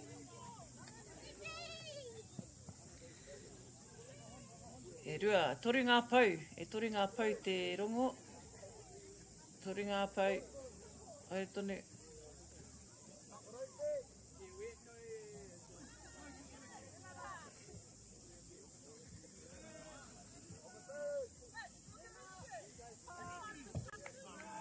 Oh, I rongo hoki au I tērā. I rongo koutou I te pako, aroha. I te tiro haere au, ko ai hoki wenei au nā Kaitākaro. Tupu wairua anō. Haere tonu. Tani whā. Ka pai matua. Whānui. Kei hea heki o maki te ao. Pautahi. Ti hai ake nei. One ripper on for Whānui. Whānui. Taka te ki. Kukiairani. Nānei. Kukiairani. Ai, ki te roto.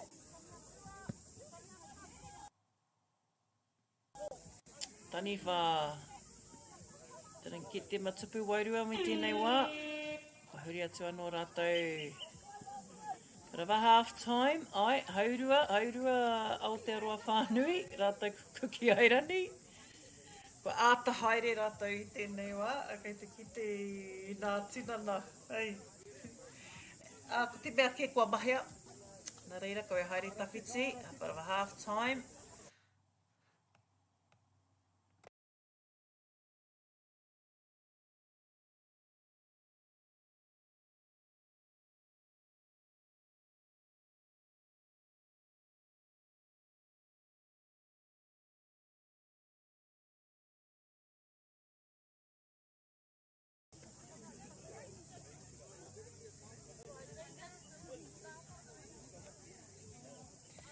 And just like that, Whānui, we start heading up towards the end of our rā, o te rā, as we approach our finals.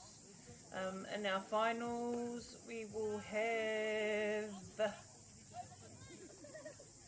Aotearoa Māori Kaitākaro atu ki a Great Britain. Ho, he tākaro kai te haere. Hau whātua toru, about to kick off our third quarter between Aotearoa Whānui rātou ko Aotearoa Whānui rātou ko Kukiairani. So our Cook Island team and our Aotearoa Whānui team playing for third and fourth.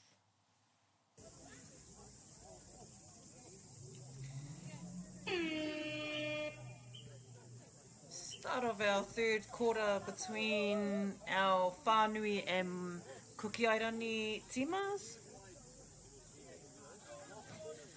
Also an acknowledgement to our kaiwhakahaere.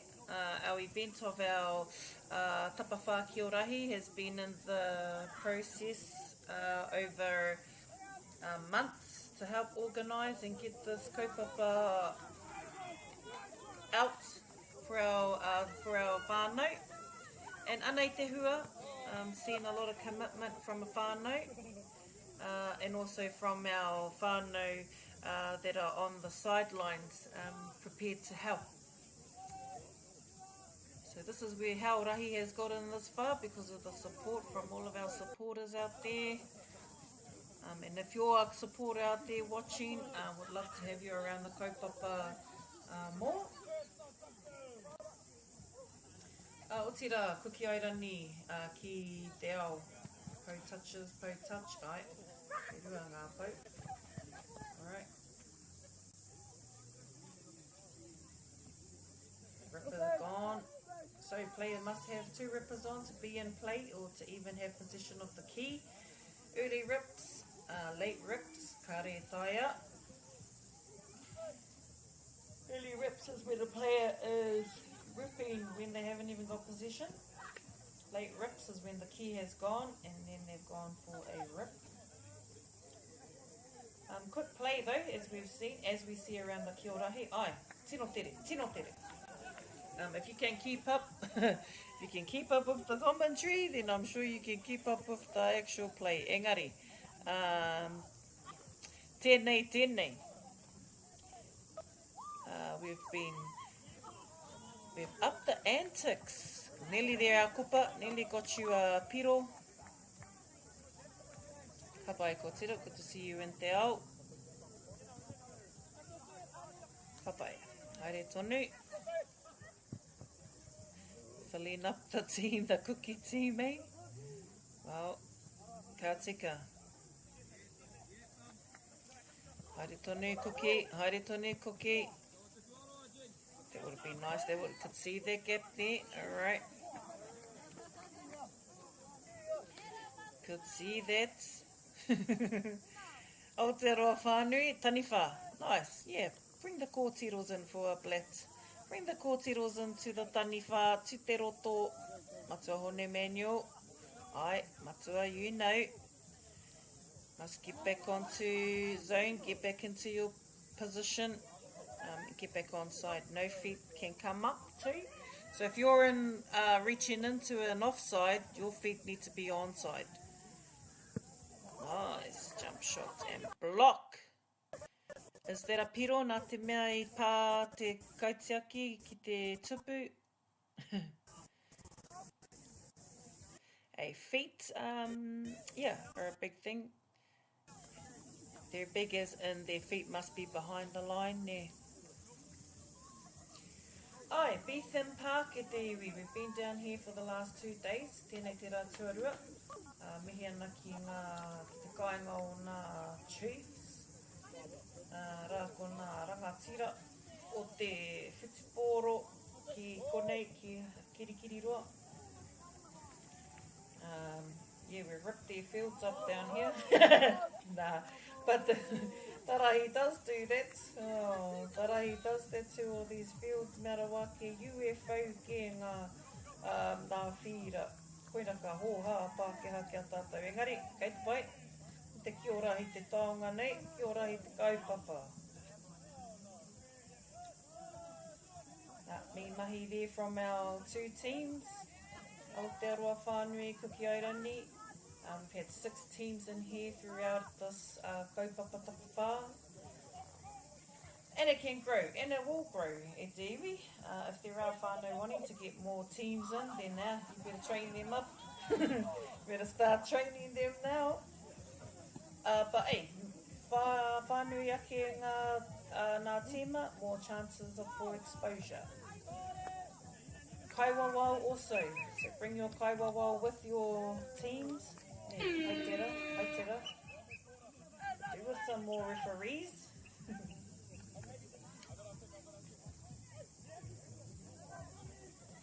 Tēnā pai. Last quarter between our 2 kapa. And just those acknowledgements again as we head up to our finals. A lot of whānau have made contributions to get these teams, these players across to Kirikiriroa. They've just come off the Toarahi last month, so gone from one kaupapa to the next, and we're not even funded. So, hey, nei te whānau, tautoko mai e nei Kaitākaro, tautoko mai anō hoki te kaupapa o te Kiorahi. Strength to strength e te iwi, nei rā tēnei o ngā pakaritana. too much matua ora kihi, koutou ko a koe me tō ohu, ko ehia tau ki te ana koe ki Whanganui o te kaupapa, kaha aki nei koe i te huna Kaitākaro tira wā tātou kaiwawao me nā Kaitākaro o mua. So too much to our organisers. Mai kore ko rātou, ko kore ko tātou o tira tēnei te mihi ka tika kia whaia. Carolyn Perry, ko ia tērā e ārahi nei rā i ngā mahi i te hāpai o muri. Ka tika, ki te pai a mua, ka pai a muri. Ko whaia tērā, whaia Carolyn Perry tērā e āwhina nei i tērā hunga ki muri. Whānui, kia rātou te kioma and te ao, kioma moving around the papatākaro, āta haere tō rātou haere, toru.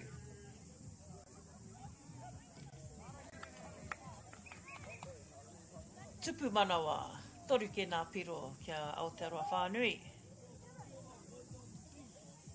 Mean Whānui, pick it up, pick it up. That's probably another little part of the Pākaro ne, trying to build them up after their, when they've already just started fighting their way through to third to get to second and first. Me, tupu manawa ake nei mo Aotearoa Whānui. And they can't complain. And for a third place, yeah, that's pretty mean Whānui. And with all this experience e te iwi, koe naka taia te kite ngiwe nei hua. Aotearoa Whānui ki te ao, o tahi te pau e rua ngā pau. Okay, gone in for 2 pau touches. Kuki Airani on defence, marking up, staying on that Kaitākaro. Yep. Handover.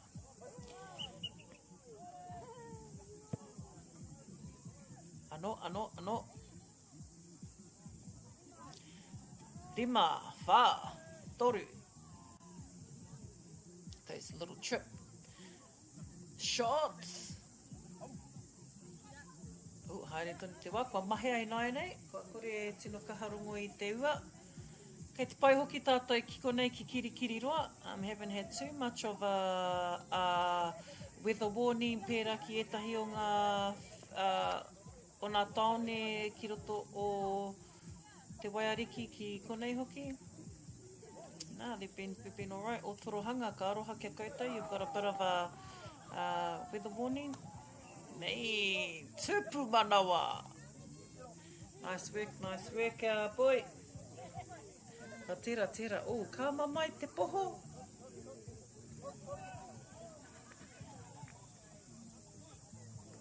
Whanui. Whanui.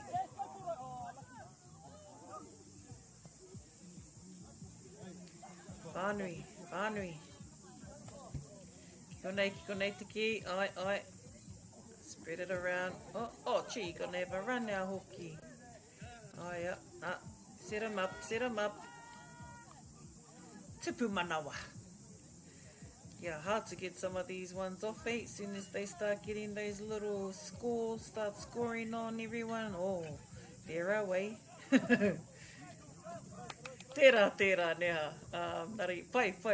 Mean as to see, love seeing how these ones like to manipulate the plays and just going in for tries, neha. Even if there's 2-3 defenders, with ki te tera ahua.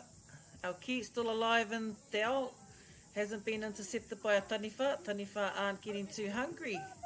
They're actually not wanting to top it. And. Oh. Yeah. Haki ai, nā tihai ki ngā hope. Ish, tupu manawa tira. Right, Whanui just scored them a tupu manawas. Kaitahi.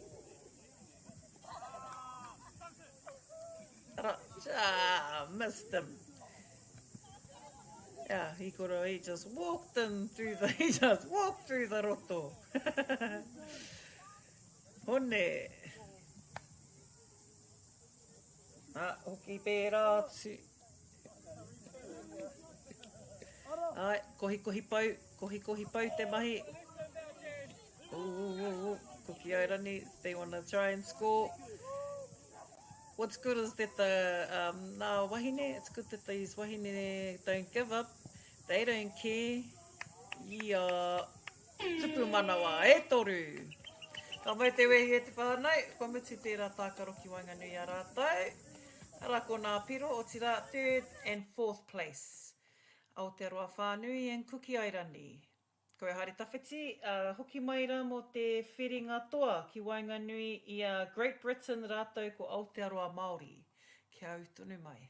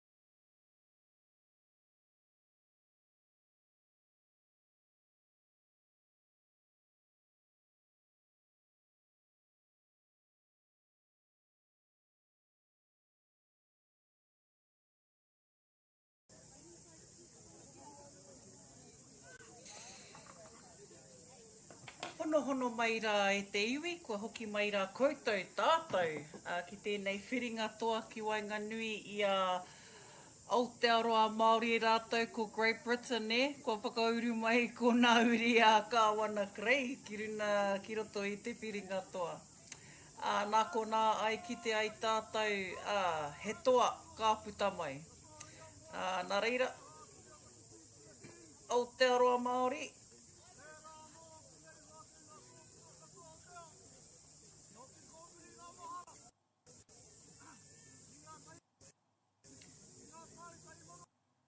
O te rā nā whakamihia kei Whanui a tātou.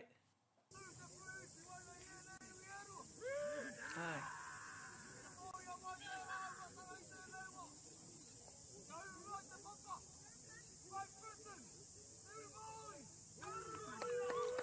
Kia haruru mai rā tātou mō nā kapa erua ki Whanui a Great Britain rātou ko Aotearoa Māori e te iwi. Kia kaha mai rā e nei kapa erua. Ko tēnei nā whirina toa, ka kite ai tātou, ko ai ka tohu, ko ai hoki ka eke. Ko te haki o te tino rangatiratanga tērā, ko te haki o Inarani.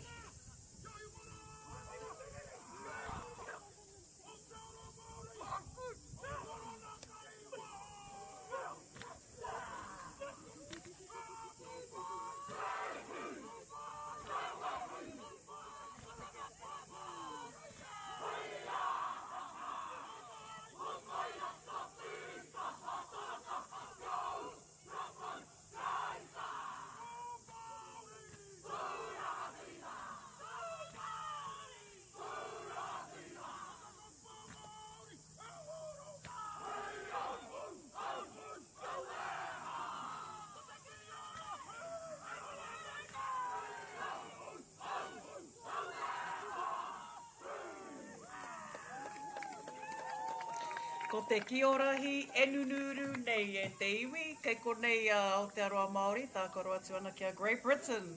Anei rā ko ngā Kaitākaro, ko Reihana te rauna, ko Kahukura te rauna, ko Rami McLean, ko Bailey Puha Harris, ko R.J. Walker, ko Manaro Deveron, ko Thomas Lilo, ko Brooklyn Waite Leach, ko Dwayne James August Feki, ko Amani Clark Jones, ko Kara Zuari, ko Ella Sue, ko Navea Puketapu Utanga, ko Pirini, ko Talia, ko Kaia, ko Marewa Sampson, ko Zaylee Mackie Roberts. Tērā, ko rātou mo te kapa o Aotearoa Māori.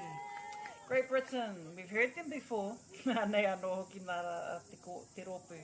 Zara Munro, ko Zanthi Munro, Ria Whiteman, Jara Tipene, ko Cassie Tauho, Mahina Ariana Hughes, ko Erenora Hohepa, ko Erana Totorewa, ko Koiataro Edwards, ko Sam Draper, ko Matt Draper, tērā, ko Tyler Hira, ko Joe Elder, ko Flynn Titter, ko John Motis, ko Bronco McDonald, ko Nico Irihei, ko Mitchell Headley, tērā. Ko rātou nā Kaitākaro mō Inarani, Great Britain. Ko Great Britain ke rātou. Nā reira whakanui ana te mea koe ki rātou ki te taumata o te toa mō te tapawhā. Mā taki mai rā e te ao Whānui, anei rā ko ngā toa. Ko rātou hoki kua whakauru mai ki tēnei whiringa. Whakapakaria ki rātou, kia koe, kia kā ngā rama. Kia eke ai rātou, ne?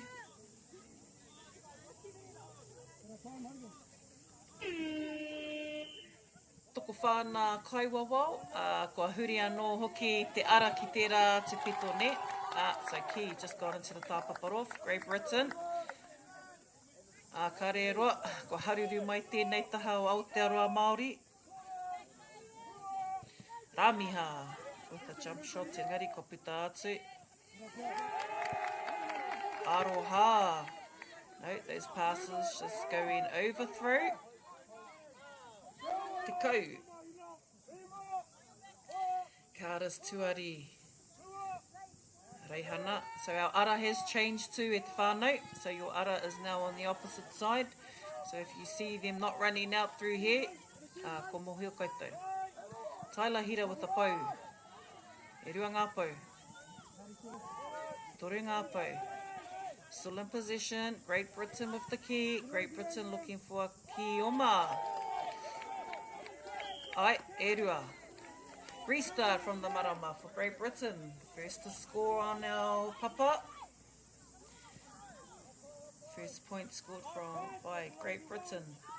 We've got a po touch. And we've been ripped in te roto. Tihai ki te roto. Kakai. Tihai. Māori te ki nai nei. E toko whānā taniwha. Reihana attempting for a shot at the tapu and making sure he gets lower. Hey, getting lower. Recount. Pau tahi. E rua ngā pau. Ki whanau tētahi, ki whanau e tahi. Tiroha, ai, kei konei, ki ia, number 12. Kokore, no, not allowed. It was Ria Whiteman with an attempt for a tipu manawa.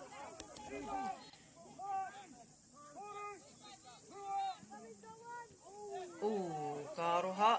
Dwayne, James, DJ tērā. E renora.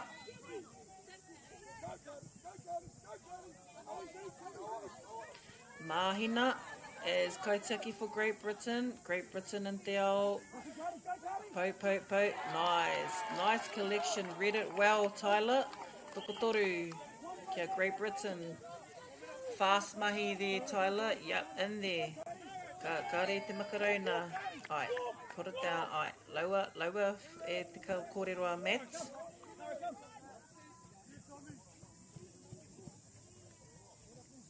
Inu.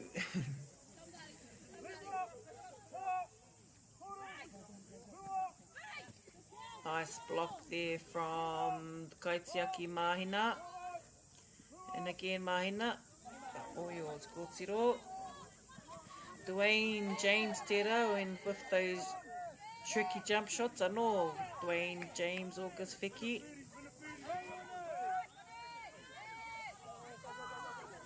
RJ hoki tērā.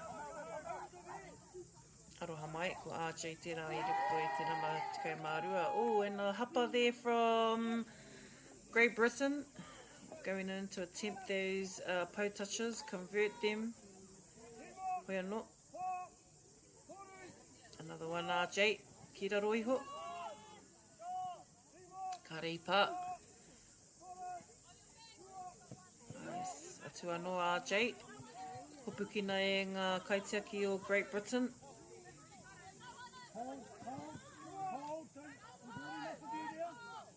Flynn with an offload. Joe's also out here. Number 6 for Great Britain. Hasn't got a mark. He's not marked yet. And intercepted by Taniwha. Nice work, Māori. Another shot. 3 Kaitākaro in. 4 shooters. Tupu wairua. Aotearoa Māori. First point for the quarter. Great Britain now. Kei rātou te ki. Hurihare te ao. Got them players. Got Taniwha marking use up. Real close there. Great Britain. Intercept by Reiana. Oh no, that wasn't Reiana. Roha mai. Kōtiro ke tēnā.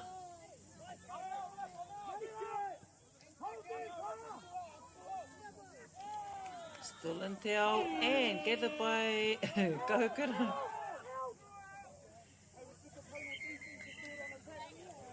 Wow, pau te wā ki tēnei hauwhātua tahi. Quick changeovers. Great Britain now in Taniwha. Māori. Kioma. Yep, they want to have a go now. Alright, Great Britain. Not bad. Ka re rātou I tino hapa. But just landing all of those passes, nā whiua ngā Kaitākaro, right, all important.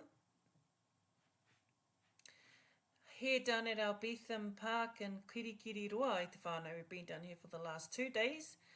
Ki konei e kite ai ngā toa o te Rahi mo te Tapawhā. 6 teams have been battling it out down here. We've had games rolling back to back. We've had players and got players here from around the motu. So some of these ingoas e te iwi, whakamaumahara. You're going to hear them around the kaupapa, for sure, for sure. DJ, August Vicky, offload into, and intercepted by Great Britain. Yeah, it's that number 2 again. Ko Mitchell Headley tērā mo te namarua, Great Britain. Alright. Tapawhā for Great Britain. Koe maharahara. Alright, Manaro, what you got? Amani, looking for some options in te ao. Kia kahate kōrero. Kōrero, kōrero. Kei konei a DJ ki tēnei pito. Reihana making his way around. Followed closely by John. John's marking you up, okay? Rimahekuna, nice block, hands up from Amani. Into her hands, the key goes. Feeding it back into te ao Kioma. No, we've got to recount. So no pose. Now Draper Brothers, Sam Tera. Closely ate so far. No room. They don't give too much room, these Draper Brothers. Nice block shot. Nice, and another block from Amani. Pushing up onto the Kahara iti. Our 2 other kaitiaki, eh? Kabai, moving out now. Leave Amani in. Get one out into te ao. Ramiha. Huri haere. Karekau he pau. No pau yet. Now we've got a pau. Got some open space in te roto. Got some space down here in te ao.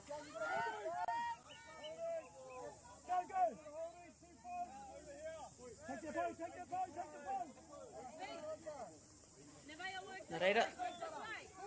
Toru. Back into the Kaitākaro. Kaitākaro looking for that option. She can hear.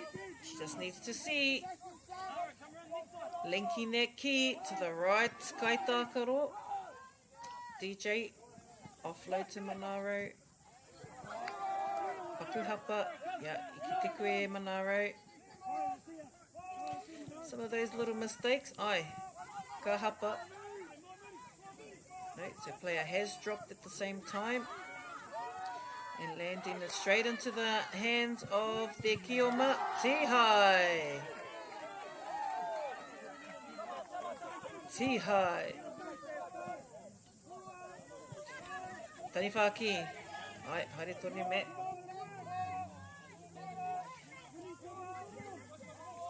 Nice work, Matt. Ahakoa. Right, Kaitiaki, you're on. Looking for some Kioma ki te ao. Whakatere ake, whakatere mai. Nice movements, nice workout, Matt. Fellas in, down for those intercepts. Yep. Watching both player and the key. Yeah, he pukinga tērā. Hey, quite a bit going on.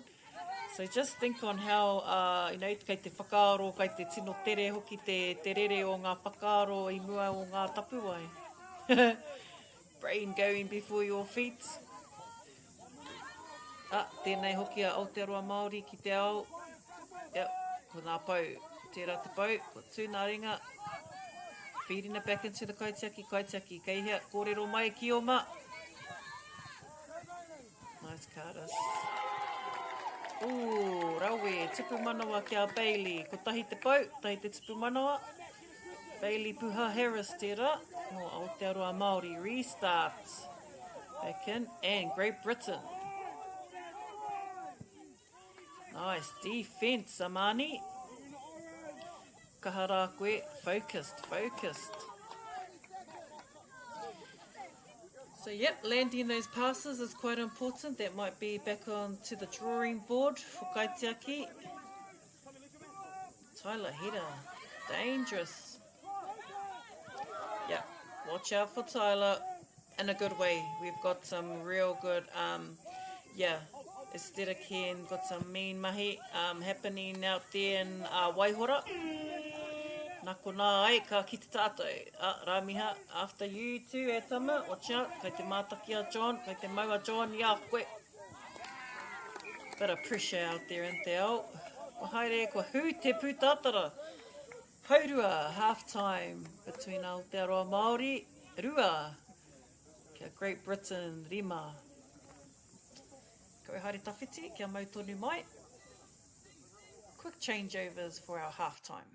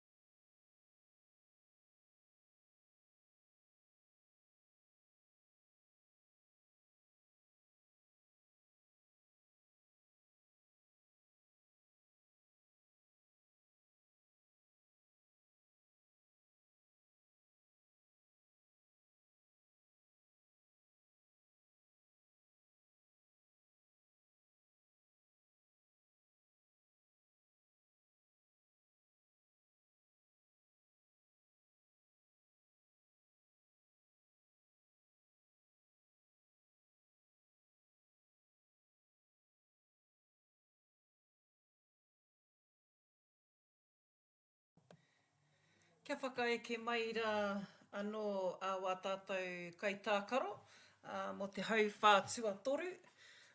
Tēnei hoki te whiringa toa ki Wainganui a Aotearoa Māori rātou ko Great Britain. Marika, ka tika. Ko whakaeke mai rā tēnei kapa, kia tākaro atu ai ki roto i te Tapawhā Kī o Rahi. Me te tono anō, kia whakauru mai he kapa pēnei kia Great Britain. Hoi anō, ia tau ka tipu, ia tau ka rea. Nā reira, kia kaha mai rā e te whānau ki te tautoko i tēnei kaupapa. Aotearoa Māori kei roto rātou i te taniwha mō tēnei hauwhā. The second shot and roll as taniwha. And now our Great Britain now in Kioma. Rawe, tupu manawa kia Great Britain. Nice. Karawe koutou. Oh, double. What? Like tere ake nei. Yeah. Nā, miharo, miharo. Koera te tere o tēnei tākaro neha. 1 minute you're not looking, 1 minute you're looking. Neha, so always been aware, always been agile, always been adaptable. Koera hoki te tino take. Me tētahi o nā tino painga o tākaro nei. As dynamic as it is, he pukenga toni tēnei mai rāno. Nice. Tihai ki te roto. Tihai. Pēnā ere nora. Ai, rawe tēnā.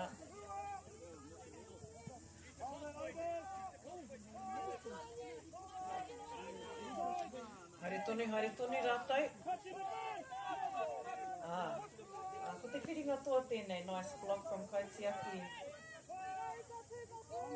Mena ko māhina kai roto. Nā, te chūkotiro. Takina tō tipu nā. Tūkato hoki nā o kumu e po. Touching the tipu.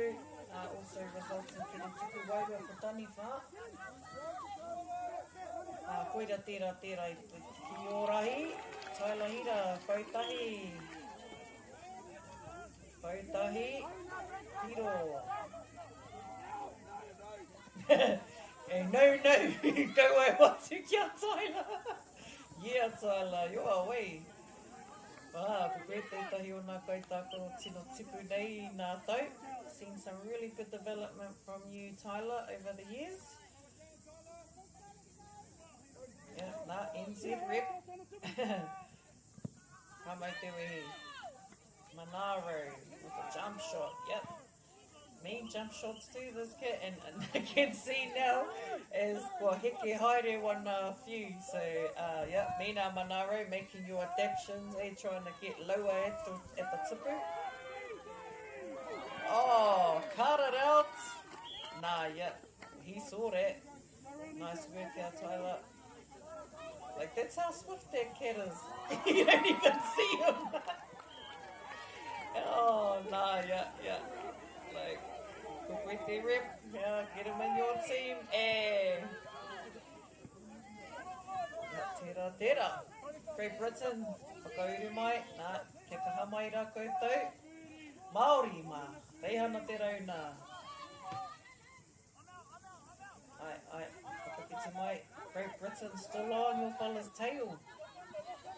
Alrighty, moving around. Great Britain still out in the left side of our Kaitākaro. Nice overthrow right onto the other side. Ai, Tapawhā Nā Pou. Right, Great Britain, set it up. Jara. Double. Reset.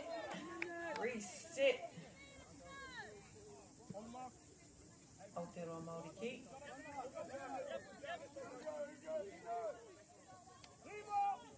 Talia the throw in. Looking for Taniwha. Aye, back it up again. Nice mirror.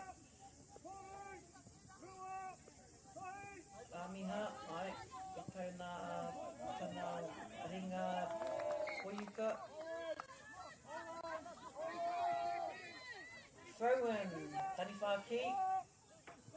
5 seconds to shoot at the tipu at the iwi. Yeah, and the Kaitākaro also has 5 seconds to release the key. Kōrero. Aye, where you connecting to? Tahi te pau. Oh, yep, those ones, eh? Nice. Seeing those long throws. Oh, yeah, long throws over to the space. But that's like reading it real good. That's consistency. That's knowing your Kaitākaro are gonna be there. Kohipa te wā? Oh, tino tere te pau. Pau te wā, tino tere nei. Nari, ka huri tēnei hauwha, tino tere nei, quick changeovers. 4th quarter, final quarter, ki Whanui a Great Britain, rātai ko Aotearoa Māori.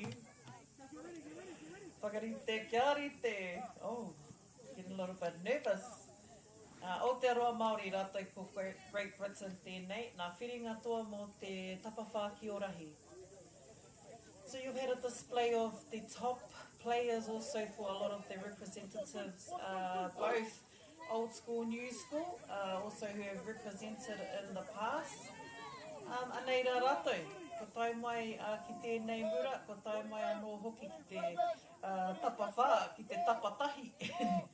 Anō hoki ia rātou. Tīmata! Ko pahu, te pūtātara, piro tere, Aotearoa Māori, ko tahi te pau, ko tahi te piro. Aroha, ai, ki rataha o te Kaitākaro. Aotearoa Māori, te ki o mā. Piro tere, Pai. Pēha te haere.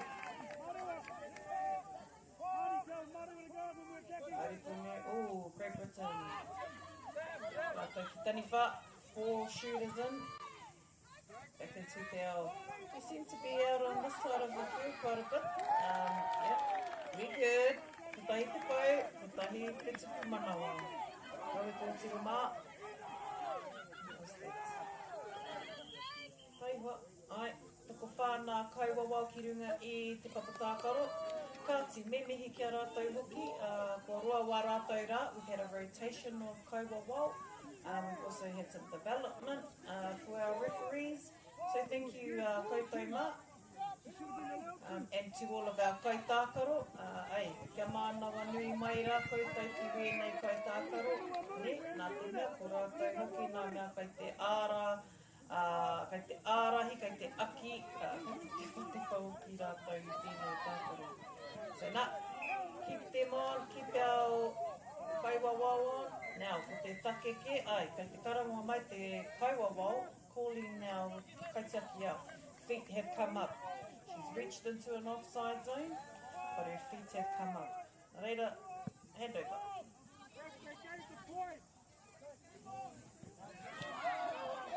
A potential point.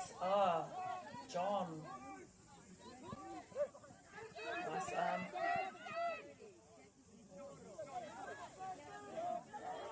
Reach in and over to Aotearoa Māori. Rehana te rauna with the going to start collecting.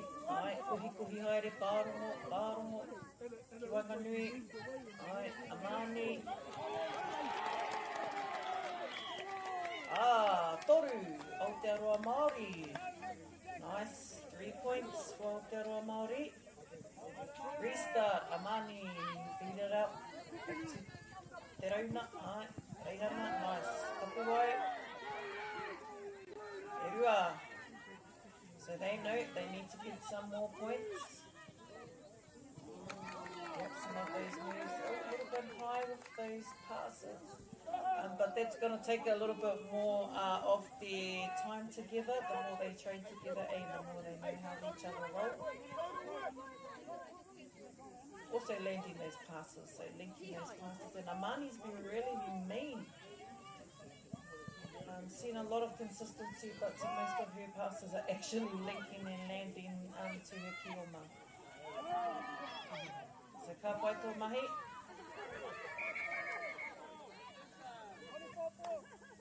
Tapawhā Kī, eh? Nā te karanga o te kaiwawau. Haere tonu, Matt. Hit it. Hey on. Haere tonu. Nice pressure there from Great Britain. Great Britain creeping up with their points. Engari, Aotearoa Māori, kia kaha mai rā koutou. Kaupura te rauna kei tēnei pito. Ai. Get it. Skai kahu.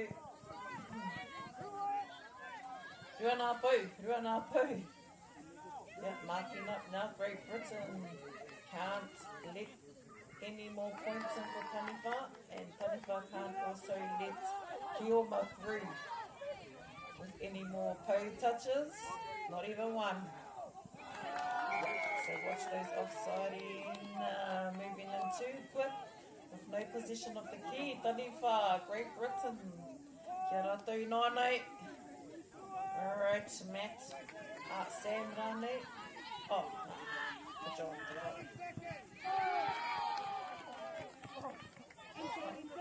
John tēnei taha. Hey, ana. Apai, John. Stay on him. Stay on him now, John. Hey, kai ai ana wira. Moving in. Karastera, offload to Bailey. Right, let's swing it out into Dell. Aotearoa Māori, kei a koutou.